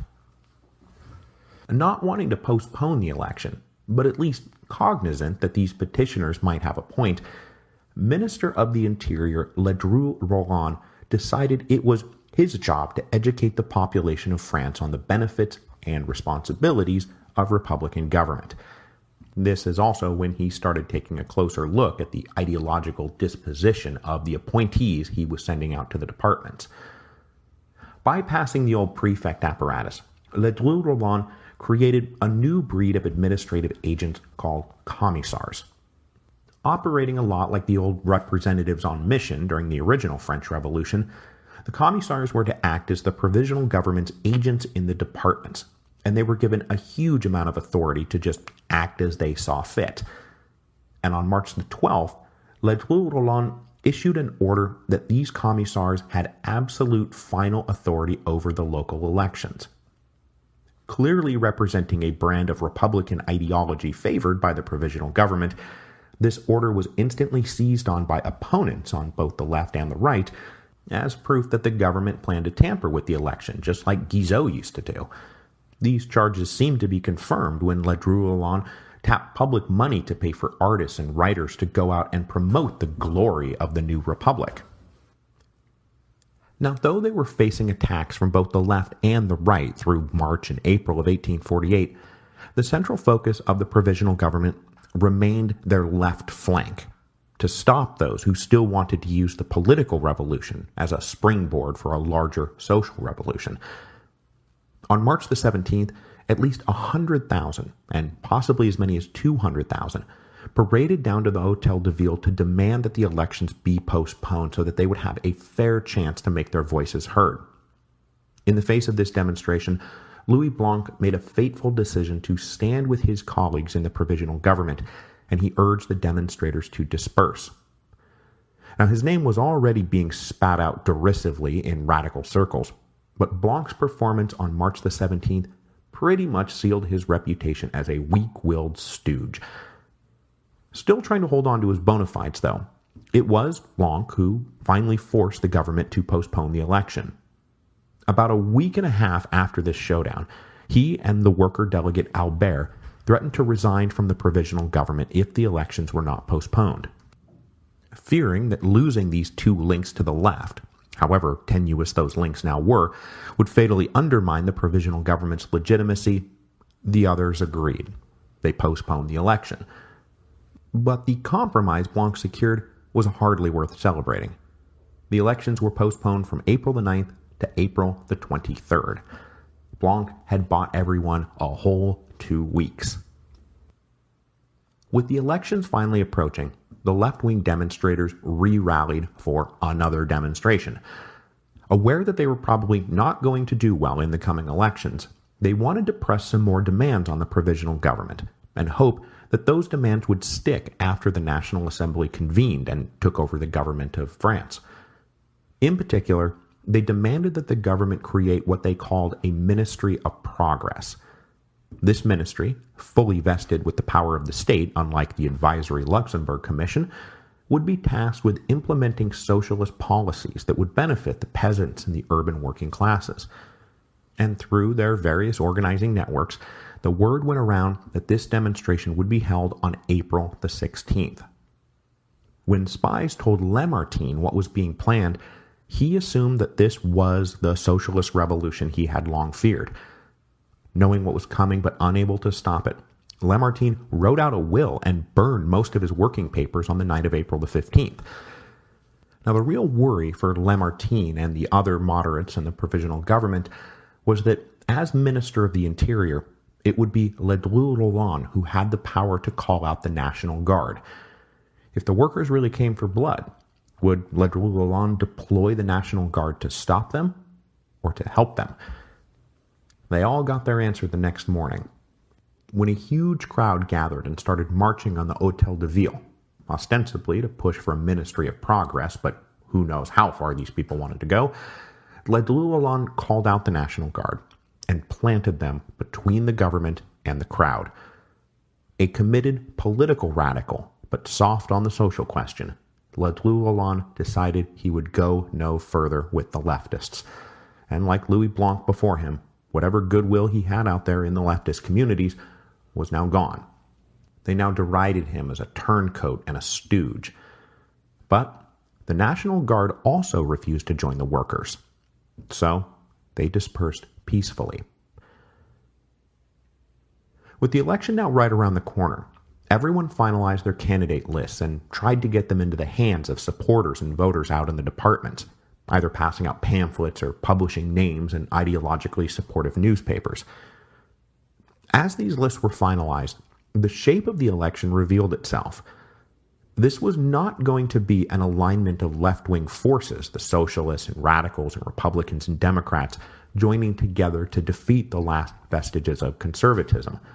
It would instead be a broad alignment of respectable opinion, aligning against the forces of left-wing social revolution. Even moderate Republican interests, as represented by the members of the provisional government, who were all themselves candidates for the assembly, preferred to do business with conservative monarchists rather than left-wing socialists. So there was a very strange de facto alliance between legitimists and Orleanists and moderate Republicans and old dynastic left types, who all seemed to agree on the basic principles of order and property and family and religion, and they all warned repeatedly of the dangers of turning the world upside down. Election day was April the 23rd, 1848, which just so happened to be Easter Sunday, and the whole election turned out to be a categorical trouncing of the left. As the radicals and socialists feared, out in many parishes, priests would hold Easter Mass, then distribute lists of approved conservative candidates, and then personally lead a procession down to the ballot boxes. So ballots were then counted over the next few days, and in the very first democratic election in the history of France, nearly 50% of the voters showed up, which is pretty good compared to the 1% that we used to get back during the French Revolution. Now, given how hastily this all unfolded, and how improvised the elections were, it's hard to give numbers like this party won this many seats and that party won that many seats. But of the 900 seats, about 65% were won by some version of moderate Republican. Another 25% of the seats were won by avowed conservatives, plenty of whom were openly monarchist. The left-wing radicals and socialists won just 10%. But though they had been trounced, The left did not take the results of this election as proof that they should tuck tail and slink away. They took it as final proof that the Revolution of 1848 was a deed only half done, that real change would not come until a second social revolution had been properly staged, and so they got to work planning a second social revolution. Next time, we will stay in France as the new government of the Second Republic faces an immediate existential threat and are forced to decide once and for all which side of the line they are on. Are they for order and property, or are they for liberty and the people? And in June of 1848, that is a question that would once again have to be answered on the barricades. But that story is going to have to wait 2 weeks, because I am, as you listen to this, in Los Angeles getting ready for the West Coast leg of the trip, and if this episode sounded a little different than usual, it's because I'm recording it in a hotel room in Los Angeles. On December the 4th, I will be at the Grove Barnes & Noble here in Los Angeles. Then December the 5th, I will be at Book Passage in San Francisco. December the 6th at Powell's in Portland. And then finally, December the 7th, the Elliott Bay Book Company in Seattle. I cannot wait to see everyone. These have been tons of fun, and I look forward to having more fun with all of you. And as I hinted before, these events are going so well that the publisher and I are looking at more dates, probably in February and March, dates that will take me, gasp, south of the Mason-Dixon line. I am also happy to announce that the publisher and I have been able to cook up a little Saturnalia promotion. As you know, The Storm Before the Storm pretty much makes the perfect gift for everyone in your family. And to help you make the right decision to have The Storm Before the Storm be the perfect gift that you give to your family, I want to give a gift to you if you give a gift to them. So give a gift, get a gift. Now, presumably you have read the book, so the gift you will be getting is a special little audio epilogue that will discuss the specifics of how the Sullan Constitution was dismantled in the decade or so after Sulla's death. Like, he stripped the tribunes of all their power, but we know by the age of Julius Caesar that the tribunes had all their powers back. So how did they get it back? Well, I'll tell you all about it, and minor spoiler alert, Crassus and Pompey are right in the middle of it. So if you buy 2 or more hardcover copies of The Storm Before the Storm from any retailer by December the 25th, which is a date we just picked at random, you can go to hachetteBookGroup.com/The Storm Before the Storm, upload your receipts, and receive this exclusive audio epilogue. If you've already bought more than 2 copies, congratulations, you qualify too. Just visit hachetteBookGroup.com/The Storm Before the Storm for more information and terms and conditions. Until then, I will be back in 2 weeks, and I hope to see you all out on the tour.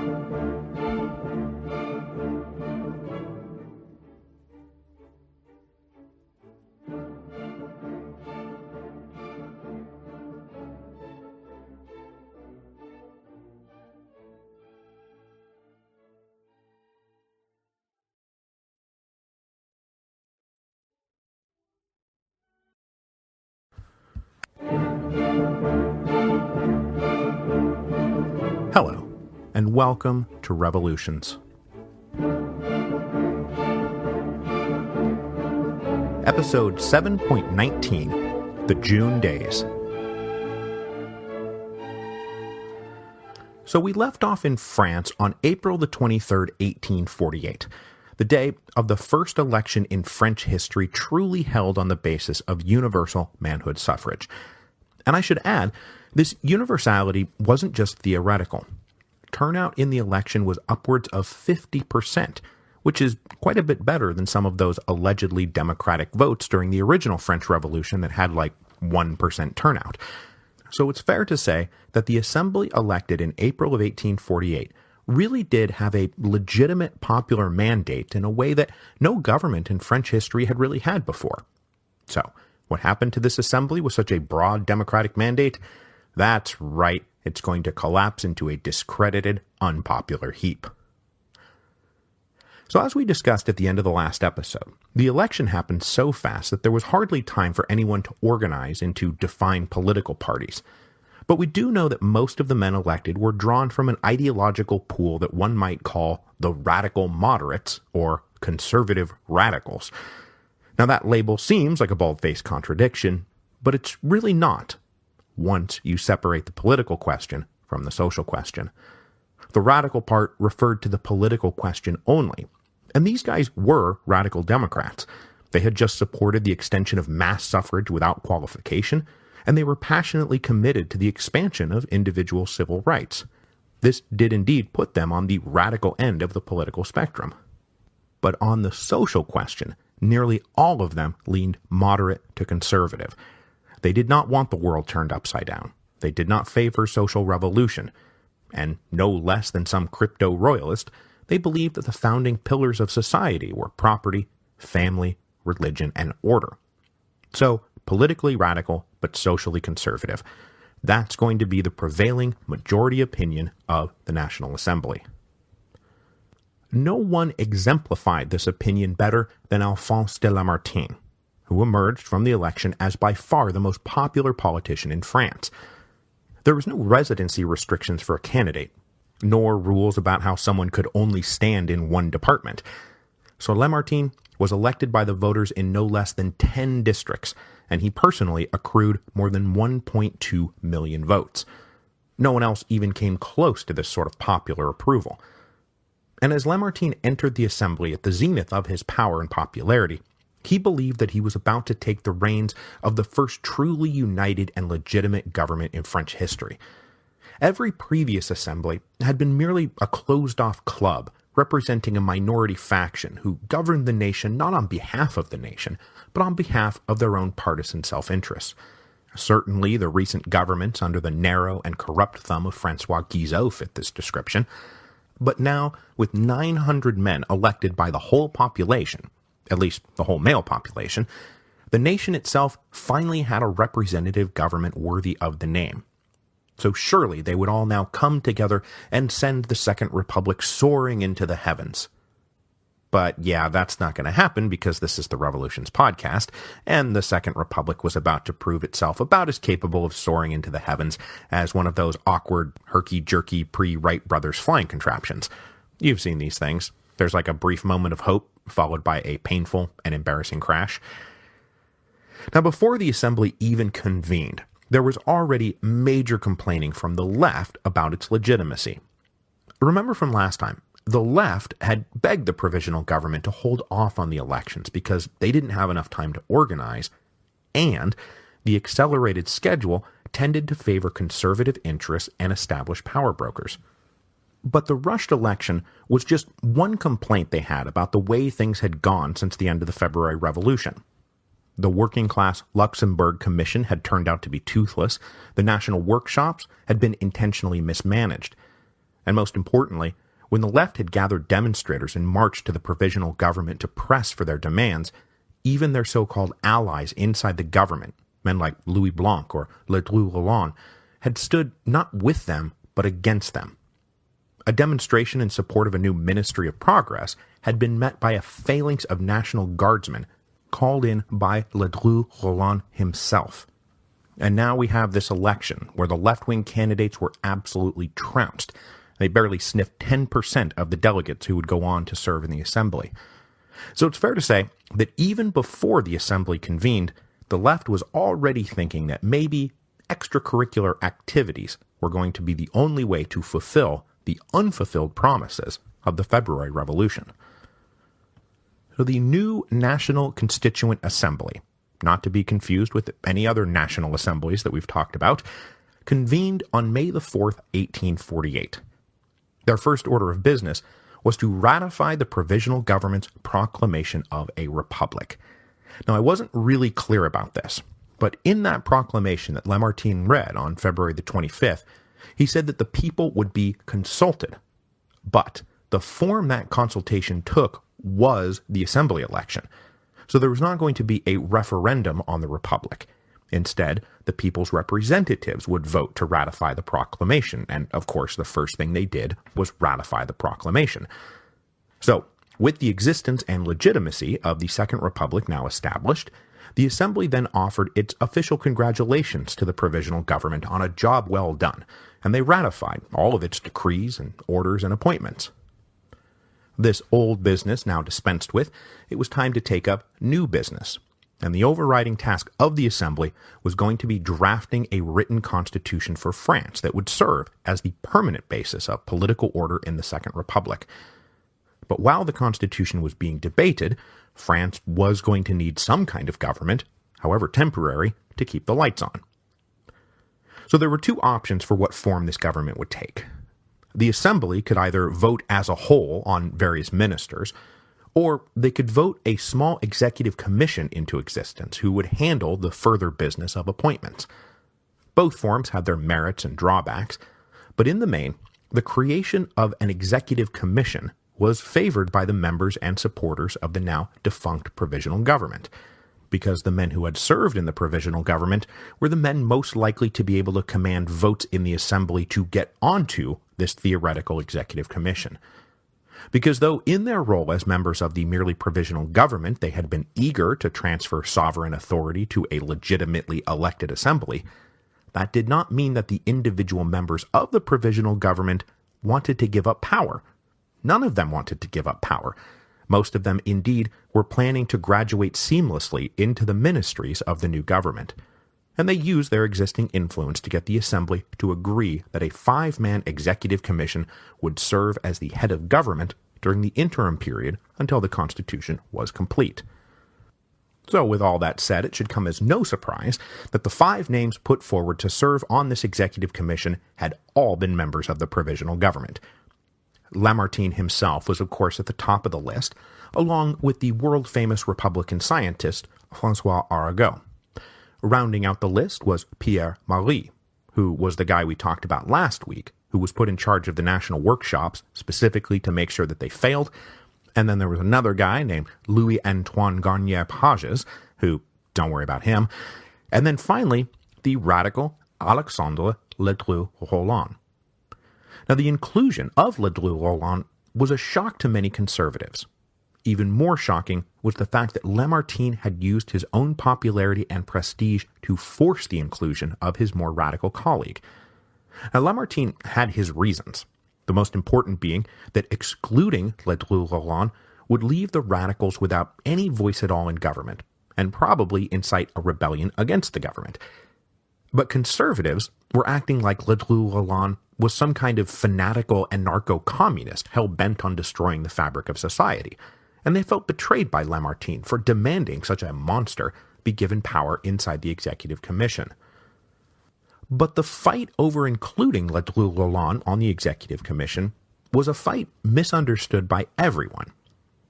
Ledru-Rollin was not, in fact, some fanatical anarcho-communist hell-bent on destroying the fabric of society, as he had already shown when he called out the National Guard to disperse that demonstration on April the 16th. A staunch political radical. When push came to shove, Ledru-Rollin was for property, family, religion, and order. So, frankly, there was far less to fear from him than the conservatives supposed. But on the other side, Lamartine, and likely at this point Ledru-Rollin himself, now overestimated his influence with the radical left. Lamartine thought that excluding him would give them cause for rebellion.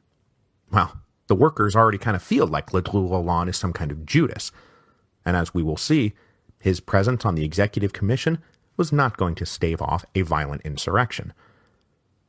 But conservatives didn't realize this, and so they didn't really support the new Executive Commission. And so though the slate of candidates did command a majority, it was a bare majority. They were approved just 411 to 385. So right out of the gate, the Executive Commission hardly has a powerful mandate to go forth and govern as they see fit. Taking up their new posts on May the 10th, the Executive Commission started making appointments for who would lead what ministry, along with various other sub-cabinet and auxiliary posts. And further confirming that Lamartine and the rest of them were not actually pursuing said fanatical anarcho-communist agenda, every former member of the provisional government was given some high-level job in the interim government, except, you guessed it, Louis Blanc and the working-class leader Albert. And in case anybody was going to miss the point, on May the 10th, Blanc introduced a bill to form that Ministry of Progress that the socialist left wanted, and it was roundly defeated. So whatever the Executive Commission was, it was not a leftist vanguard, and conservative complaints really boiled down to their inability to discern real differences of opinion on the left end of the spectrum. I mean, they were talking as if Lamartine was giving Ledru-Lalonde permission to hand France to the socialist rabble, while at the same time, that socialist rabble were muttering dark oaths about Lamartine and Ledru-Lalonde for conspiring to betray them. The left's portrait of the Executive Commission was certainly the more accurate of the two, but that didn't matter, and the commission was now held in disdain by both the left and the right. Meanwhile, the now thoroughly agitated left wing of Parisian politics latched on to a very particular cause that I have not yet introduced because of how much else we have on our plates, but we will be getting into it in the weeks to come. What issue is that? You guessed it, it's Poland, because nothing drives French history like Polish history. In the midst of everything else that's going on out there in Central Europe by mid-May, stuff that we haven't yet gotten to here on the Revolutions podcast, Polish nationalists were up in arms against the powers that had partitioned them, and they demanded the recreation of Poland based on the borders of 1793. Now, the cause of the Poles had long been vibrant in the left wings of French politics, and so on top of their various domestic grievances, they wanted to push the National Assembly to follow through on Lamartine's Manifesto to Europe, which promised to support legitimate national aspirations. But the plans to hold a great demonstration on May the 15th on behalf of the Poles was seized by leaders of the left in even deeper back rooms to intimidate the assembly into doing their bidding. And if that wasn't enough, then maybe go ahead and stage a revolutionary coup and take control, just like the Parisians of the original French Revolution. So on May the 15th, 1848, the National Assembly convened as they would on any other day, not knowing at all what was in store for them. There was in fact so little hint that something truly huge was actually coming down that the National Guard was not put on any sort of alert, and they would only be lethargically mobilized. The result was that shortly after the assembly opened for business, 20,000 workers, many of them armed, surrounded the building. With no one standing in their way but for a handful of guards, the mob easily pushed their way into the building. Alexis de Tocqueville was himself a member of the National Assembly and said that the scene was immediately reminiscent of the February Revolution, when the Chamber of Delegates had been invaded, and in the chaos, the original provisional government had been proclaimed. He said, "It was a parody of the 24th of February, just as the 24th of February was a parody of other revolutionary scenes." For the next 3 hours, the assembly was occupied by these demonstrators. And more than anything else, it was just chaos that reigned. Men would mount the tribune to make speeches that could not be heard, only to be pushed aside and have other men make speeches that could also not be heard. Ledru-Lalonde tried to get everyone settled down, but he didn't have the juice that he used to, and he was ignored. Now, the immediate issue of Poland was raised as representatives of the demonstrators demanded that France go to war in defense of the Poles.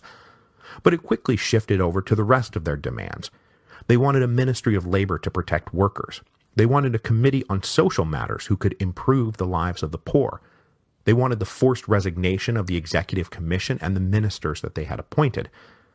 And then things started picking up as rumors that the National Guard was finally on its way went round. A speaker announced that the National Assembly was hereby dissolved and that a new provisional government was declared, and then he read a list of names drawn from the leaders of the socialist left. But with the National Guard on the way, the leaders led their demonstrators out of the assembly and down to the Hôtel de Ville, where they hoped to install their new provisional government, as had happened back in February. But the events of May the 15th did not follow the events of February. There was no general armed uprising to accompany all these demonstrations and proclamations, and with the National Guard firmly with the assembly, they marched down to the Hôtel de Ville and broke the demonstration up, and the whole thing just dissolved. The leaders were all arrested, and National Guard units fanned out across the city to make sure there was no violence. And amazingly, there really wasn't any violence, and there was no loss of life on May the 15th. but there was going to be severe repercussions for those who had staged this quasi-revolution. Though the members of the assembly were deeply committed to liberal civil rights, no one had ever said that there were not boundaries that could not be crossed.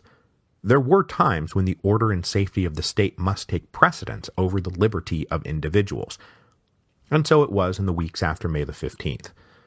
Most of the left-wing leaders in Paris were arrested in great sweeps, joining those who had been arrested on May the 15th itself. Left-wing newspapers were occupied and shut down. Left-wing political clubs were forbidden from meeting or organizing. The Workers' Luxembourg Commission was just unceremoniously shuttered. It was now clear that the so-called forces of order had declared war on the left. So much so that the Executive Commission also ordered more regular troops into Paris in case a full-blown insurrection did break out. But this all did little for the legitimacy of the Executive Commission in the eyes of conservatives. Despite the crackdown, conservatives blamed the Executive Commission for the events of May the 15th.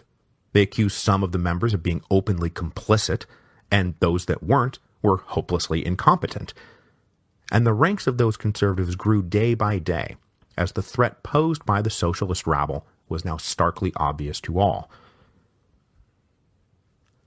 With the legitimacy of the Executive Commission now thoroughly compromised, along came the great controversial issue of the day that would help to destroy them and lead directly to the June days, that full-blown insurrection everyone was now waiting for.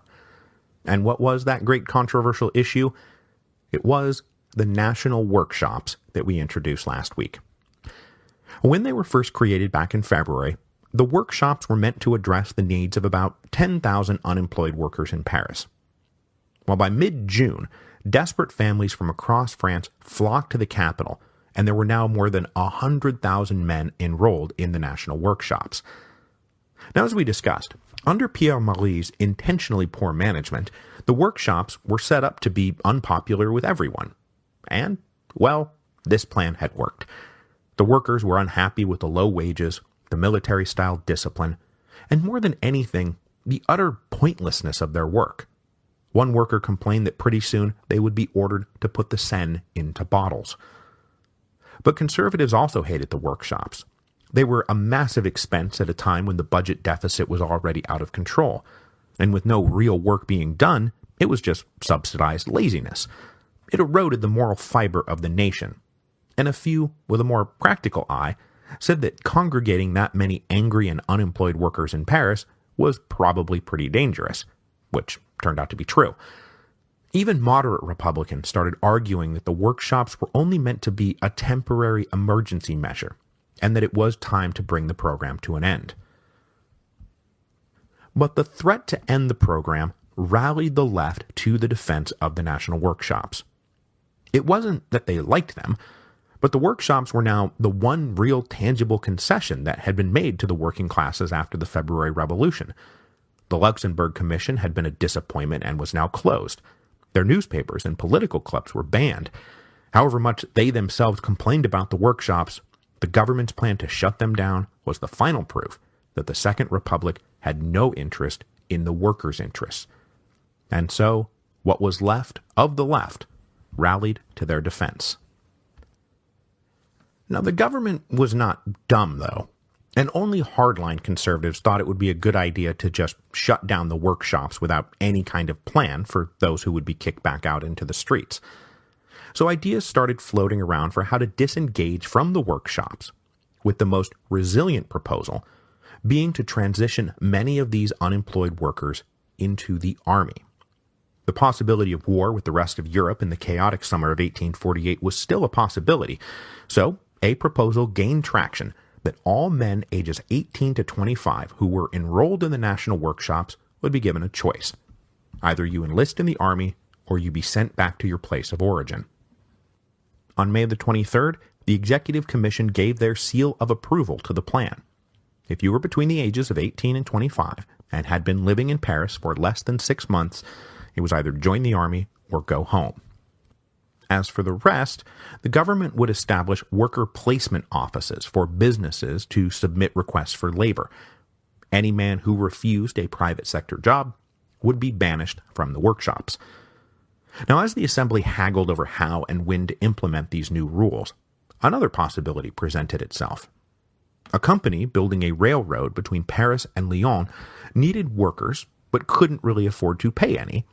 So if the government were to, say, invest some funds, they could use those funds to hire workers to complete the job. Now, as rumors about the fate of the workshop swirled, there were now three basic attitudes. Conservatives wanted to just shut them down. Enlist some men in the army, sure, but mostly get the government out of the business of guaranteeing wages to shifty layabouts. That attitude was matched on the left by those who argued the exact opposite. That in confirming all the provisional government's decrees, the National Assembly had confirmed the right to work, and so the workshops must not be closed. Caught in the middle were those who did not like the form or result of the workshops, but who nonetheless wanted to do something about unemployment. And they thought schemes to partner government with private business and subsidize the placement of workers into jobs that would actually be worth a damn seemed like a pretty good idea. By mid-June, it was clear that the government was absolutely committed to closing the workshops, but they handled it very badly. A notice went out on June the 16th that said flatly that in 5 days any man ages 18 to 25 who did not enlist in the army would be evicted from Paris, and as for the rest, well, we're going to cut off funds for the national workshops. This sent angry and fearful ripples through the working classes, as you can imagine. So it was to an already hostile audience that the final decree was passed on June the 21st, shutting down the national workshops. And unfortunately lost in the shuffle was the fact that on that same day, the Assembly voted 6 million francs for the Paris-Lyon Railway, which would provide a lot of jobs for those who were about to get the boot from the workshops. But that part didn't resonate. The only thing that resonated in the streets was that the bastards are closing down the workshops. So, you're either going to get enlisted in the army and get sent off to Algeria to die of dysentery, or you'll be sent home to die of starvation. Take your pick. So, the working classes decided to reject choices A and B, and instead went with C. Revolution. On the night of June the 21st, meetings were held throughout the working class districts of Paris. And though most of their leaders were in prison, the organization still existed, and demonstrations were planned for the next day. On the morning of June the 22nd, 1848, a mass demonstration paraded down to the offices of the Executive Commission, and they demanded that the commission receive a delegation from the workers. But in one of those history has a sense of humor moments, the only member of the Executive Commission currently at the office that morning was Pierre Marie, the man who hated the workshops, hated socialism, hated those workers, and had done everything in his power to bring about the destruction of the national workshops. So the delegation of workers demanded the shops be reopened, and Pierre Marie said, and I quote, "LOL, no chance, GTFO." I probably will regret having put that joke in the podcast. The now thoroughly enraged workers went away, but they planned even greater demonstrations for that afternoon, and soon tens of thousands gathered at the Pantheon for a march up the east side of Paris to the Place de la Bastille, shouting "work" and "bread." When the sun set on June the 22nd, the demonstrators retired to their own neighborhood, and the forces of order no doubt hoped that that would be the end of it. But it was just the beginning. When the sun came up on June the 23rd, the first barricades had been erected, and the June days began. A 3-day Parisian insurrection that Karl Marx identified as essentially the first real class conflict between the forces of the bourgeoisie and the working classes. He believed that this conflict would define politics for the next generation and ultimately lead to the triumph of the workers. But in the June days, they would be utterly crushed under the heel of the forces of bourgeois order. So when the Parisians woke up on June the 23rd, they discovered that the working-class demonstrators from the night before had transformed themselves into working-class insurgents, and the first sporadic firing broke out at the Porte Saint-Denis on the north end of town. But unlike previous urban insurrections that we've covered, there was not a lot of fighting in the first 2 days of the June days. June the 23rd and June the 24th were mostly marked by the spread of more barricades all across the east side of Paris, with as many as 50,000 active working-class insurgents consolidating their control over practically half of Paris. In terms of territory controlled, The June 1848 insurgents held more than any previous group of insurgents ever had. And all the while, the official response was fairly negligible, which I'll explain here in a minute. Now, those who manned these barricades were drawn from the same groups that we've seen at all of our barricades. They were radical students, they were workers and artisans drawn most especially from those trades that had been hit hard by the recent recessions. The construction trades, metal workers, cobblers and clothing makers, the builders of furniture. And as we've also seen before, neighborhood barricades were directed and overseen by Army veterans or local National Guardsmen who ignored the call to mobilize against the insurgency and instead joined it. So all told, out in the streets, this is looking a lot like July 1830 or February 1848. But there was a critical difference that made the June Rebellion of 1848 resemble nothing so much as the June Rebellion of 1832, just on a larger scale. These working-class insurgents were going to find no support or allies among the politicians. The rebellions that had turned into successful revolutions in July of 1830 and February of 1848 required the joining of the revolution in the streets with the revolution in the salons. When the fighting breaks out, you need somebody who can stride into the halls of power and make credible demands against the king or whatever else power exists. But the insurgents of June 1848 found no such support, even though they were many of the same people who had fought in February of 1848. But almost to a man, those who had been in the left-wing opposition leadership, who had been friends of the insurrectionary workers 4 months earlier, now came out staunchly against them. So why the change? Well, 2 reasons. First, as we've already discussed here, the political radicalism was not matched by social radicalism. They were terrified by the idea of social revolution, which is what this mass worker uprising seemed to represent. The other part of it is the difference between supporting an insurrection against an illegitimate government, like one led by Charles X or Francois Guizot, and supporting an insurrection against the recently elected National Assembly. I mean, you can complain that you did poorly in the election, but you can't say that the Assembly doesn't have a claim to popular sovereignty. So this was not an uprising against the tyranny of the king or the stubborn corruption of Guizot. This was an insurrection against a legitimately elected assembly that was, at that moment, creating a constitutional republic. So, the forces of bourgeois order closed ranks against the working-class insurgents, and no one, anywhere, in any hall of power, planned to support the workers, and so their inevitable defeat was inevitable. But with the barricades going up, the members of the National Assembly lost all faith in the Executive Commission, which had not been able to stop any of this.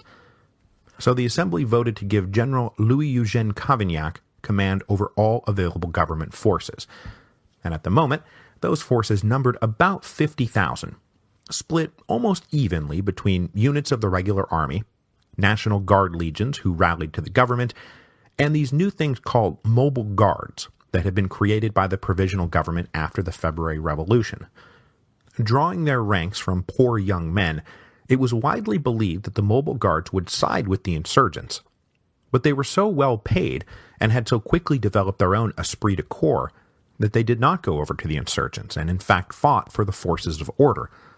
The betrayal of these working-class fighters led Marx to curse the name of the mobile guards and dismiss them as the unsavory dregs of the hopelessly ignorant lumpen proletariat. Now, General Cavaignac himself was a radical Democrat. His father, Jean-Baptiste Cavaignac, had been a member of the National Convention back during the original French Revolution.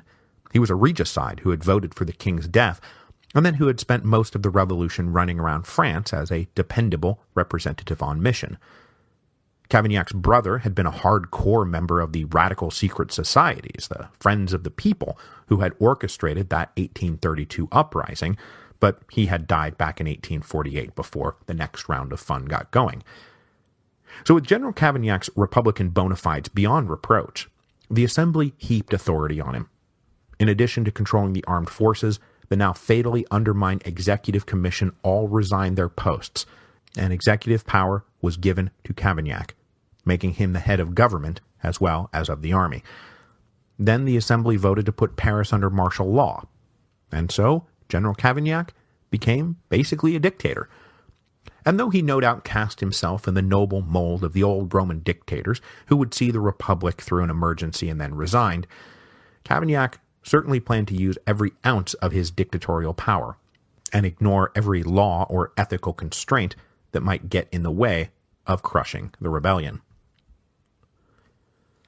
So General Cavaignac let 2 days pass before he made any move at all, using that time to bring in reinforcements from the surrounding areas, and with railroads now linking Paris to everywhere else, he could bring in men faster than had ever been previously possible.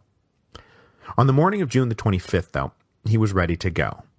Having studied the tactics of previous attempts to quell Parisian insurrections, General Cavaignac concluded that the most frequent and stupid mistake was dividing up government forces and fanning them out in columns where they could be cut off from each other, or that would leave isolated units to fight insurgents on a numerically equal footing. Cavaignac decided, I'm not going to do that. I'm going to keep everyone bunched together and then just go out on full frontal attacks, steamrolling everything in our path. And that's what he did on June the 25th. Not bothering to spare the artillery or get queasy about killing civilians, Cavaignac's force relentlessly and methodically blasted their way through the east end of Paris. Fighting was intense on both sides, and both sides suffered casualties well beyond the scale of previous revolutionary insurrections. July 1830 and February 1848 had seen total casualties on both sides number merely in the hundreds. The fighting in June of 1848, it was something like 1,500 to 2,000 killed on the government side, and somewhere between 2,000 and 5,000 on the insurgent side, depending on which source you want to cite. So this is orders of magnitude more violent than any previous revolutionary insurrection in Paris. With the entirety of the political classes arrayed against them, and General Cavaignac showing absolutely no mercy, the insurrection died a hard and bitter death. When the sun rose on June the 26th, the insurrection was crushed, and those who had not been killed in the fighting surrendered and were herded into mass detention centers. Something like 12 to 15,000 people were arrested and held in these hastily constructed facilities. Many were let go in the days to come, but many others were summarily executed or deported without trial to one of France's colonial holdings. The scale of the killing and the exiling is always disputed, but what is not disputed is that the socialist left wing of French politics was crushed so thoroughly that many later claimed that the whole insurrection had been drummed up by agents provocateurs to lead the working classes into a trap. So as Marx would later write in his 18 Brumaire of Louis Napoleon, the bourgeois republic triumphed. On its side stood the aristocracy of finance, the industrial bourgeoisie, the middle class, the petty bourgeoisie, the army, the lumpen proletariat organized as the mobile guard, the intellectual lights, the clergy, and the rural population. On the side of the Paris proletariat stood none but itself. More than 3,000 insurgents were butchered after the victory, and 15,000 were deported without trial. With this defeat, the proletariat passes into the background on the revolutionary stage. And that was all true. Further threats to the Second Republic would no longer come from the left, but rather from the right, as many of those in the quote-unquote forces of order did not in fact believe in the Republic. Thus would the Second French Republic hobble along to its ignominious transformation into the Second French Empire within just a few years. So, after spending a lot of episodes in France in the early part of this series on 1848, we are now going to leave them mostly behind. We will, of course, eventually need to come back for the presidential election that takes place in December of 1848, but for the most part, the June days represents the end of the revolutionary part of the French Revolution of 1848. From now until the coup of Louis Napoleon in 1851, it's mostly just tales of tragicomic French politics. And so, we will now turn our attention mostly to Central Europe, where the Revolution of 1848 is still just getting warmed up. But before we go, I do want to remind you of our little Storm Before the Storm Saturnalia promotion. If you give the book as a gift, you will get a gift from me. A special little audio epilogue that will discuss the specifics of how the Sullan Constitution was dismantled in the decade or so after Sulla's death. So if you buy 2 or more hardcover copies of The Storm Before the Storm from any retailer by December the 25th, you can go to hachetteBookGroup.com/stormbeforethestorm, upload your receipts, and you will receive my exclusive audio epilogue.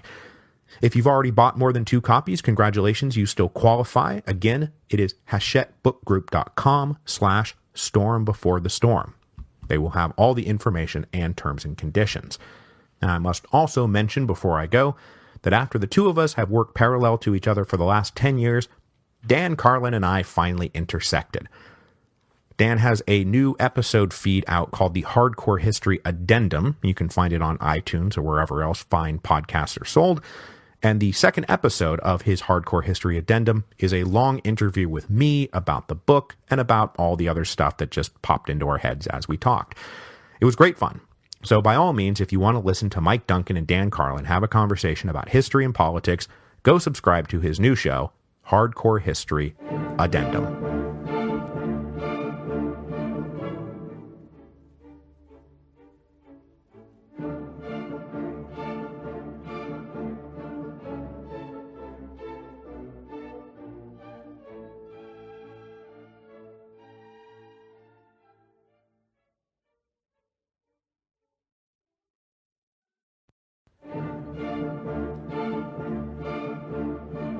Hello, and welcome to Revolutions. Episode 7.20, Where Do You Draw the Line? After spending the last 2 episodes in France, we are now going to head back east to Central Europe. And while we make the move, we should take note of the fact that in terms of political development, it is fair to say that Germany was one solid notch behind France. In France, the February Revolution had seen the successful overthrow of a liberal monarchy by radical Democrats, and then the June days had seen those same radical Democrats suppress a left-wing socialist insurrection. Well, in Germany, they did not yet have a liberal monarchy. That's what they were trying to achieve. So the events of March 1848 saw the overthrow of conservative absolutism and the installation of liberal governments, who, today, will begin the process of suppressing the radical Democrats. So the Germans would not be far enough along to turn to the social question in any meaningful way. But for the Germans, the Revolution of 1848 was a political project whose aim was fundamentally national unification rather than class conflict. Practically everyone agreed that a politically unified Germany was the goal. But now that the rubber was meeting the road, what did a politically unified Germany even look like? It was one thing to give romantic speeches about the fatherland, quite another to break out a map and a pen and start drawing lines.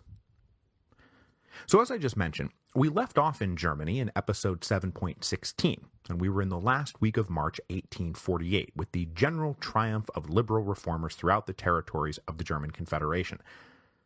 Hoping to use reform to stave off revolution, most of the various princes and dukes and kings of Germany had fired their conservative ministries and replaced them with liberals. Even King Friedrich Wilhelm of Prussia had been forced to make concessions, and though he stopped short of outright declaring a constitution, in the face of a massive uprising in Berlin, he had promised his people a national diet who would soon convene and discuss liberal reforms for Prussia.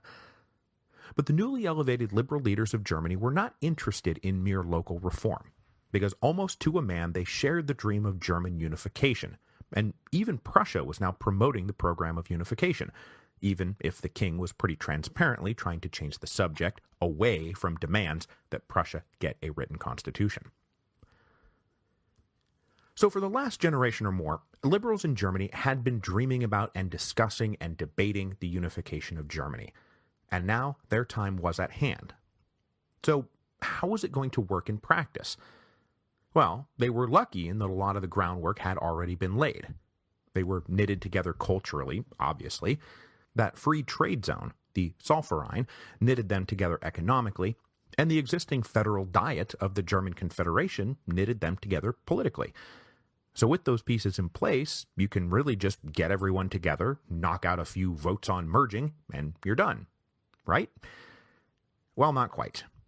The main obstacle was that no liberal worth his salt trusted the federal diet of the German Confederation. Remember, it was composed of representatives of the crowned heads of Germany, not the people of Germany. And over the past 30 years, the federal diet had been a tool of tyranny and repression, an apparatus that took its marching orders from Metternich, most strikingly with the oppressive Carlsbad decrees. So to create a truly legitimate pan-German state, they would need to start with a new pan-German parliament, one that did represent the people. To move toward legitimate unification, the liberals of Germany had to begin with a bit of nakedly illegitimate meetings. Back on March the 5th, a group of liberal leaders met in Heidelberg to discuss how to create some kind of truly representative assembly that would hopefully supersede the existing federal diet. The men assembled in Heidelberg decided that the best course would be to gather the most prestigious liberal figures from across Germany and have them hammer out the specific form and function of the new pan-German parliament, how the elections would work, when and where this parliament would meet, what the scope of its activities would be, all that good stuff. The conclusion of this Heidelberg group was that before there could be a German parliament, there had to be a German pre-parliament. So based on a very inexact set of criteria, whether it be official standing in local governments, individual reputation, or suggestions by some of these spontaneous people's committees, 574 men were invited to the free city of Frankfurt to take part in this initial pre-parliament. The two questions before this pre-parliament, and the two questions that will define the whole rest of today's episode were, what will be the form of government for this new unified German state, and then who will be included in this new unified German state. Still uneasy about provoking greater revolutionary upheaval, the heads of state of Germany did not make a fuss about the meeting of this pre-parliament that had no sovereign or legal authority and was just sort of convening of its own volition to openly work on the project of German unification. The pre-parliament held its first session in Frankfurt on March the 31st, 1848. Giving it a nice boost of legitimacy, the great power Prussia sent fully 114 delegates with the blessing of the king, who was clearly hoping to steer all of this in a pro-Prussian direction.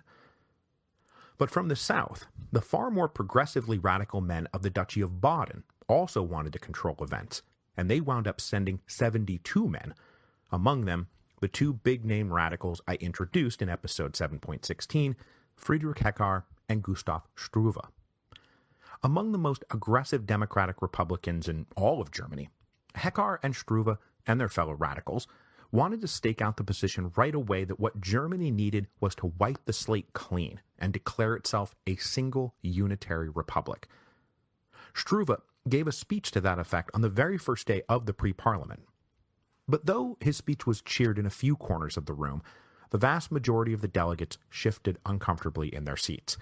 Something like 80% of the attendees at the pre-parliament were some brand of constitutional monarchist. They certainly thought it mad to sweep aside the old political lines, as if that would not trigger some kind of huge conservative reaction, probably a violent conservative reaction. So rising to counter the radicals was a Hessian liberal noble named Heinrich von Gagern. Emerging right away as the leader of the liberals in Frankfurt, von Gagern delivered a much better received speech, where he said that the best option for Germany would be some sort of federal union of all the states, a list of guaranteed rights for all German citizens, and then the election of a hereditary emperor to rule them all. Within constitutional limits, of course, all of which sounded very reasonable to the liberal delegates. So with this general thrust agreed upon, the pre-parliament then turned to the specifics of how to hold elections.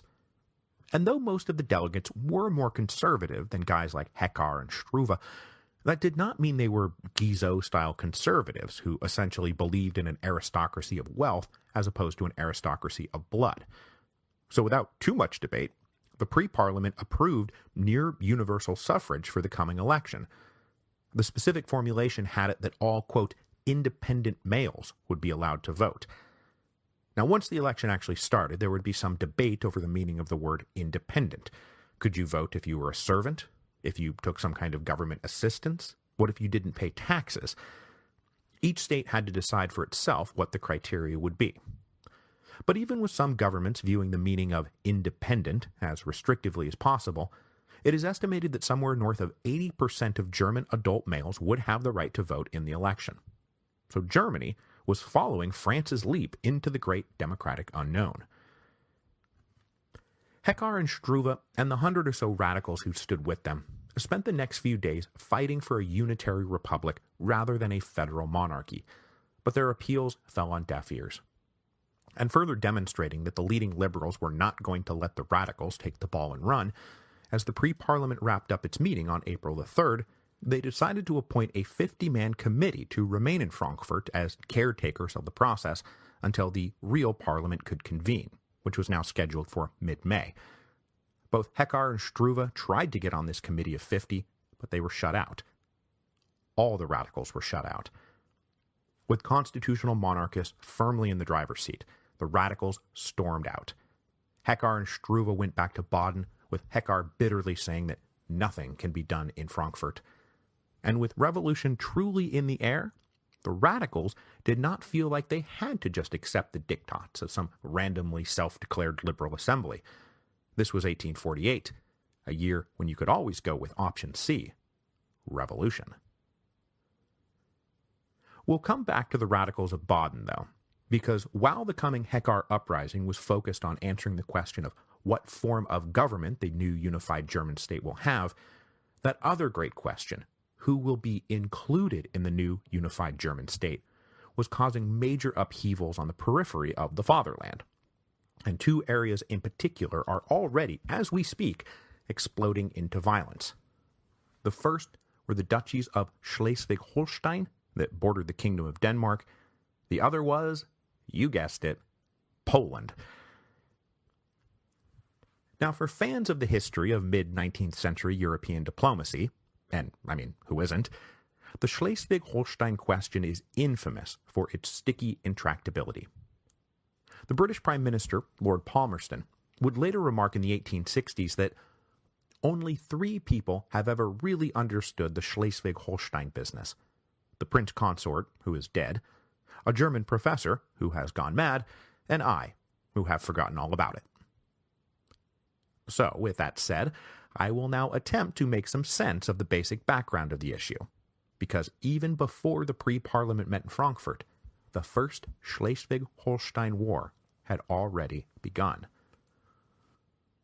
Okay, so, climbing into the Wayback Machine, we will set our controls to land at some random point in the Middle Ages. We find sitting at the base of the Jutland Peninsula the Duchy of Schleswig and the County of Holstein. They are 2 pieces of the incredibly intricate mosaic of medieval political geography. They sat on top of each other in between the Kingdom of Denmark and the rest of Germany. The residents of the northernmost Duchy of Schleswig were primarily Danes, while the southern County of Holstein were mostly German. So far, so good. Well, in 1459 or thereabouts, both territories came under the dynastic claim of King Christian I of Denmark. But in order to secure his peaceful acquisition of these territories, Christian had to make a few promises. First, he would not annex them directly into his own crown lands of Denmark. Instead, he would hold them in personal union, taking the title Duke of Schleswig and Count of Holstein. Still with me? Good. King Christian then further conceded that if he or his heirs tried to annex Schleswig-Holstein directly into the Kingdom of Denmark, that the local nobles would have the right to go into revolt. But none of that is what is going to make this interesting. What is going to make this interesting is that the question of national identity is still 400 years in the future, and the nobility of Schleswig and Holstein, whether they were quote-unquote German or quote-unquote Danish, were pretty well integrated with each other. They saw strength in their continued connection, and so did not ever want to be separated from each other in some future dynastic buffet. So in 1460, everyone got together and signed the Treaty of Ribe, which declared that Schleswig and Holstein would be, and I quote, forever undivided. Okay, Fast forward 400 years, and you can see that this is going to be a big problem as nationalism is beginning to supplant feudalism as the basis of political sovereignty. What do you do when Europe wants to start organizing along national lines with Danes in one bucket and Germans in another? But at the same time dealing with the fact that Danish Schleswig and German Holstein are legally inseparable.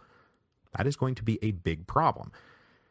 And that's not all, because adding to the brewing political crisis was a succession crisis. By the late 1840s, it was clear to everyone that the heir to the Danish throne was never going to have children, and that the dynasty's male line was on the road to extinction.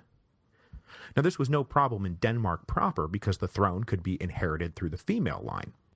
But it was a problem in Schleswig-Holstein because they still held fast to old Salic law that said only the male line could inherit the throne. So that meant that for the first time in 400 years, Schleswig-Holstein was in line to be removed from its personal union with the kings of Denmark. It would be transferred to a cadet branch of that royal family, a cadet branch that happened to be fully German. Now, adding unnecessary fuel to this fire, very unnecessary fuel, very bad timing. The old king died in January of 1848, and his 40-year-old son ascended to the throne as King Frederick VII of Denmark. Now, whenever King Frederick died, Schleswig-Holstein would be lost to the Danes.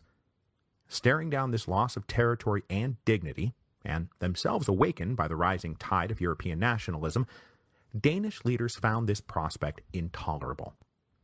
Meanwhile, the Germans are not about to allow the German inhabitants of Holstein to be kept outside of their project of German unification. And then, meanwhile, even further, the residents of Schleswig-Holstein planned to hold fast to their sacred unity. Wherever one went, so too would go the other. And oh yeah, just to add one last pretty critical wrinkle, over the past few centuries, German migration into Schleswig meant that most of the southern third of the quote-unquote Danish Duchy of Schleswig was actually German. So even if by some miracle Schleswig and Holstein were allowed to part ways, that would still leave a considerable German population outside of United Germany. So the march to the First Schleswig-Holstein War started on March the 11th, 1848. On that day, a group of Danish liberal nationalists met in Copenhagen. Now, these guys were the same brand of liberal nationalists that we've seen all over this year. They wanted a liberal constitutional government at home and the integration of all Danes everywhere under a shared national union. Specifically, they demanded Denmark to the Eider. The Eider being the river that divided Schleswig and Holstein. In response to this, on March the 18th, there was a meeting of the local Schleswig-Holstein nobles, and they pledged to resist any attempt at annexation, as was their right.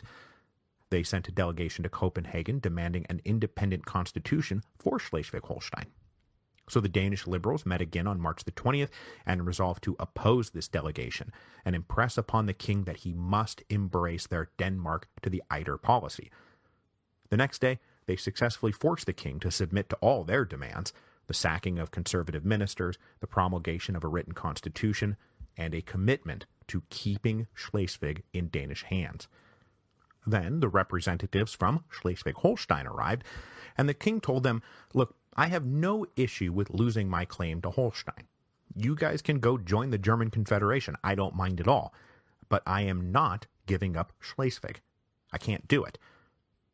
So, on March the 24th, the leaders in Schleswig-Holstein declared a provisional government for the duchies that was founded on three principles. We will be independent, we will be united, and we will orient ourselves towards Germany. With both sides absolutely unwilling to back down, war was now the only solution.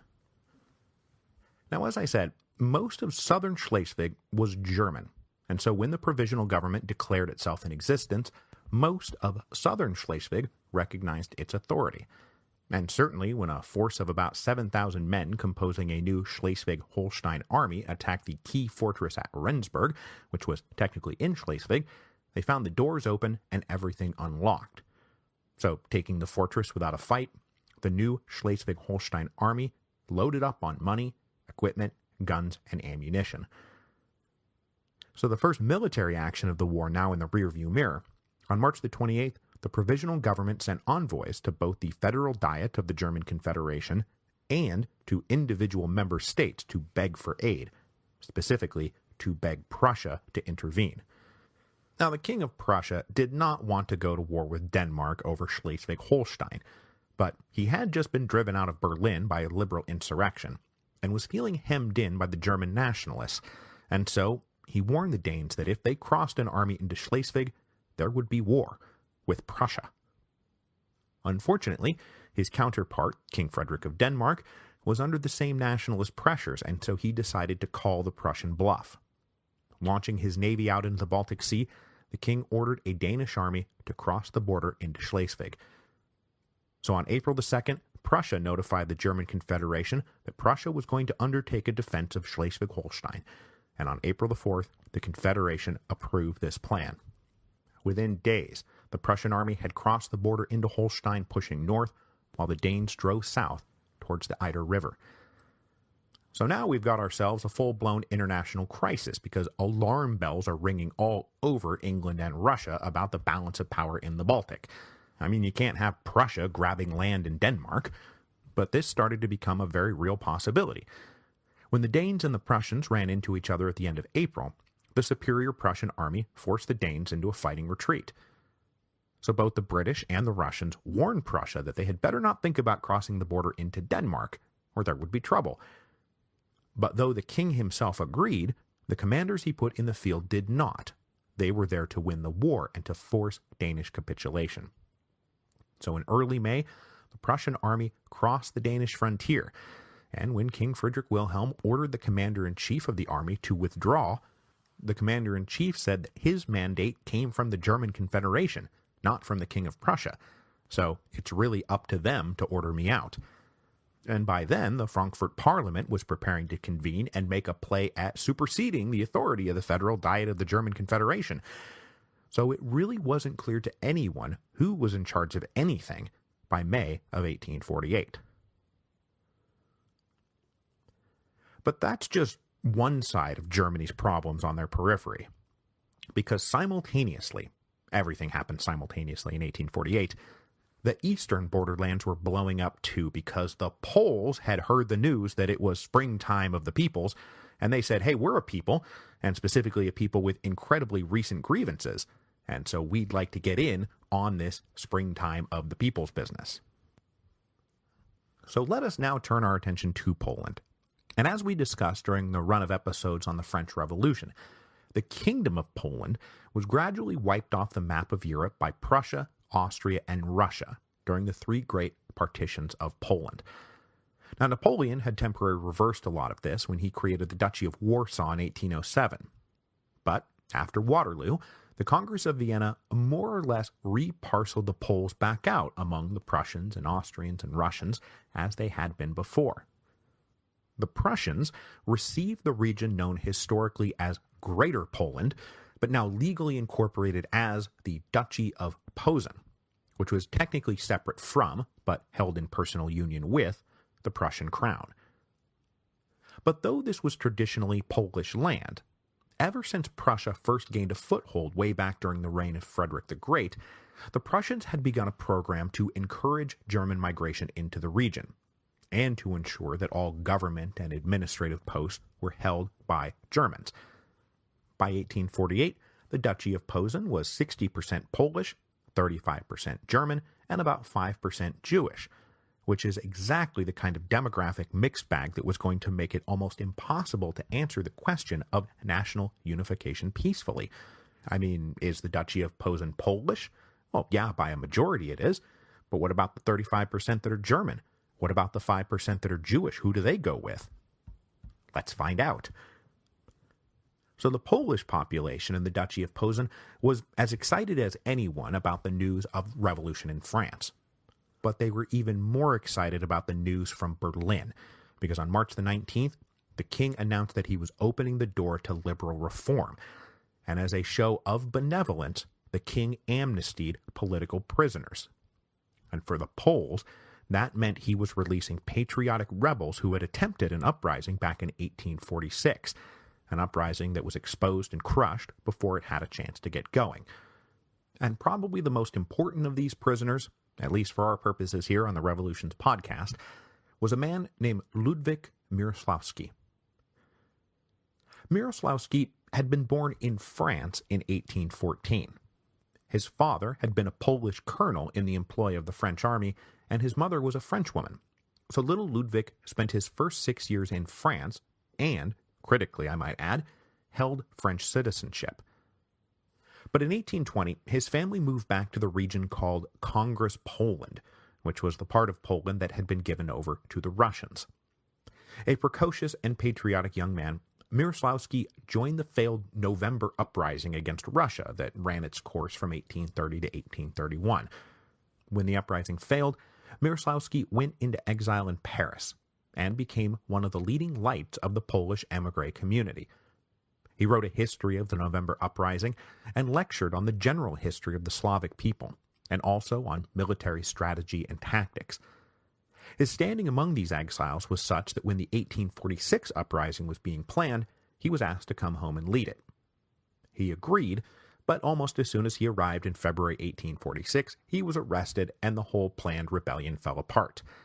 He then spent nearly 2 years languishing in a Prussian jail before he was finally sentenced to death in December of 1847. So, very lucky for him that the Revolution of 1848 came along, and in a great show of liberal benevolence, the king amnestied everyone and let them go free.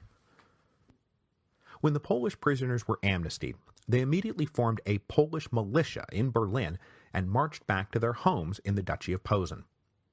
Now at first, this was all with the blessing and the goodwill of the Prussians, because with the revolution spreading across Germany, what they all feared most of all was Russia deciding to act as the great hammer of conservatism and that they would come roaring out of the east. So it was better to encourage the Poles to arm themselves so that they could act as a buffer. Meanwhile, way off in Paris, that community of exiled Poles were similarly being encouraged to return home and take up the cause of Polish liberty. As we saw last week, the plight of the Poles had long been a passion of the French left wing, but in the estimation of Alphonse de Lamartine, then currently serving as the foreign minister in the provisional government, the great fear was that all the old conservative powers, Prussia, Austria, and Russia, would join forces to invade France. So the Poles would give them all something else to focus on. So the French government gave these Polish exiles money and encouragement and also literally train tickets that they could use to get home. Meanwhile, back in the Duchy of Posen, local Polish leaders formed the Polish National Committee, but pointedly, they did not allow any German or Jewish representatives to join them. Initially, they planned to use this committee to demand outright independence, but then they moderated that demand to merely, quote-unquote, national reorganization. Basically, the Poles wanted a far greater share of political and administrative jobs in the duchy, and they wanted the Prussian army to remove its garrisons. This was all with an eye on eventually achieving autonomy and self-rule. The committee also started organizing volunteers for a defense force, though it must be stressed here that at the moment they assumed that this force would be fighting the Russians, who were no doubt already mobilizing to come to the defense of conservative Central Europe. With these armed forces now being raised, on March the 28th, they gave Mieroslawski command of the forces, which soon numbered about 7,000.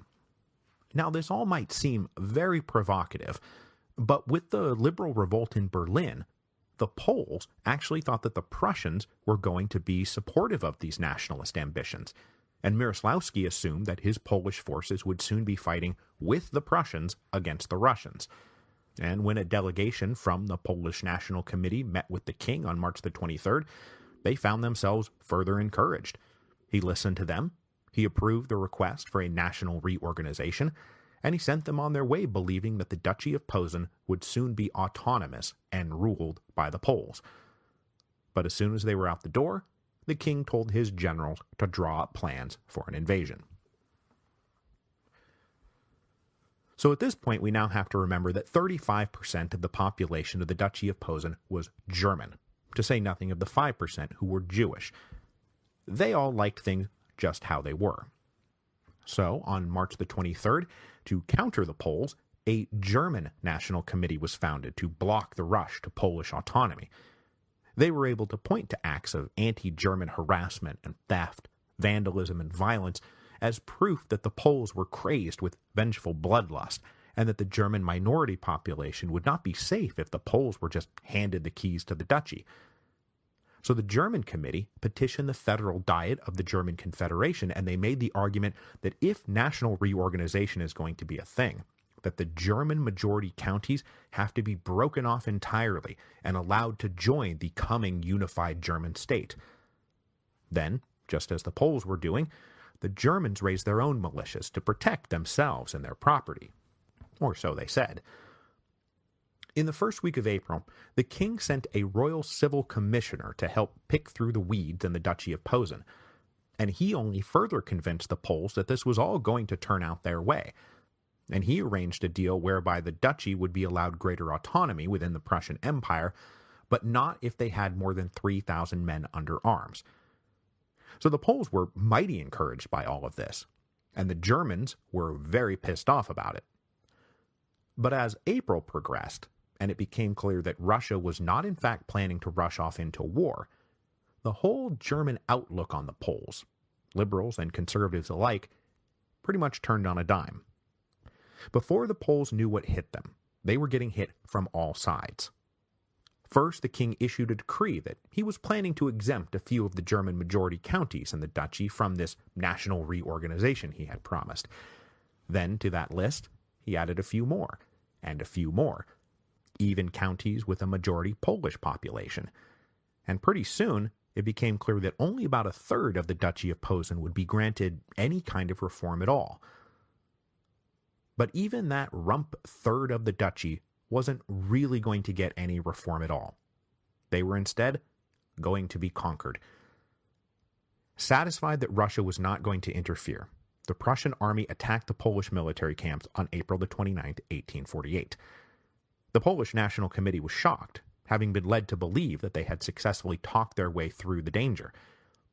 Mieroslawski told them we have to fight back, but they were unwilling to give that order, and instead decided to resign and disband the committee, leaving Mieroslawski to fight on.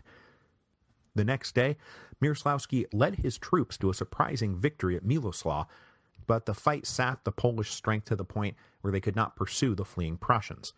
And this was really the only high point of what became known as the Greater Polish Uprising.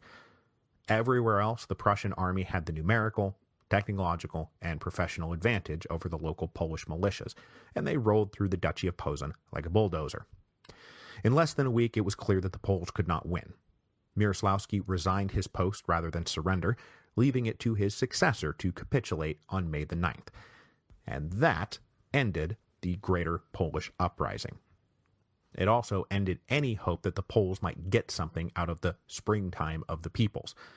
In the aftermath of the uprising, the Duchy of Posen would be erased from the map and reformed as merely the province of Posen, annexed now directly into Prussia. So recently believing that they were on their way to autonomous independence, the Poles now found themselves more shackled than ever. Before we move on, though, I should mention that run of defeats in the first week of May is what led directly to the massive demonstration in Paris that we talked about last week that helped set up the June days. So we're making all the connections all over the place here. So while the First Schleswig-Holstein War continued in the north, and the Greater Polish Uprising got going in the east, it's time now to head south and join the radicals in Baden for what history has dubbed the Hekar Uprising. After storming out of Frankfurt at the beginning of April 1848, Hekar and Struve returned to Baden convinced that they were going to have to launch a revolutionary insurrection if Germany was to have the unitary republic that they deemed essential for German liberty.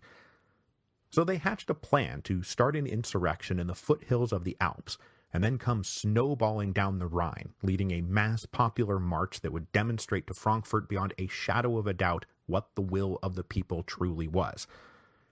Except They were both about to discover that their imaginations had kind of gotten away from them, and in point of fact, they did not really represent the will of the people at all. Now, it was true that southwestern Germany was generally more radical than their brothers and sisters in other parts of the fatherland, but not so much that these people were itching to rise up in mass popular revolution. Most everyone else, if they had an opinion, were actually just fine with a big liberal constitutional monarchy. It sounded pretty good. So after leaving Frankfurt, Heckar and Struve reconvened at the small city of Constance on the western shores of Lake Constance, the great lake of the Upper Rhine. Now, the local peasantry there still lived under the thumb of great rich landed nobles, and so the promise that Heckar and Struve made to erase all vestiges of feudalism and create a democratic republic did sound pretty good, but that didn't mean they were ready for armed insurrection. And even when Heckar presented himself to a local committee of radicals and started talking armed uprising, even his supposed comrades were like, dude, you're crazy. There's no way this is going to work. We are going to get crushed. You are going to set us back. So recruitment for the uprising didn't stall so much as it never really got going in the first place. Meanwhile, the government in Baden, the newly created liberal government of Baden, had gotten intelligence that these known radicals were openly talking rebellion, and so they appealed to the German Confederation for support. So on April the 4th, the same day the Federal Diet approved Prussia's intervention into Schleswig-Holstein, they also approved sending a coalition of German troops to reinforce the Baden army. Heckar and Struve were now a bit out over their skis, but when they found out that one of their closest comrades had been arrested, they decided it was either launch the revolt anyway, or be dragged pitifully off into prison. So according to the legends that surround the Heckar uprising, on April the 12th, Heckar delivered a stirring speech to a local assembly in Constance while dressed in what became his signature look, a simple blue work shirt, pistols shoved into his belt, and a broad and jaunty black hat on his head, a style that later became known as the Heckar hat. He allegedly then proclaimed a republic, but so far as I can tell, it is very much in dispute whether he actually proclaimed a republic at all, or whether that was just a story that circulated after the fact. Whichever it was, though, the response to his stirring speech was positively anemic. The next morning, everyone was supposed to assemble to march down along the Rhine, but only about 60 people showed up. Undeterred, Heckar led this very tiny snowball out of Constance, and over the next few days they marched along, picking up new recruits as they went, mostly disaffected apprentices and the occasional peasant farmhand.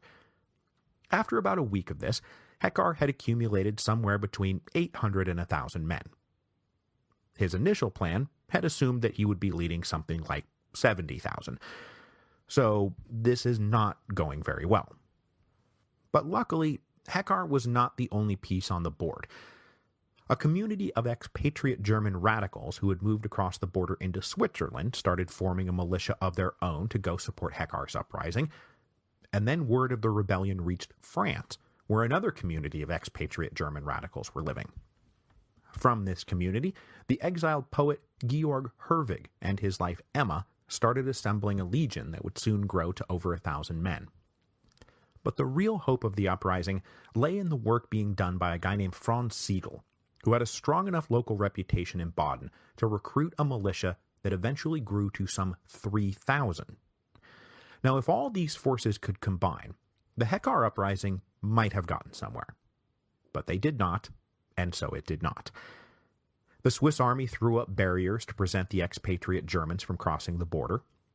The French legion then sat across the border in France, just on the other side of Offenburg, but only got vague responses from Heckar about where to link up, because Heckar had become worried about all of this being portrayed as the work of French revolutionary invaders, which was still a very potent image in Germany to be avoided at all costs.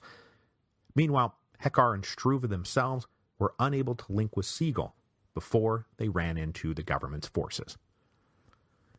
So those government forces had been put into the hands of Friedrich von Gagern. And if that name sounds familiar, it's because he is the brother of Heinrich von Gagern, the leading liberal politician in Frankfurt I just told you about. Himself a committed liberal, Friedrich von Gogern opted to wear civilian dress when he took the field to establish that he was a citizen general leading the defense of a liberal government against a bunch of criminal insurgents. On April the 20th, von Gogern was leading a force of about 2,200 soldiers when they ran into Heckar's band near the village of Kondern. A fierce firefight erupted, and von Gogern himself was among the first hit and killed. But though they took out the enemy's general, it did not take long for the outnumbered and outclassed radicals to be defeated and scattered. Heckar and Struve had no choice but to hightail it out of there, running the 10 miles or so across the Swiss border, where they hoped to regroup and start again. But there wasn't going to be much they could do. Franz Siegel's much larger force was surrounded by another wing of the coalition army a few days later, and also defeated and scattered. Then Georg and Emma Herwig led about 600 or 700 men across the border from France on April the 24th. But as soon as they entered the country, they got word Heckar had been defeated and that he had fled to Switzerland. So they resolved to follow him, but while traversing the Black Forest on April the 27th, they were ambushed and, you guessed it, defeated and scattered. Georg and Emma were protected by some friendly peasants, and then they too crossed the border into Switzerland. But lasting not quite 2 weeks, the Heckar uprising was a complete disaster. Now, this was not 100% the end of the road for the radicals, but it did demoralize them, and many blamed Heckar for tilting at windmills when he should have been helping them in the elections for the coming Frankfurt Parliament. Now, ironically enough, though, Heckar was actually one of those elected to serve in the Parliament, but he would be barred from taking his seat on the not inaccurate charge that he had just committed treason against the government of Baden. So instead, he and his men were forced to remain in Switzerland. But elsewhere, the elections unfolded over April without too much of a hitch, and on May the 18th, 1848, the Frankfurt Parliament met for their first session. This was the first assembly of the people of Germany in the whole history of Germany. But just like the Second French Republic, despite holding a uniquely democratic mandate, the legitimacy of the Frankfurt Parliament was soon going to be challenged by everyone, and they will, spoiler alert, go down in history as an ignoble failure. But we are going to leave Germany there, though, in May of 1848, and turn our attention next time to further events in the Habsburg realms, because there is going to be yet another uprising in Vienna, and I also need to introduce events in Bohemia, because it is now time to shoehorn Prague into all of this. But I do say next time because Saturnalia is once again upon us, and I will be taking next week off. Now, if you're looking for something to do with all those gift cards you might have lying around, by all means, the storm before the storm is out there. I'm just saying. I'll see everyone next year.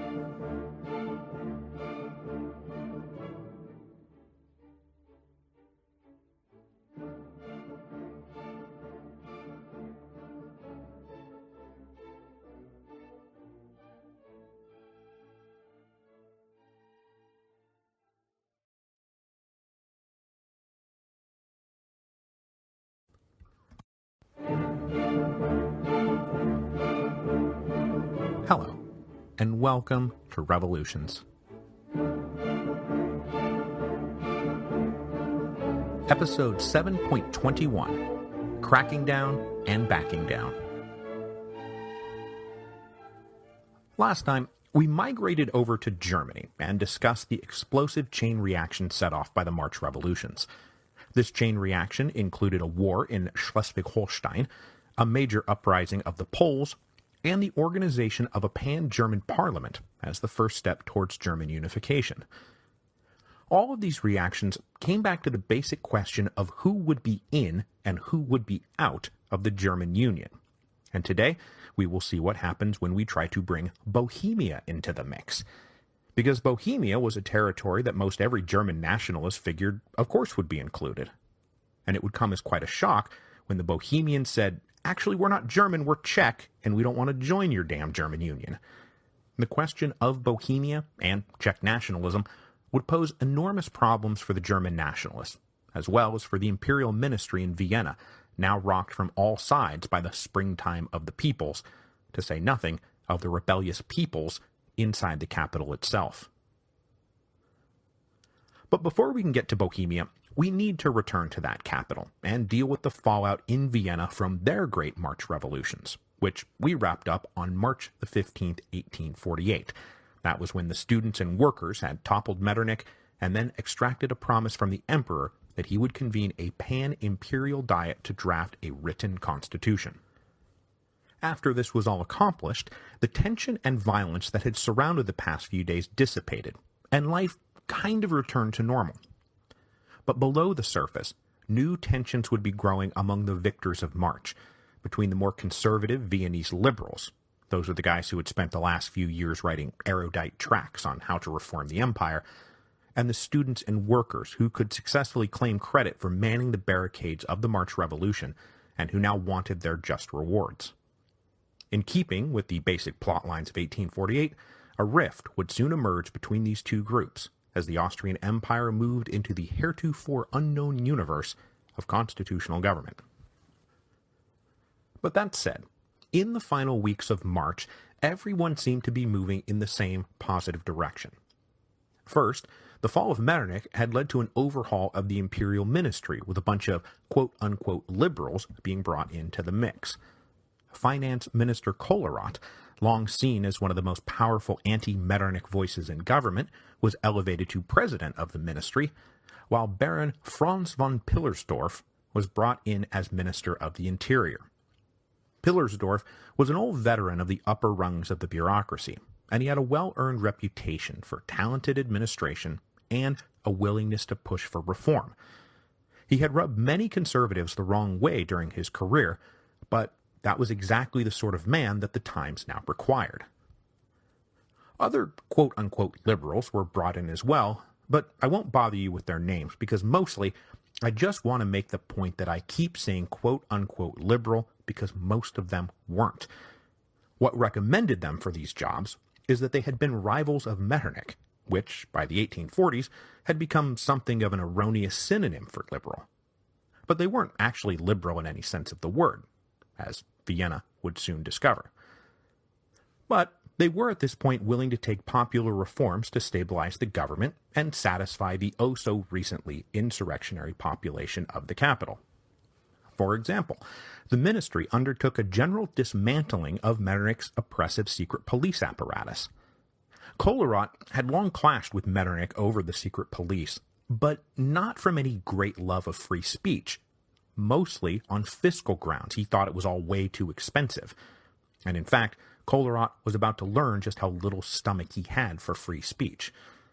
Accompanying this dismantling, though, the ministry also announced a general amnesty on March the 20th.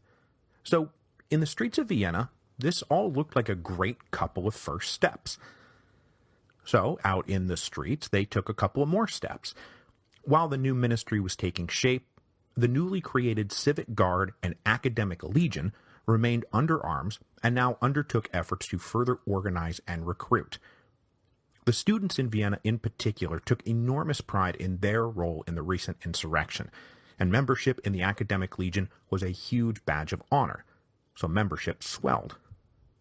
Meanwhile, the Civic Guard adjusted to its new role as the guarantor of law and order and property, which meant that they lacked some of the romantic enthusiasm that was surrounding the Academic Legion.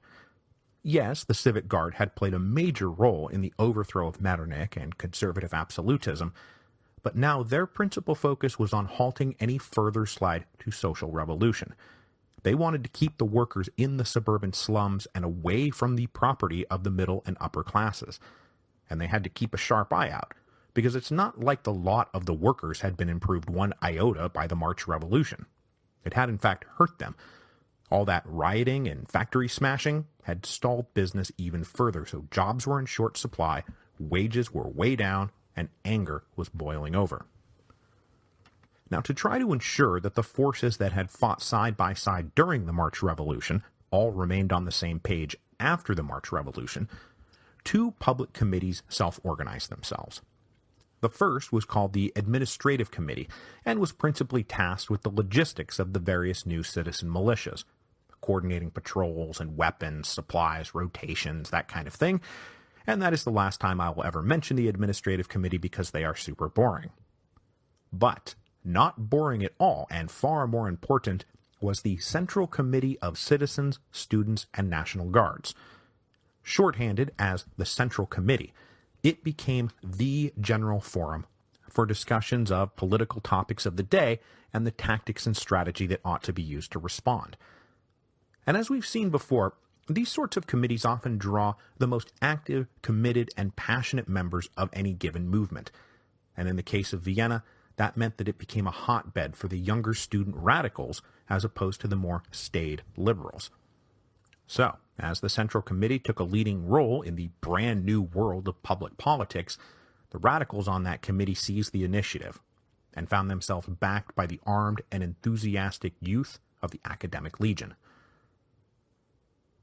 Helping to define this new world of public politics was also an explosion of new newspapers, pamphlets, periodicals, and broadsheets.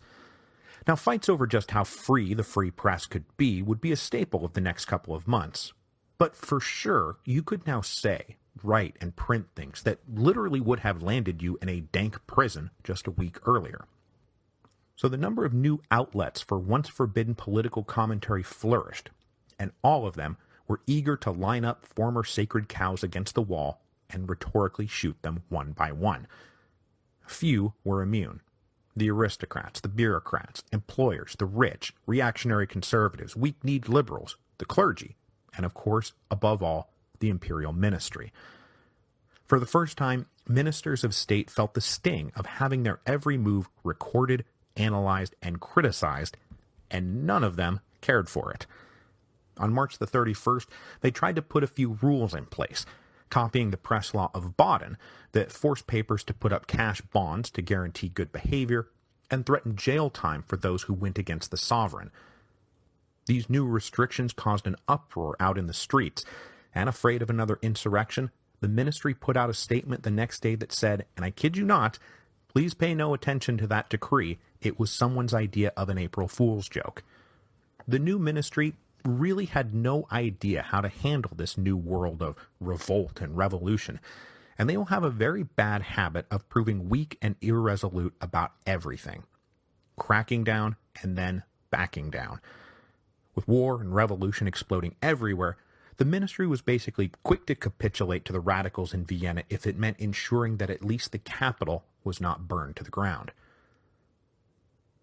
Now, one of the big questions circling in the newly freed press, and also debated in the Central Committee, was the question of German unification. Everything we're talking about right now is unfolding at the same time that the German pre-parliament we talked about last week is meeting, and they were all trying to figure out who would be invited to the coming Frankfurt Parliament. If all Germans were going to be united, then surely that included the Austrian Germans, right? But boy, does that ever open a can of worms, because obviously you want to bring in the Austrians, but not their subjects, the Italians, the Hungarians, and whatnot. So the very likely outcome of Austrian Germans unifying with their cousins to the north was the end of the Austrian Empire. Now, many younger radicals in Vienna were just fine with the idea, and the red, black, and gold colors of German nationalism started appearing in Vienna. I mean, if we're here to usher in a new age, let's usher in a new age. We're not here to defend some archaic empire. But remember, all those liberal reformers and intellectuals absolutely were committed to keeping the empire alive. They just wanted it to run better. And on a more practical level, remember, Austria is still outside the Zollverein, that pan-German trade union, and many Austrian leaders, absolutists and liberals alike, believe that closer union with Germany would bring the backward Austrian economy to ruin. And then politically, they feared being dominated by Prussia. As the head of a multinational empire, Austria was powerful. Stripped of that empire, they were just another relatively weak German state, slated to become a mere province of Prussia. So the question of whether or not the Austrians would join the German Union was a big deal. And the question of which of their subject peoples, if any, would come with them was an even bigger deal. But what no one debated, in Germany or in Austria, was that the old crown lands of Bohemia would of course be included in the German Union. Bohemia was one of the mainstays of the old Holy Roman Empire, which many German nationalists were using as a basic guide to tell them who should be included in the new German state. So the assumption was that, of course, Bohemia would join. But this came as a rude shock to the inhabitants of Bohemia, who were not German at all. They were Czech. So, let's talk a little bit about Bohemia.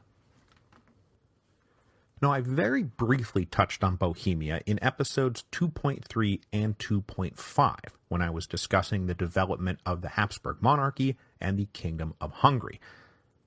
Bohemia was a territory in Central Europe that was populated mostly by Czechs, a Western Slavic group that meant that in the ethno-linguistic divisions now popping up everywhere, they are with the Poles and the Slovaks and the Serbs and Slovenians, not the Germans.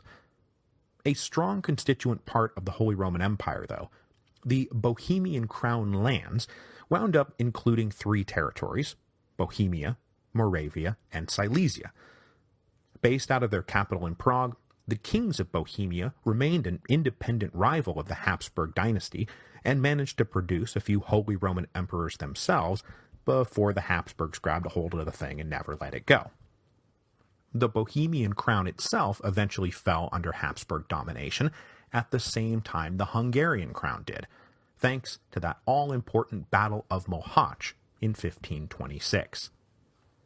What had happened is that thanks to convoluted marriage and inheritance treaties, in 1590 the kings of Bohemia briefly acquired personal title to the Kingdom of Hungary. But that claim was extinguished just 36 years later when the Ottomans came along, defeated the Hungarians at the Battle of Mohács, and killed King Louis. So, another set of convoluted marriage and inheritance treaties led the Hungarians to declare Ferdinand I their king, and at the same time led the Bohemians to do the same. So the Habsburgs came into possession of the crown lands of both Bohemia and Hungary all at once, all at the same time. Battle of Mohács, 1526. Very important. But this is all happening just as the Protestant Reformation is unfolding, and not quite 100 years later there was a big push among the native Czech Bohemians to break away from the Catholic Habsburgs. But, unfortunately, they suffered a major defeat at the Battle of White Mountain in 1618, which simultaneously ended the chances of Bohemian independence and started the 30 Years' War. But we are not going to fall into that particular quagmire. Now, in the wake of the Battle of White Mountain, many native Bohemian nobles were stripped of their lands, and all of that land was redistributed amongst the German allies of the Habsburgs. Now, this is not to say that all the landowners across the Bohemian crown lands were German, but it did lead to a dynamic where a majority of the native Czech population had foreign German landlords. So, fast forward past a bunch more history and the Prussian acquisition of Silesia, etc., and Bohemia is still a constituent part of the Austrian Empire. Not counting those noble German landlords, the vast majority of the population was Czech, except for a very specific ring of territory to the far north, west, and south, where Bohemia neighbored Germany proper. Now, no one called it this yet at the time, but in case you're wondering, yes, this ring is the infamous Sudetenland that became so important in the 1930s as a precursor to World War II. Another quagmire we're not going to fall into.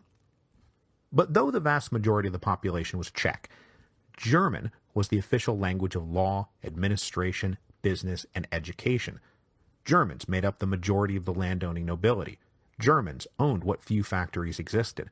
Germans were the bureaucrats running the show on behalf of Vienna. Germans filled out the ranks of the clergy.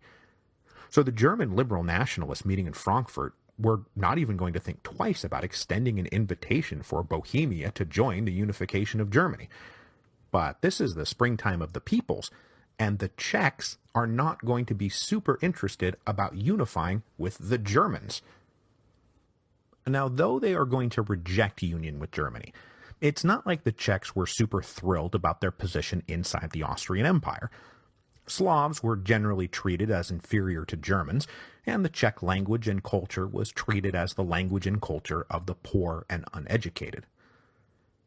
But as had happened across Europe in the aftermath of the Napoleonic Wars, an intellectual movement inside Bohemia promoting Czech national consciousness had flourished in the 1820s and 1830s and 1840s. Its aim was to foster a sense of pride in the Czech identity, but also pride in the Slavic identity generally, as they were basically mistreated everywhere they lived. Now, of course, because the Czechs are living in the Habsburg Empire, this project had to be mostly cultural. It focused on language and music and the arts because they couldn't broach political topics too openly. But as was happening over in, say, Hungary, it's clear that the promotion of Czech nationalism was setting the stage for later political action. When the economy took a nosedive in the mid-1840s, there was more action. Secret political clubs organized, and they started passing around banned pamphlets. This new generation of political activists wanted to be ready should an opportunity arise. And arise it did in March of 1848, when the news came in that Paris had overthrown the July monarchy. But that was just a mere prelude announcement. The more electrifying news was the arrival of the speech by Lajos Kossuth, delivered in the Hungarian Diet on March the 3rd. That so-called opening address of the revolution got the political activists in Prague up and moving. The opportunity had arisen. So events in Prague unfolded much as events did in other areas, but with one major difference. For the moment, Prague was peaceful.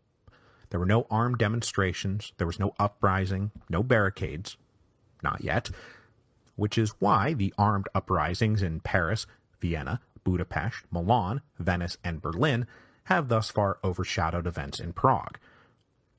Within days of the arrival of Kossuth's speech, though, a public meeting was arranged for March the 11th, with plans to draft a petition of grievances and demands that they could then deliver to the emperor. Now, at first, though, there was consciously no hint of Czech nationalism being the driving factor. There were plenty of ethnically German radicals and liberals who lived in Prague, and for the moment, the Czechs didn't want to alienate them. Not if there were concessions they could wring from the imperial government together.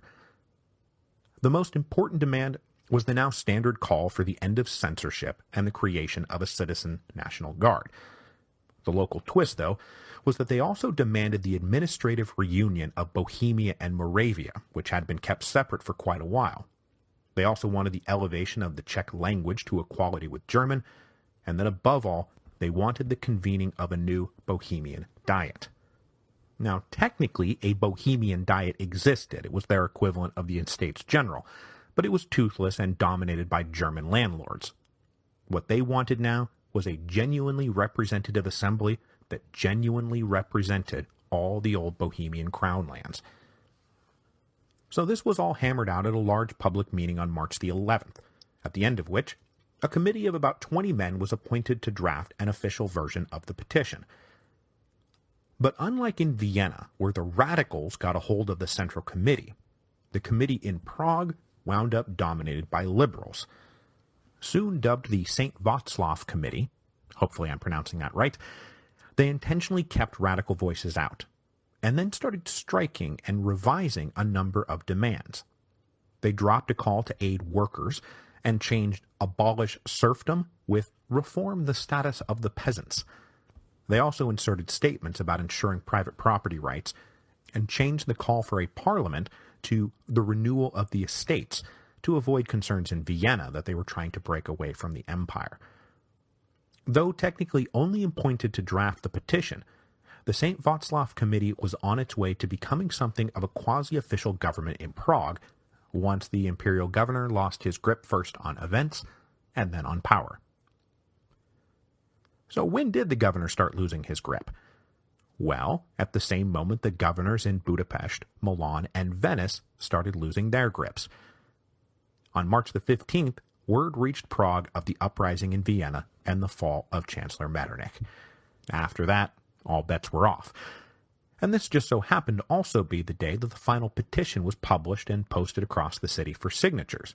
And suddenly, the words Constitution and liberty were in the air everywhere. But once radicals read the contents of the revised position, they got mighty riled up, and they stormed into the St. Václav Committee and demanded a return to the language agreed on at the March 11 meeting. Now, the committee reluctantly agreed rather than sparking an insurrection, but this would not be the last time that the St. Václav Committee would attempt to turn the Bohemian Revolution in a liberal direction and not a radical direction. So on March the 22nd, a delegation from Prague arrived in Vienna, and they delivered their petition to the new ministry. Everyone had high hopes about all this, and they were dismayed by the rather curt and evasive response they got.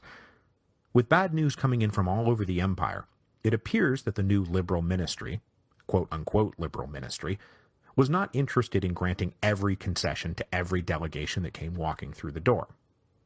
But of course, this little attempt to show some backbone is going to backfire mightily. When the delegation got back to Prague, the St. Václav Committee was incensed by the dismissal. So, they came back with an even stiffer and more confident petition saying, no, we want the unity of all Czech lands. We want free elections to a Bohemian parliament that shall not, repeat not, bear any resemblance to the old feudal diet. Then they sent a second delegation back up to Vienna, and this time they got a slightly better response, but still not very satisfying. On April the 8th, the ministry offered a few concessions. They said that the Czech language would be elevated to equal status with German, a Bohemian diet would be called, but it rejected the call for the unification of the old Czech crown lands, probably internally worried that this would be a step towards independence. And this was as far as the government was willing to go. These unsatisfying answers from Vienna started to further embolden more strident Czech nationalists in Prague. Dropping any pretense, political clubs started forming composed of Czechs pushing Czech goals. The Germans were kept out. This increasingly pro-Czech, anti-German movement got a major shot in the arm on April the 11th, when a patriotic historian turned politician named František Palacký, and I'm really hoping I got that one right, published his famous Letter to Frankfurt. Palacký was a well-known and well-respected liberal intellectual, and he was invited to the Frankfurt pre-parliament to join them as a delegate. And it frankly did not occur to them that he would decline. But not only did he decline, he did so publicly and stridently. The gist of his letter was, "Are you kidding me? I am a Czech, a Slav, and a very proud one. We Czechs take no interest in German affairs, and we have no intention of Bohemia unifying with Germany. So, what do you think about that?" The Letter to Frankfurt is a hugely important founding document in the history of Czech nationalism, and it threw down a pretty sizable gauntlet, because inside Bohemia, there were rich and influential Germans who absolutely wanted to join the new German Union. With not a little bit of racism underpinning their attitude, many German liberals and radicals in Frankfurt and Vienna took these Slavic assertions of national dignity as an obnoxious and uncalled-for hindrance to the glorious unification of Germany, and therein would lay the seeds of an interesting twist, whereby the Slavic nations of the Habsburg Empire would soon be rallying to its defense. But that is all for later, and only after Prague does go into revolt and is bombed into submission. For now, though, we have to head back to Vienna, where the Bohemian question was far from anyone's mind. What was on everyone's mind in Vienna in April of 1848 was, hey, where is that pan-imperial diet we were promised? And where the heck is our constitution? In this new age of radical journalism, the papers were flying off the presses, and the ministry was coming under heavy criticism for dragging their feet. Suddenly, under very public fire, President-Minister Kolorot did not even last a month in office before saying, "I cannot work like this," and he resigned his post on April the 19th. This would kickstart a revolving door of ministers at all positions, as no one who was brought in seemed able to satisfy both the imperial family and the people of Vienna, and usually pleasing one meant enraging the other. But it's not like the radical papers were wrong in this case. The ministry had been slow-walking the convening of that pan-imperial diet, just hoping to stall long enough that they wouldn't ever have to face the arrival of, gasp, constitutional government. But this is 1848, so fat chance of never having to face it. On April the 14th, a mass meeting organized by the Central Committee was held at the Odeon Theater, where a radical petition was read out demanding a constitution. It's been a month. We have heard nothing. This drumbeat for a constitution then merged with a drumbeat out in the working class quarters over looming rent payments. You see, in Vienna, you had to pay your rent in advance every 3 months, and at this moment in April of 1848, the rent is coming due. But obviously, work and wages have been awful lately, and nobody could afford to pay their rent, and so a movement got going demanding that the government provide some relief. If not outright canceling the rent, then at least lower it. So on April the 17th, another mass meeting, again organized by the Central Committee, issued a demand to the ministry that rent in the city should be reduced by 25%. This slip into social revolution started making the Viennese liberals uneasy. Rent is, after all, a sacred and inalienable right of the property holder to determine, and they started to regret that maybe things had gotten out of hand since March. Who knew where things were now headed?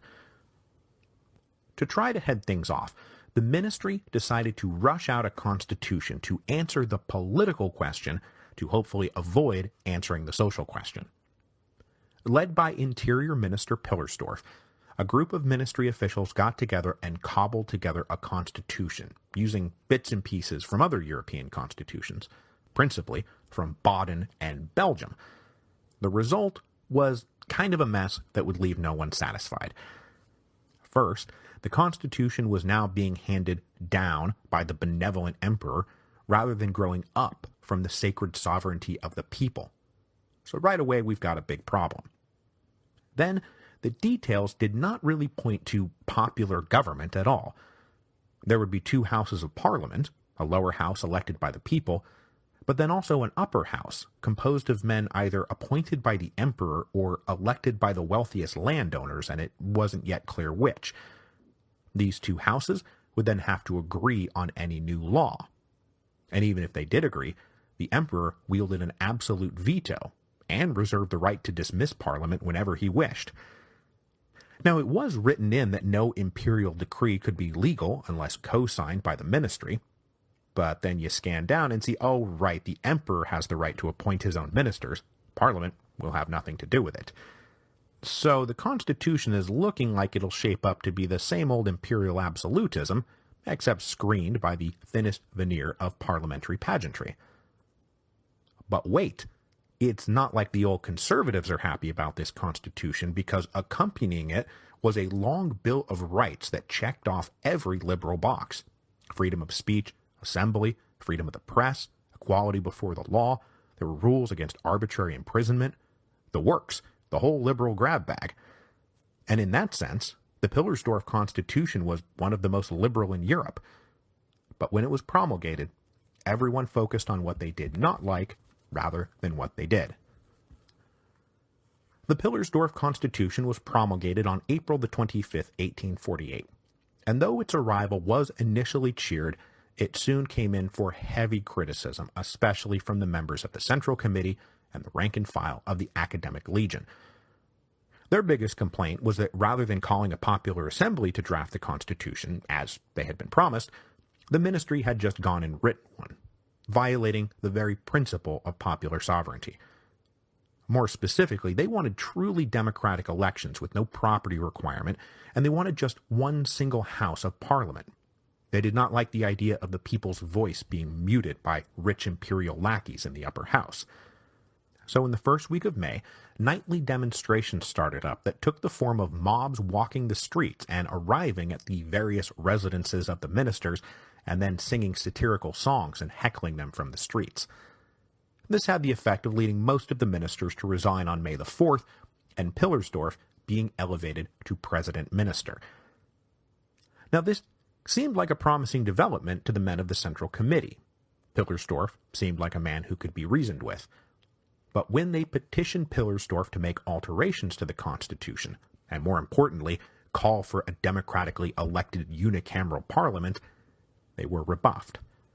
Pillersdorf's star, so recently ascendant, plummeted. Meanwhile, all this activity was alienating the conservative liberal leaders who really had just wanted an assembly of property holders to have some voice in government and check imperial absolutism, not, democratic anarchy. So these guys collaborated with the ministry to get rid of the troublesome Central Committee. This plan was approved of by the commander of the Civic Guard, who posted a new order for his men on the morning of May the 14th. It said that political activity was incompatible with service in the Civic Guard, and that all guardsmen must immediately cease participating in the activities of the unconstitutional Central Committee. Thinking that this might cause something of a stir, the ministry then ordered the regular army to go out and occupy key points in the city.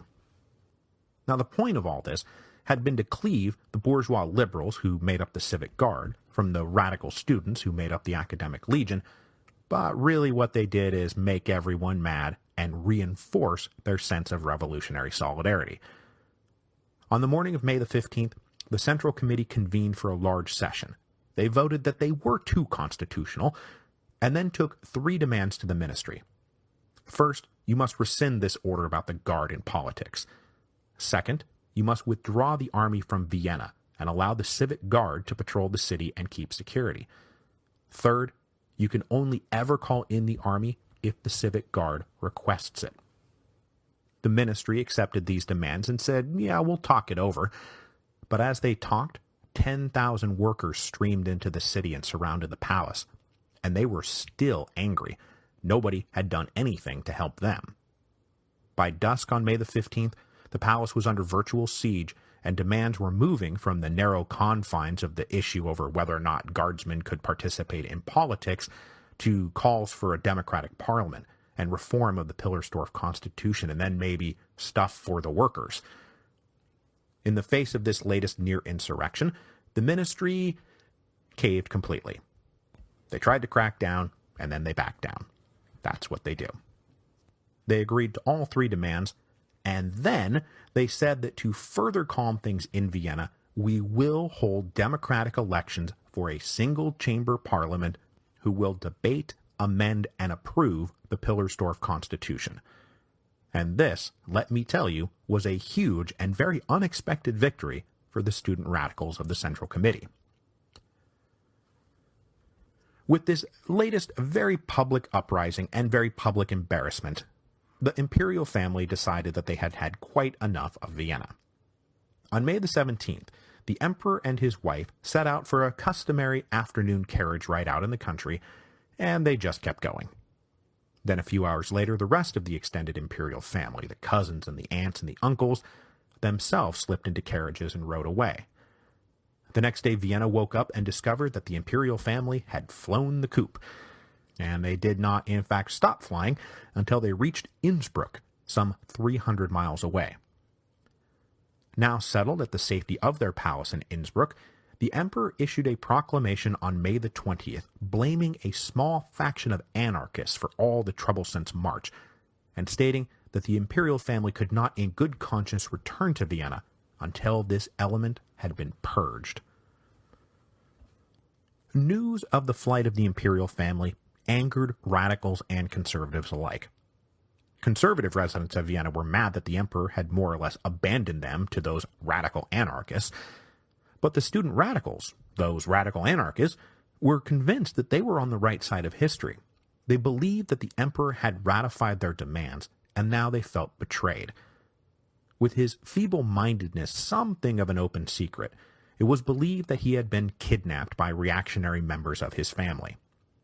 They also suspected that this was a coordinated prelude to a crackdown. And indeed it was. The day after the emperor and his family fled to Innsbruck, the ministry posted a proclamation stating that the Central Committee was an unconstitutional assembly and needed to disband immediately.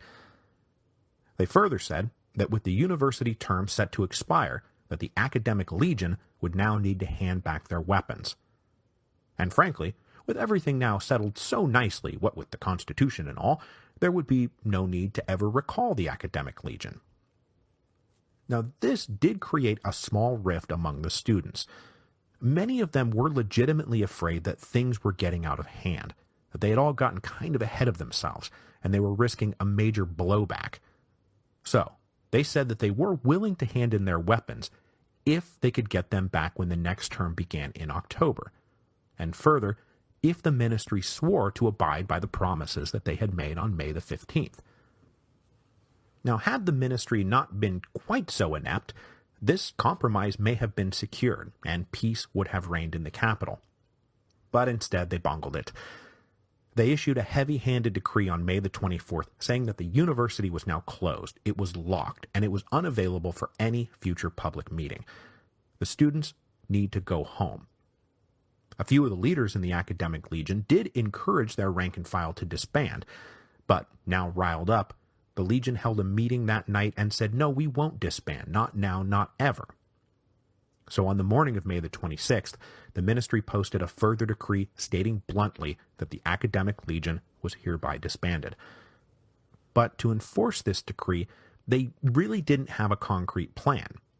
And what plan they did have, they had not really thought through. Basically, what the imperial ministry did was decide to go whack a hornet's nest wearing nothing but a Speedo. The biggest mistake they made was tapping the regular army to enforce the decree of May the 26th. Now, granted, it may have been difficult to trust the Civic Guard to do it, but the ministry didn't even ask them. Instead, orders went to the infantry to march down to the university and order the academic legion to disband and order the students to go home. But the ministry had promised on May the 15th to only ever call in the regular army at the Civic Guard's request. So, just ordering in the army not only ginned up sympathy for the students, it aggravated the honor of the Civic Guard, to say nothing of betraying the fundamental dishonesty of the ministry, who were clearly making promises under duress that they had no intention of keeping. So with the infantry on the way, the students barricaded themselves inside the university and sent out calls for help. It is estimated that between the academic legion, the Civic Guardsmen, and armed workers, that they could rally close to 40,000 men. Meanwhile, between the army garrison and some police forces and a few Civic Guardsmen who did rally to the government, the ministry could command barely 15,000. I mean, the ministry was dealt a bad hand here, but that doesn't mean they didn't also play it badly. By 10 a.m. on the morning of May the 26th, 1848, barricades were going up all over Vienna, and the city was back in armed insurrection. So, keeping with the theme of today's episode, the next few hours were the backdown that always followed the crackdown. In the face of so much armed resistance, the infantry was ordered to withdraw. By 1 in the afternoon, the ministry announced that it was canceling the order for the academic legion to disband, and went ahead and formally recognized the Central Committee's right to assembly. Then, an hour later, they re-promised to abide by the May 15 promises and keep the army in its barracks. And this was even before the Central Committee issued their ultimatums, which were that the barricades would not come down until the army evacuated Vienna, the academic legion and civic guard given total control of security in Vienna, a unicameral, democratically elected parliament convened, and this time we want hostages to guarantee good behavior. And then, for good measure, they did not wait for those demands to be met. They sent out detachments to identify and arrest the men they thought responsible for the troubles of May 26 and held them as hostages. So, that night, the ministry further agreed to all those demands, and this time it would stick. For now. For the time being, there would be no more crackdowns and no more backdowns.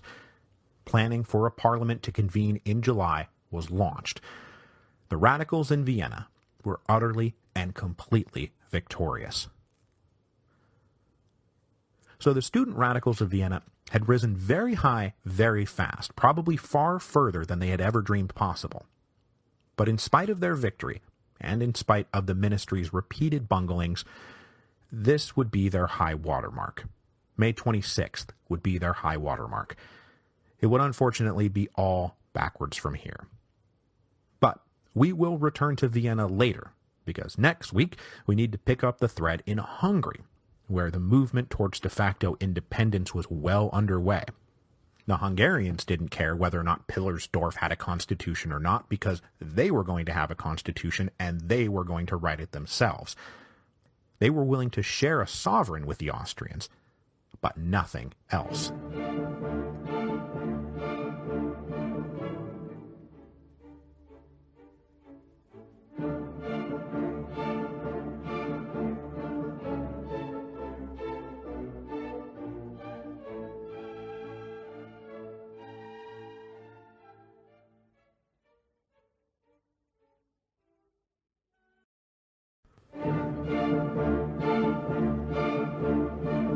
Hello, and welcome to Revolutions. Episode 7.22, The April Laws. Last time, we caught up with Vienna and traced events in the imperial capital during the spring of 1848 as the new quote-unquote liberal ministry consistently failed to maintain control of events. We also talked about rising Czech nationalism in Bohemia and its effect on the larger question of both German unification and the future of Austria's multi-ethnic empire. Well, this week we will spend that same spring of 1848 in Hungary, as they expand and consolidate the concessions that they had secured from the emperor in the wake of the March Revolution. Concessions secured in part to avoid alienating the Hungarians just as a potential war of independence is breaking out in Italy. The empire was going to need Hungarian soldiers to keep control of Italy, a consideration that will greatly affect the course of events in Hungary. Now, I hadn't really thought about it until I was putting together this week's episode, but if there's any place that might be considered the center of the revolutions of 1848, it would have to be the imperial capital of Vienna. No other city dealt so consistently with every question at stake in 1848. The implications of nationalism, German unification, Italian risorgimento, liberal reforms, radical demands, barricades out in the streets, armies in the field, all of it ultimately ran through Vienna. So, Vienna, capital of Austria, capital of the revolutions of 1848. Today, though, we are going to move back to the great question of Hungary. Now, when we left the Hungarians back in episode 7.15, Slaves No More, we ended with the double climax on March the 15th and March the 16th. In Budapest, radical agitators led by that poet-revolutionary Sándor Petőfi printed the 12 demands, sang the national song, and then paraded around the city, forcing both the municipal and imperial officials to bend to their will. Meanwhile, up in Vienna, the delegation representing the Hungarian Diet extracted promises from the emperor that they would be allowed to establish their own ministry, on the way to de facto autonomy within the Austrian Empire. Today we will address the fallout of those victories as tensions emerged between conservatives and liberals and radicals now that Hungary had been given more or less carte blanche to establish their own independent constitution. But even more important than that would be the tension that emerged between the ethnic Magyars, and I will start saying Magyar instead of Magyar, and the minority nationalities inside the Crown of Hungary once that constitution was settled. Because what many in the Hungarian Diet believed, Lajos Kossuth chief among them, was that the settling of the constitution was the end of the revolution, when in fact it was only just the beginning of a much larger struggle, a struggle that would ultimately doom the liberal constitution drafted in the spring of 1848, and doom, for that matter, the Hungarian Revolution. As soon as they had permission to form their own ministry, the delegation from the Hungarian Diet left Vienna as fast as they could before more reactionary advisors could convince the emperor to countermand that declaration that he had signed on March the 16th. The liberal reformers in the Diet were now the dominant faction, and they were energetically led by Lajos Kossuth, who was, in every way, the man of the hour.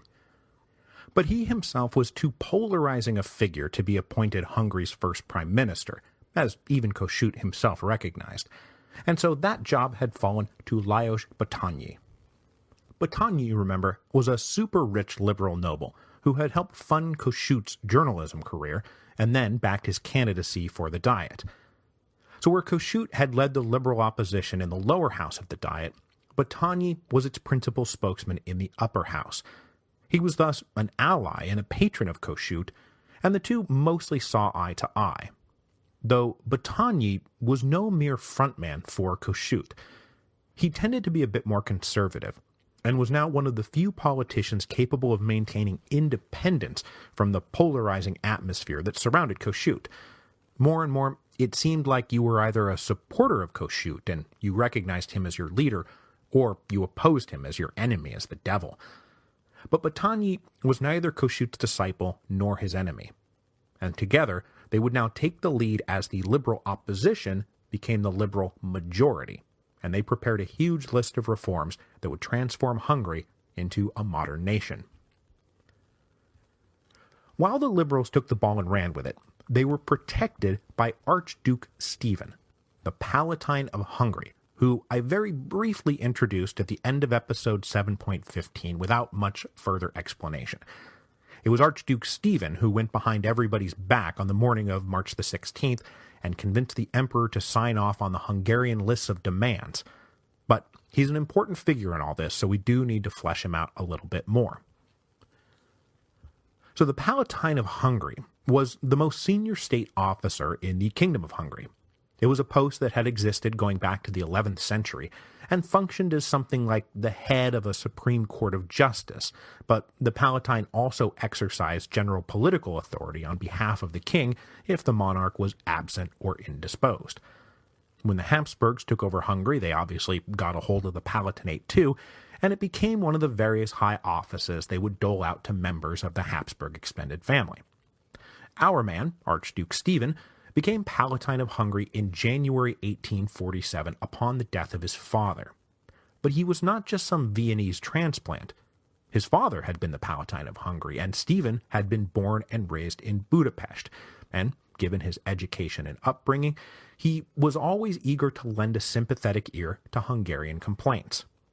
So when the revolutions of 1848 hit, he was the foremost voice inside the imperial court arguing that making concessions and working with the Hungarians was the only way to avoid losing them completely. Now, Stephen's motives in all this were suspected by both sides. Many Hungarians accepted his help, but were suspicious he was engineering temporary concessions, and then when things died down, to go recommend reneging on everything. Meanwhile, his more conservative relatives were absolutely convinced that his ultimate intention was to ingratiate himself so much with the Hungarians that they would make him king when they inevitably declared independence. Now, I don't know enough about Stephen's inner life to say one way or the other, but it does not seem like he was trying to make himself a king. I think he really believed that working with the Hungarian liberals was simply the least bad option. He did not want the Hungarians driven to independence, nor did he want more radical elements in Budapest to seize the reins of power. And at that moment, those more radical elements were actually on their way. A delegation representing the radicals, who had just staged all the momentous demonstrations in Budapest, arrived in Pressburg on March the 19th. They demanded that the Diet immediately ratify the 12 demands, and then leave Pressburg and reconvene the National Diet in Budapest. To this request, Kossuth took the lead and engaged in some pretty skillful political dancing.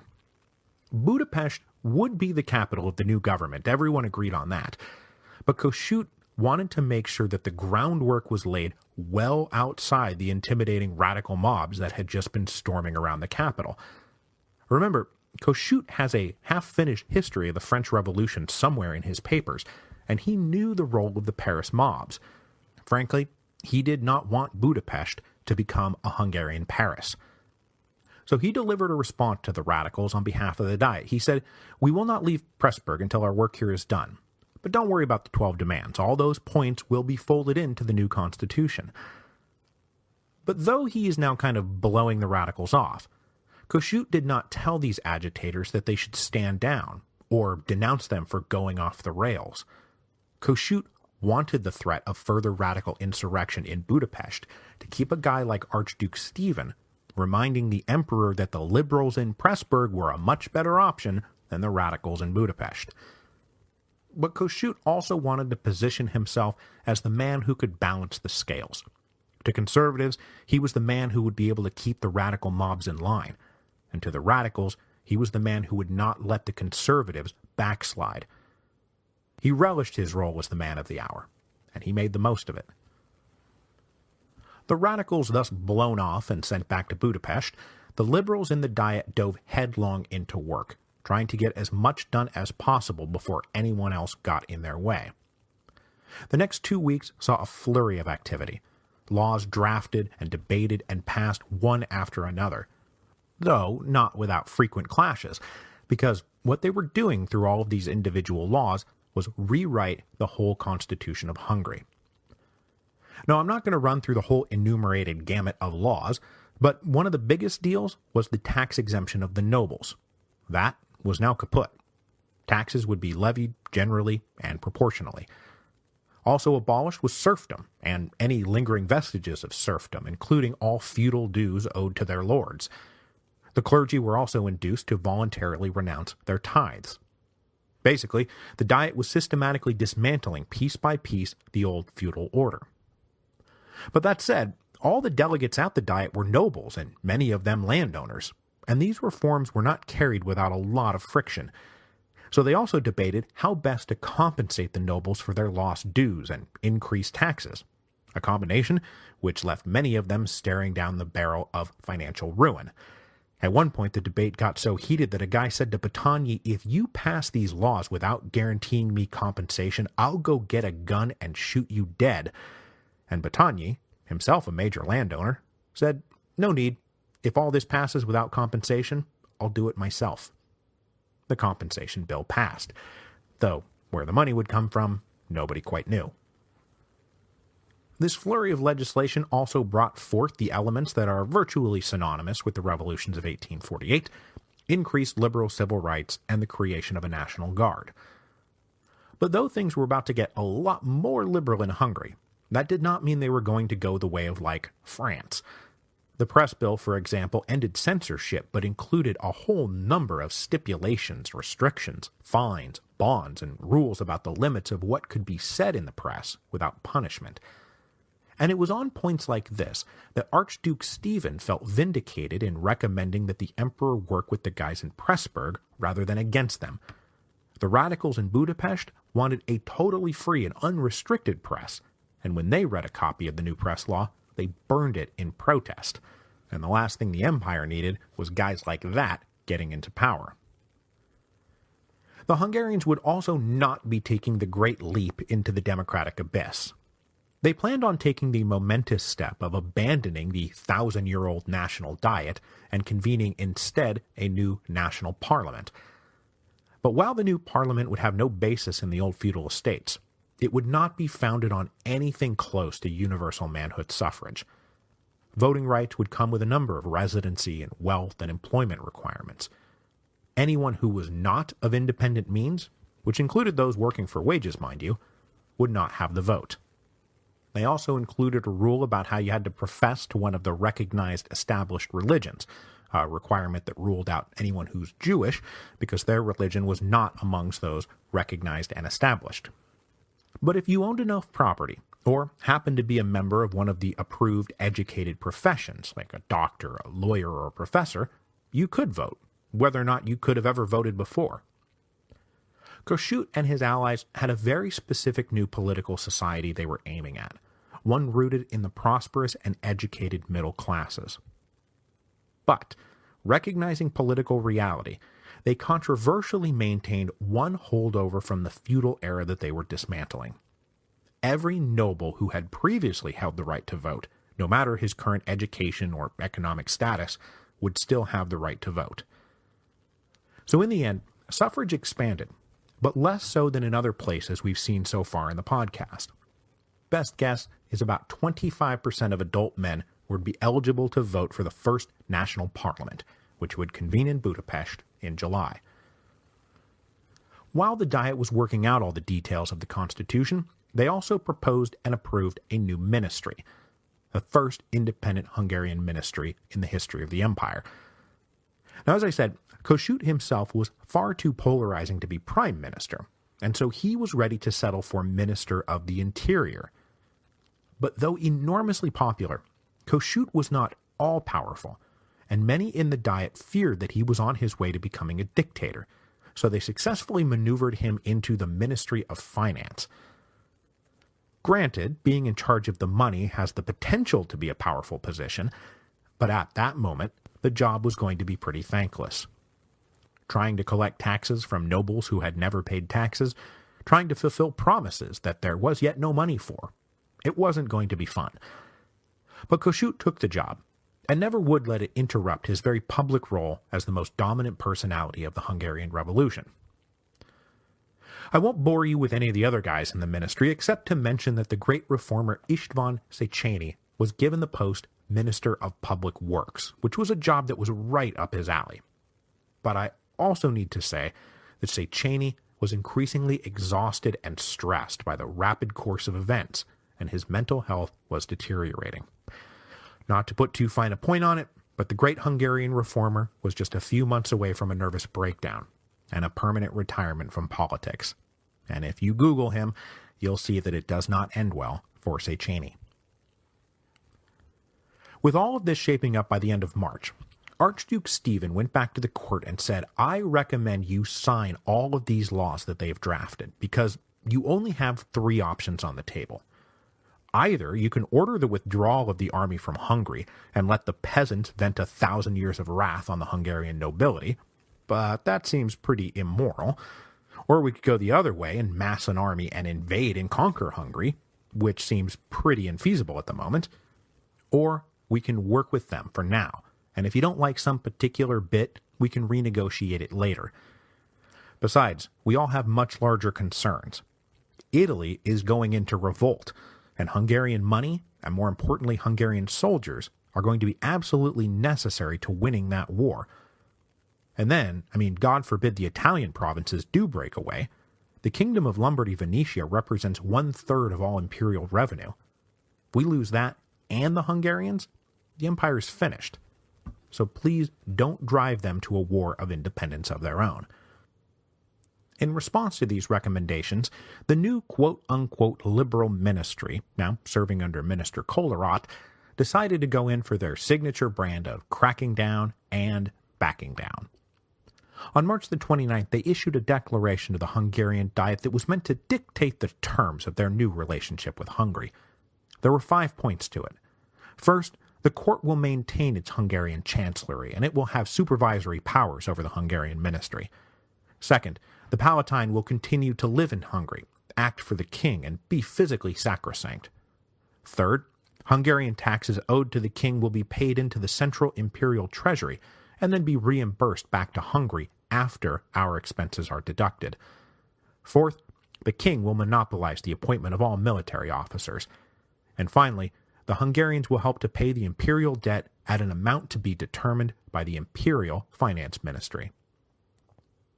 When these demands landed in the Hungarian Diet, there was an uproar, and Kossuth made the most of it, barking indignant about who did they think they were, who were they to deprive us of our essential freedom and autonomy. We simply won't have it. Now luckily for Kossuth and his friends in Pressburg, back down in Budapest, the radicals were getting antsy. Many of them, including Sándor Petőfi, had been unsatisfied with their previous interaction with the Diet, and on March the 27th, they held a mass meeting demanding the removal of the Battagny ministry.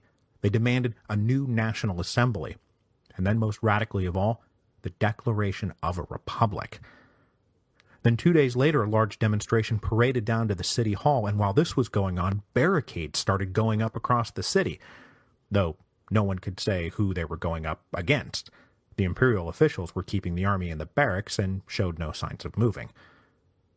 Then the next day, 20,000 gathered in front of the National Museum, where Petőfi gave a stirring speech that this was a revolution we're having here. We are, in fact, participating in a world revolution. The upshot of all this, though, was not to make Hungary a republic or drive the revolution in a more radical direction, but instead to further the strength in the hands of the liberals in Pressburg. They reported all of this back to the court and say, look, you guys shouldn't be messing around with us. If you want to maintain any semblance of control, you will drop your demands and let us do things our way. So, what comes after the crackdown? That's right, the backdown. The ministry sent a new declaration stipulating that the Palatine would be sacrosanct and that the emperor would still control all army commissions, But the real guts of it, the chancellery oversight, the financial controls, it was all dropped. It amounted to a total triumph for Kossuth and the gang. On April the 11th, 1848, the King of Hungary, aka the Emperor of Austria, still steering clear of Vienna, arrived in Pressburg to affix his signature to 31 laws that had been drafted over the past few weeks. These laws are now known to history as the April Laws. As soon as they were signed, the Hungarians packed up and went home, almost to a man believing that the revolution was now over. Everything that the liberal reformers had sought to achieve over the last 25 years had been achieved. They now had parliamentary government with a ministry answerable to that parliament, equality before the law, general taxation, the abolition of serfdom and feudal dues, religious liberty, the right to assembly, freedom of the press, or at least the abolition of censorship. All of this was fantastic. All of this was everything that they had wanted. They were thrilled. And even Széchenyi admitted that the dynamic aggression of Kossuth had accomplished far more than he had thought possible. Writing to a friend, he admitted, "My policy was certain but slow. Kossuth staked everything on one card and has already won as much for the nation as my policy could have produced over perhaps 20 years. So with all that had now been won for the nation in hand, it was time to pivot to how all of this was going to be received in Hungary. Because one question that didn't really come up too much in the debates in the Diet was now going to be of paramount importance. How are the ethnic minorities of the Kingdom of Hungary going to respond? Because in the Hungarian Crown lands, the ethnic Magyar only made up like 40% of the population. The rest were Romanian, Slovak, German, Croat, Serb, Ruthene, and Jewish. The question of the minority nationalities had been at the heart of the long-running debate between Széchenyi and Kossuth during the 1830s and 1840s. Remember, Széchenyi was sensitive to the dignity and identities of the minority nationalities, while Kossuth was a proponent of Magyarization. Now, that did not mean only Magyars would be allowed in Hungary and everyone with the wrong blood would need to be exterminated. But it did mean that Kossuth expected that everyone else would assume the Magyar language and culture, and that they would all be equal citizens together, whatever their ethnic ancestry. Kossuth would remain tone-deaf to the outcry that went up when he started publishing policies that required Magyar to be the official and only language of Hungary. It would be one of his blind spots through the entire Hungarian Revolution. So the response was not overwhelmingly positive. For the moment, I'm going to pass over the aspirations of the Slovaks and the insane intricacies of what's going to go on with the Romanians, and instead focus on the conflict that will be central to the rest of the Hungarian Revolution, the conflict between Hungary and Croatia. So if you remember back when we ran through the history of Hungary, and I'm sure you do, the Kingdom of Croatia had been incorporated into the so-called Crown of St. Stephen, that is, the Hungarian crown, about 700 years earlier. In theory, for all of this time, it had been an equal member of the crown, but in reality, with a population just over 10% that of Hungary, it was always a junior and subservient partner. But the Kingdom of Croatia was unique in that their incorporation into Hungary had brought with it many ancient rights and privileges that could not just be cast aside by the Hungarian Diet. For example, they had their own diet, and they did not plan on giving it up. They had also long maintained their own laws and administration, and were not at all happy with the universal leveling and centralization being pushed by the Magyar reformers in Budapest. Now, until recently, the Croatians and Hungarians had mostly been on the same side against the overarching tyranny of the Habsburgs. The Croatians had never been happy that a good chunk of their territory had been peeled off and turned into the military border, a border that was governed by martial law and by the Austrian military. And no less than the Hungarians, the Croatians wanted more autonomy and recognition for their national language and culture and religions. In fact, no less than the Hungarians, Croatian nationalists themselves wanted independence from Habsburg rule. But with the rush of events in March of 1848, everything was now thrown into a big jumble. By April of 1848, at least from the Croatian point of view, it was Budapest that loomed as the fearful source of future tyranny rather than Vienna. Vienna in fact might act as their protectors and benefactors. And with Croatian soldiers making up such a critical part of the imperial army, they did have some leverage to wield. Italy isn't going to reconquer itself. It's going to need Croatians as much as it needs Hungarians. So the man who would stand at the center of this brewing three-way conflict between Austria, Hungary, and Croatia was the great Croatian national hero, Josip Jelačić. In March of 1848, Jelačić was a colonel in the imperial army. The son of a general, he was raised in that army, and was considered a loyal and faithful subject of the empire, which he mostly was. Mostly. Because Jelačić was also a romantic Croatian nationalist who promoted Croatian culture and himself dabbled in patriotic poetry. Jelačić may have dreamed of Croatia regaining its ancient dignity and throwing off the chains of both Vienna and Budapest, but there was never any practical way to achieve that goal. But then along comes the revolutions of 1848, and suddenly there's a path. It was a dangerous path, and one that would require clever politicking and the odd double-cross, but there was a path. So Jelačić found himself perfectly positioned in the spring of 1848 to become the leader of his people. As the imperial court was reckoning with the fallout of the March Revolution, they appointed Jelačić Ban of Croatia, the Ban being the local head of government. He was given this appointment for three reasons. First, he was considered trustworthy by the imperial court, both thanks to his lifetime of service in the army, but also because he was an outright conservative, not some liberal reformer. Second, he was a popular figure back home in Croatia, and his appointment would be welcomed by the people. And then third, the court wanted to get the appointment in before the Hungarians tried to lay claim to it. Now, the Hungarians were indeed very angry when they got the news, as they believed that the appointment was their prerogative, and they did not like the further news that the imperial court had gone and done something unprecedented. They appointed Jelačić to command the military border. Those two posts, one civil, the other military, had always gone to separate men. United in Jelačić's hands, the suspicion in Budapest was that the court was planting a staging point for the reconquest of Hungary, should it ever come to that. But whether the ministry was thinking that far ahead is pretty doubtful. Their immediate concern, as we will see next week, was the war in Italy. That war required the absolute loyalty of the Croatian soldiers, and it was with this in mind, as much as Hungary, that the court placed so much authority in Jelačić's hands.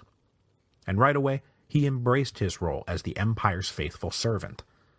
Though his end goal was probably an independent Croatia, he believed that the best play right now was to tightly align himself with Austria against Hungary, and then once he had popped the Kingdom of Croatia out from under the crown of St. Stephen, he could turn around and pivot to Croatian national autonomy. But though he planned to be a loyal subject of the empire, Jelačić planned to be a flagrantly disloyal subject of Budapest. He took up his post as Ban of Croatia just before the new Hungarian ministry returned to the capital. But when they came back and started making appointments of this or that guy to go to Croatia and start implementing their various laws, Jelačić told his subordinates to ignore those officials. Then when the ministry sent letters ordering him to do this or that, he returned those letters unopened. Flummoxed, the Hungarian ministry went through cycles of conciliation and retaliation. They said that they recognized the ancient legal rights of the Kingdom of Croatia, but at the same time, Kossuth and the other proponents of liberal reform and Magyarization simply could not wrap their heads around what the problem was. They were all a part of Hungary. They were all now equal before the law. They all held equal rights. They shared equally in taxation and benefits. I mean, what was the problem? This increasingly intolerable state of affairs continued all through April and May, and came to an immediate head when the Croatians made it clear that they were going to convene a meeting of their own national diet, without asking for, nor frankly caring about, permission from Budapest. Unable to control Jelačić, Prime Minister Batanyi decided it was time to appeal to a higher authority, and get the emperor to put a stop to all this. He wanted the emperor to declare that the Kingdom of Croatia was in union with Hungary and needed to take its orders from Budapest. So now caught between the need to placate the Hungarians and the need to placate the Croatians, men in Archduke Stephen's circle got the upper hand, and they convinced the emperor to draft a proclamation forbidding the Croatian Diet from meeting, and then also acknowledging Hungary's right to appoint the Ban of Croatia. Successfully convincing the emperor that Jelačić had gone rogue and needed to be removed, the emperor removed him as Ban of Croatia in early June. But pointedly, the emperor did not remove Jelačić from command of the military border, which meant that his authority in Croatia was more or less unchanged, even with the loss of his civil title. And though he was now out of favor, Jelačić had his own supporters at court who were happy to take up his cause, and their case was that in an effort to weaken Croatia, the Hungarians had been withholding necessary money and supplies from the imperial army in the military border. In their attempt to run roughshod over the ancient rights of Croatia, these Hungarian revolutionaries had been putting the defense of the empire at risk. So as the first national parliament in the history of Hungary prepared to convene at the beginning of July 1848, it was looking like the only way Hungary was ever going to be able to fully assert its authority over Croatia was war. And that is where we will leave Hungary, on the brink of war. Now, a complete national transformation was underway in the Kingdom of Hungary, but they never successfully addressed what to do about the minority nationalities, and their inability to successfully deal with that question would ultimately ruin them, because that war that is about to get going with Croatia will lead to the collapse of the Hungarian Revolution. But that war could not be won by the Croatians and the other minority nationalities until the Austrians were able to give them their full support, which they could not do at the moment, because at that moment, the Austrians were mired in the First War of Italian Independence. Now, they did not know that it was the First War of Italian Independence. All they knew was that everything had broken down in the Kingdom of Lombardy-Venetia. Milan and Venice had driven out their imperial overlords, and King Charles Albert of Piedmont-Sardinia had decided that the time had come to make his play for immortality.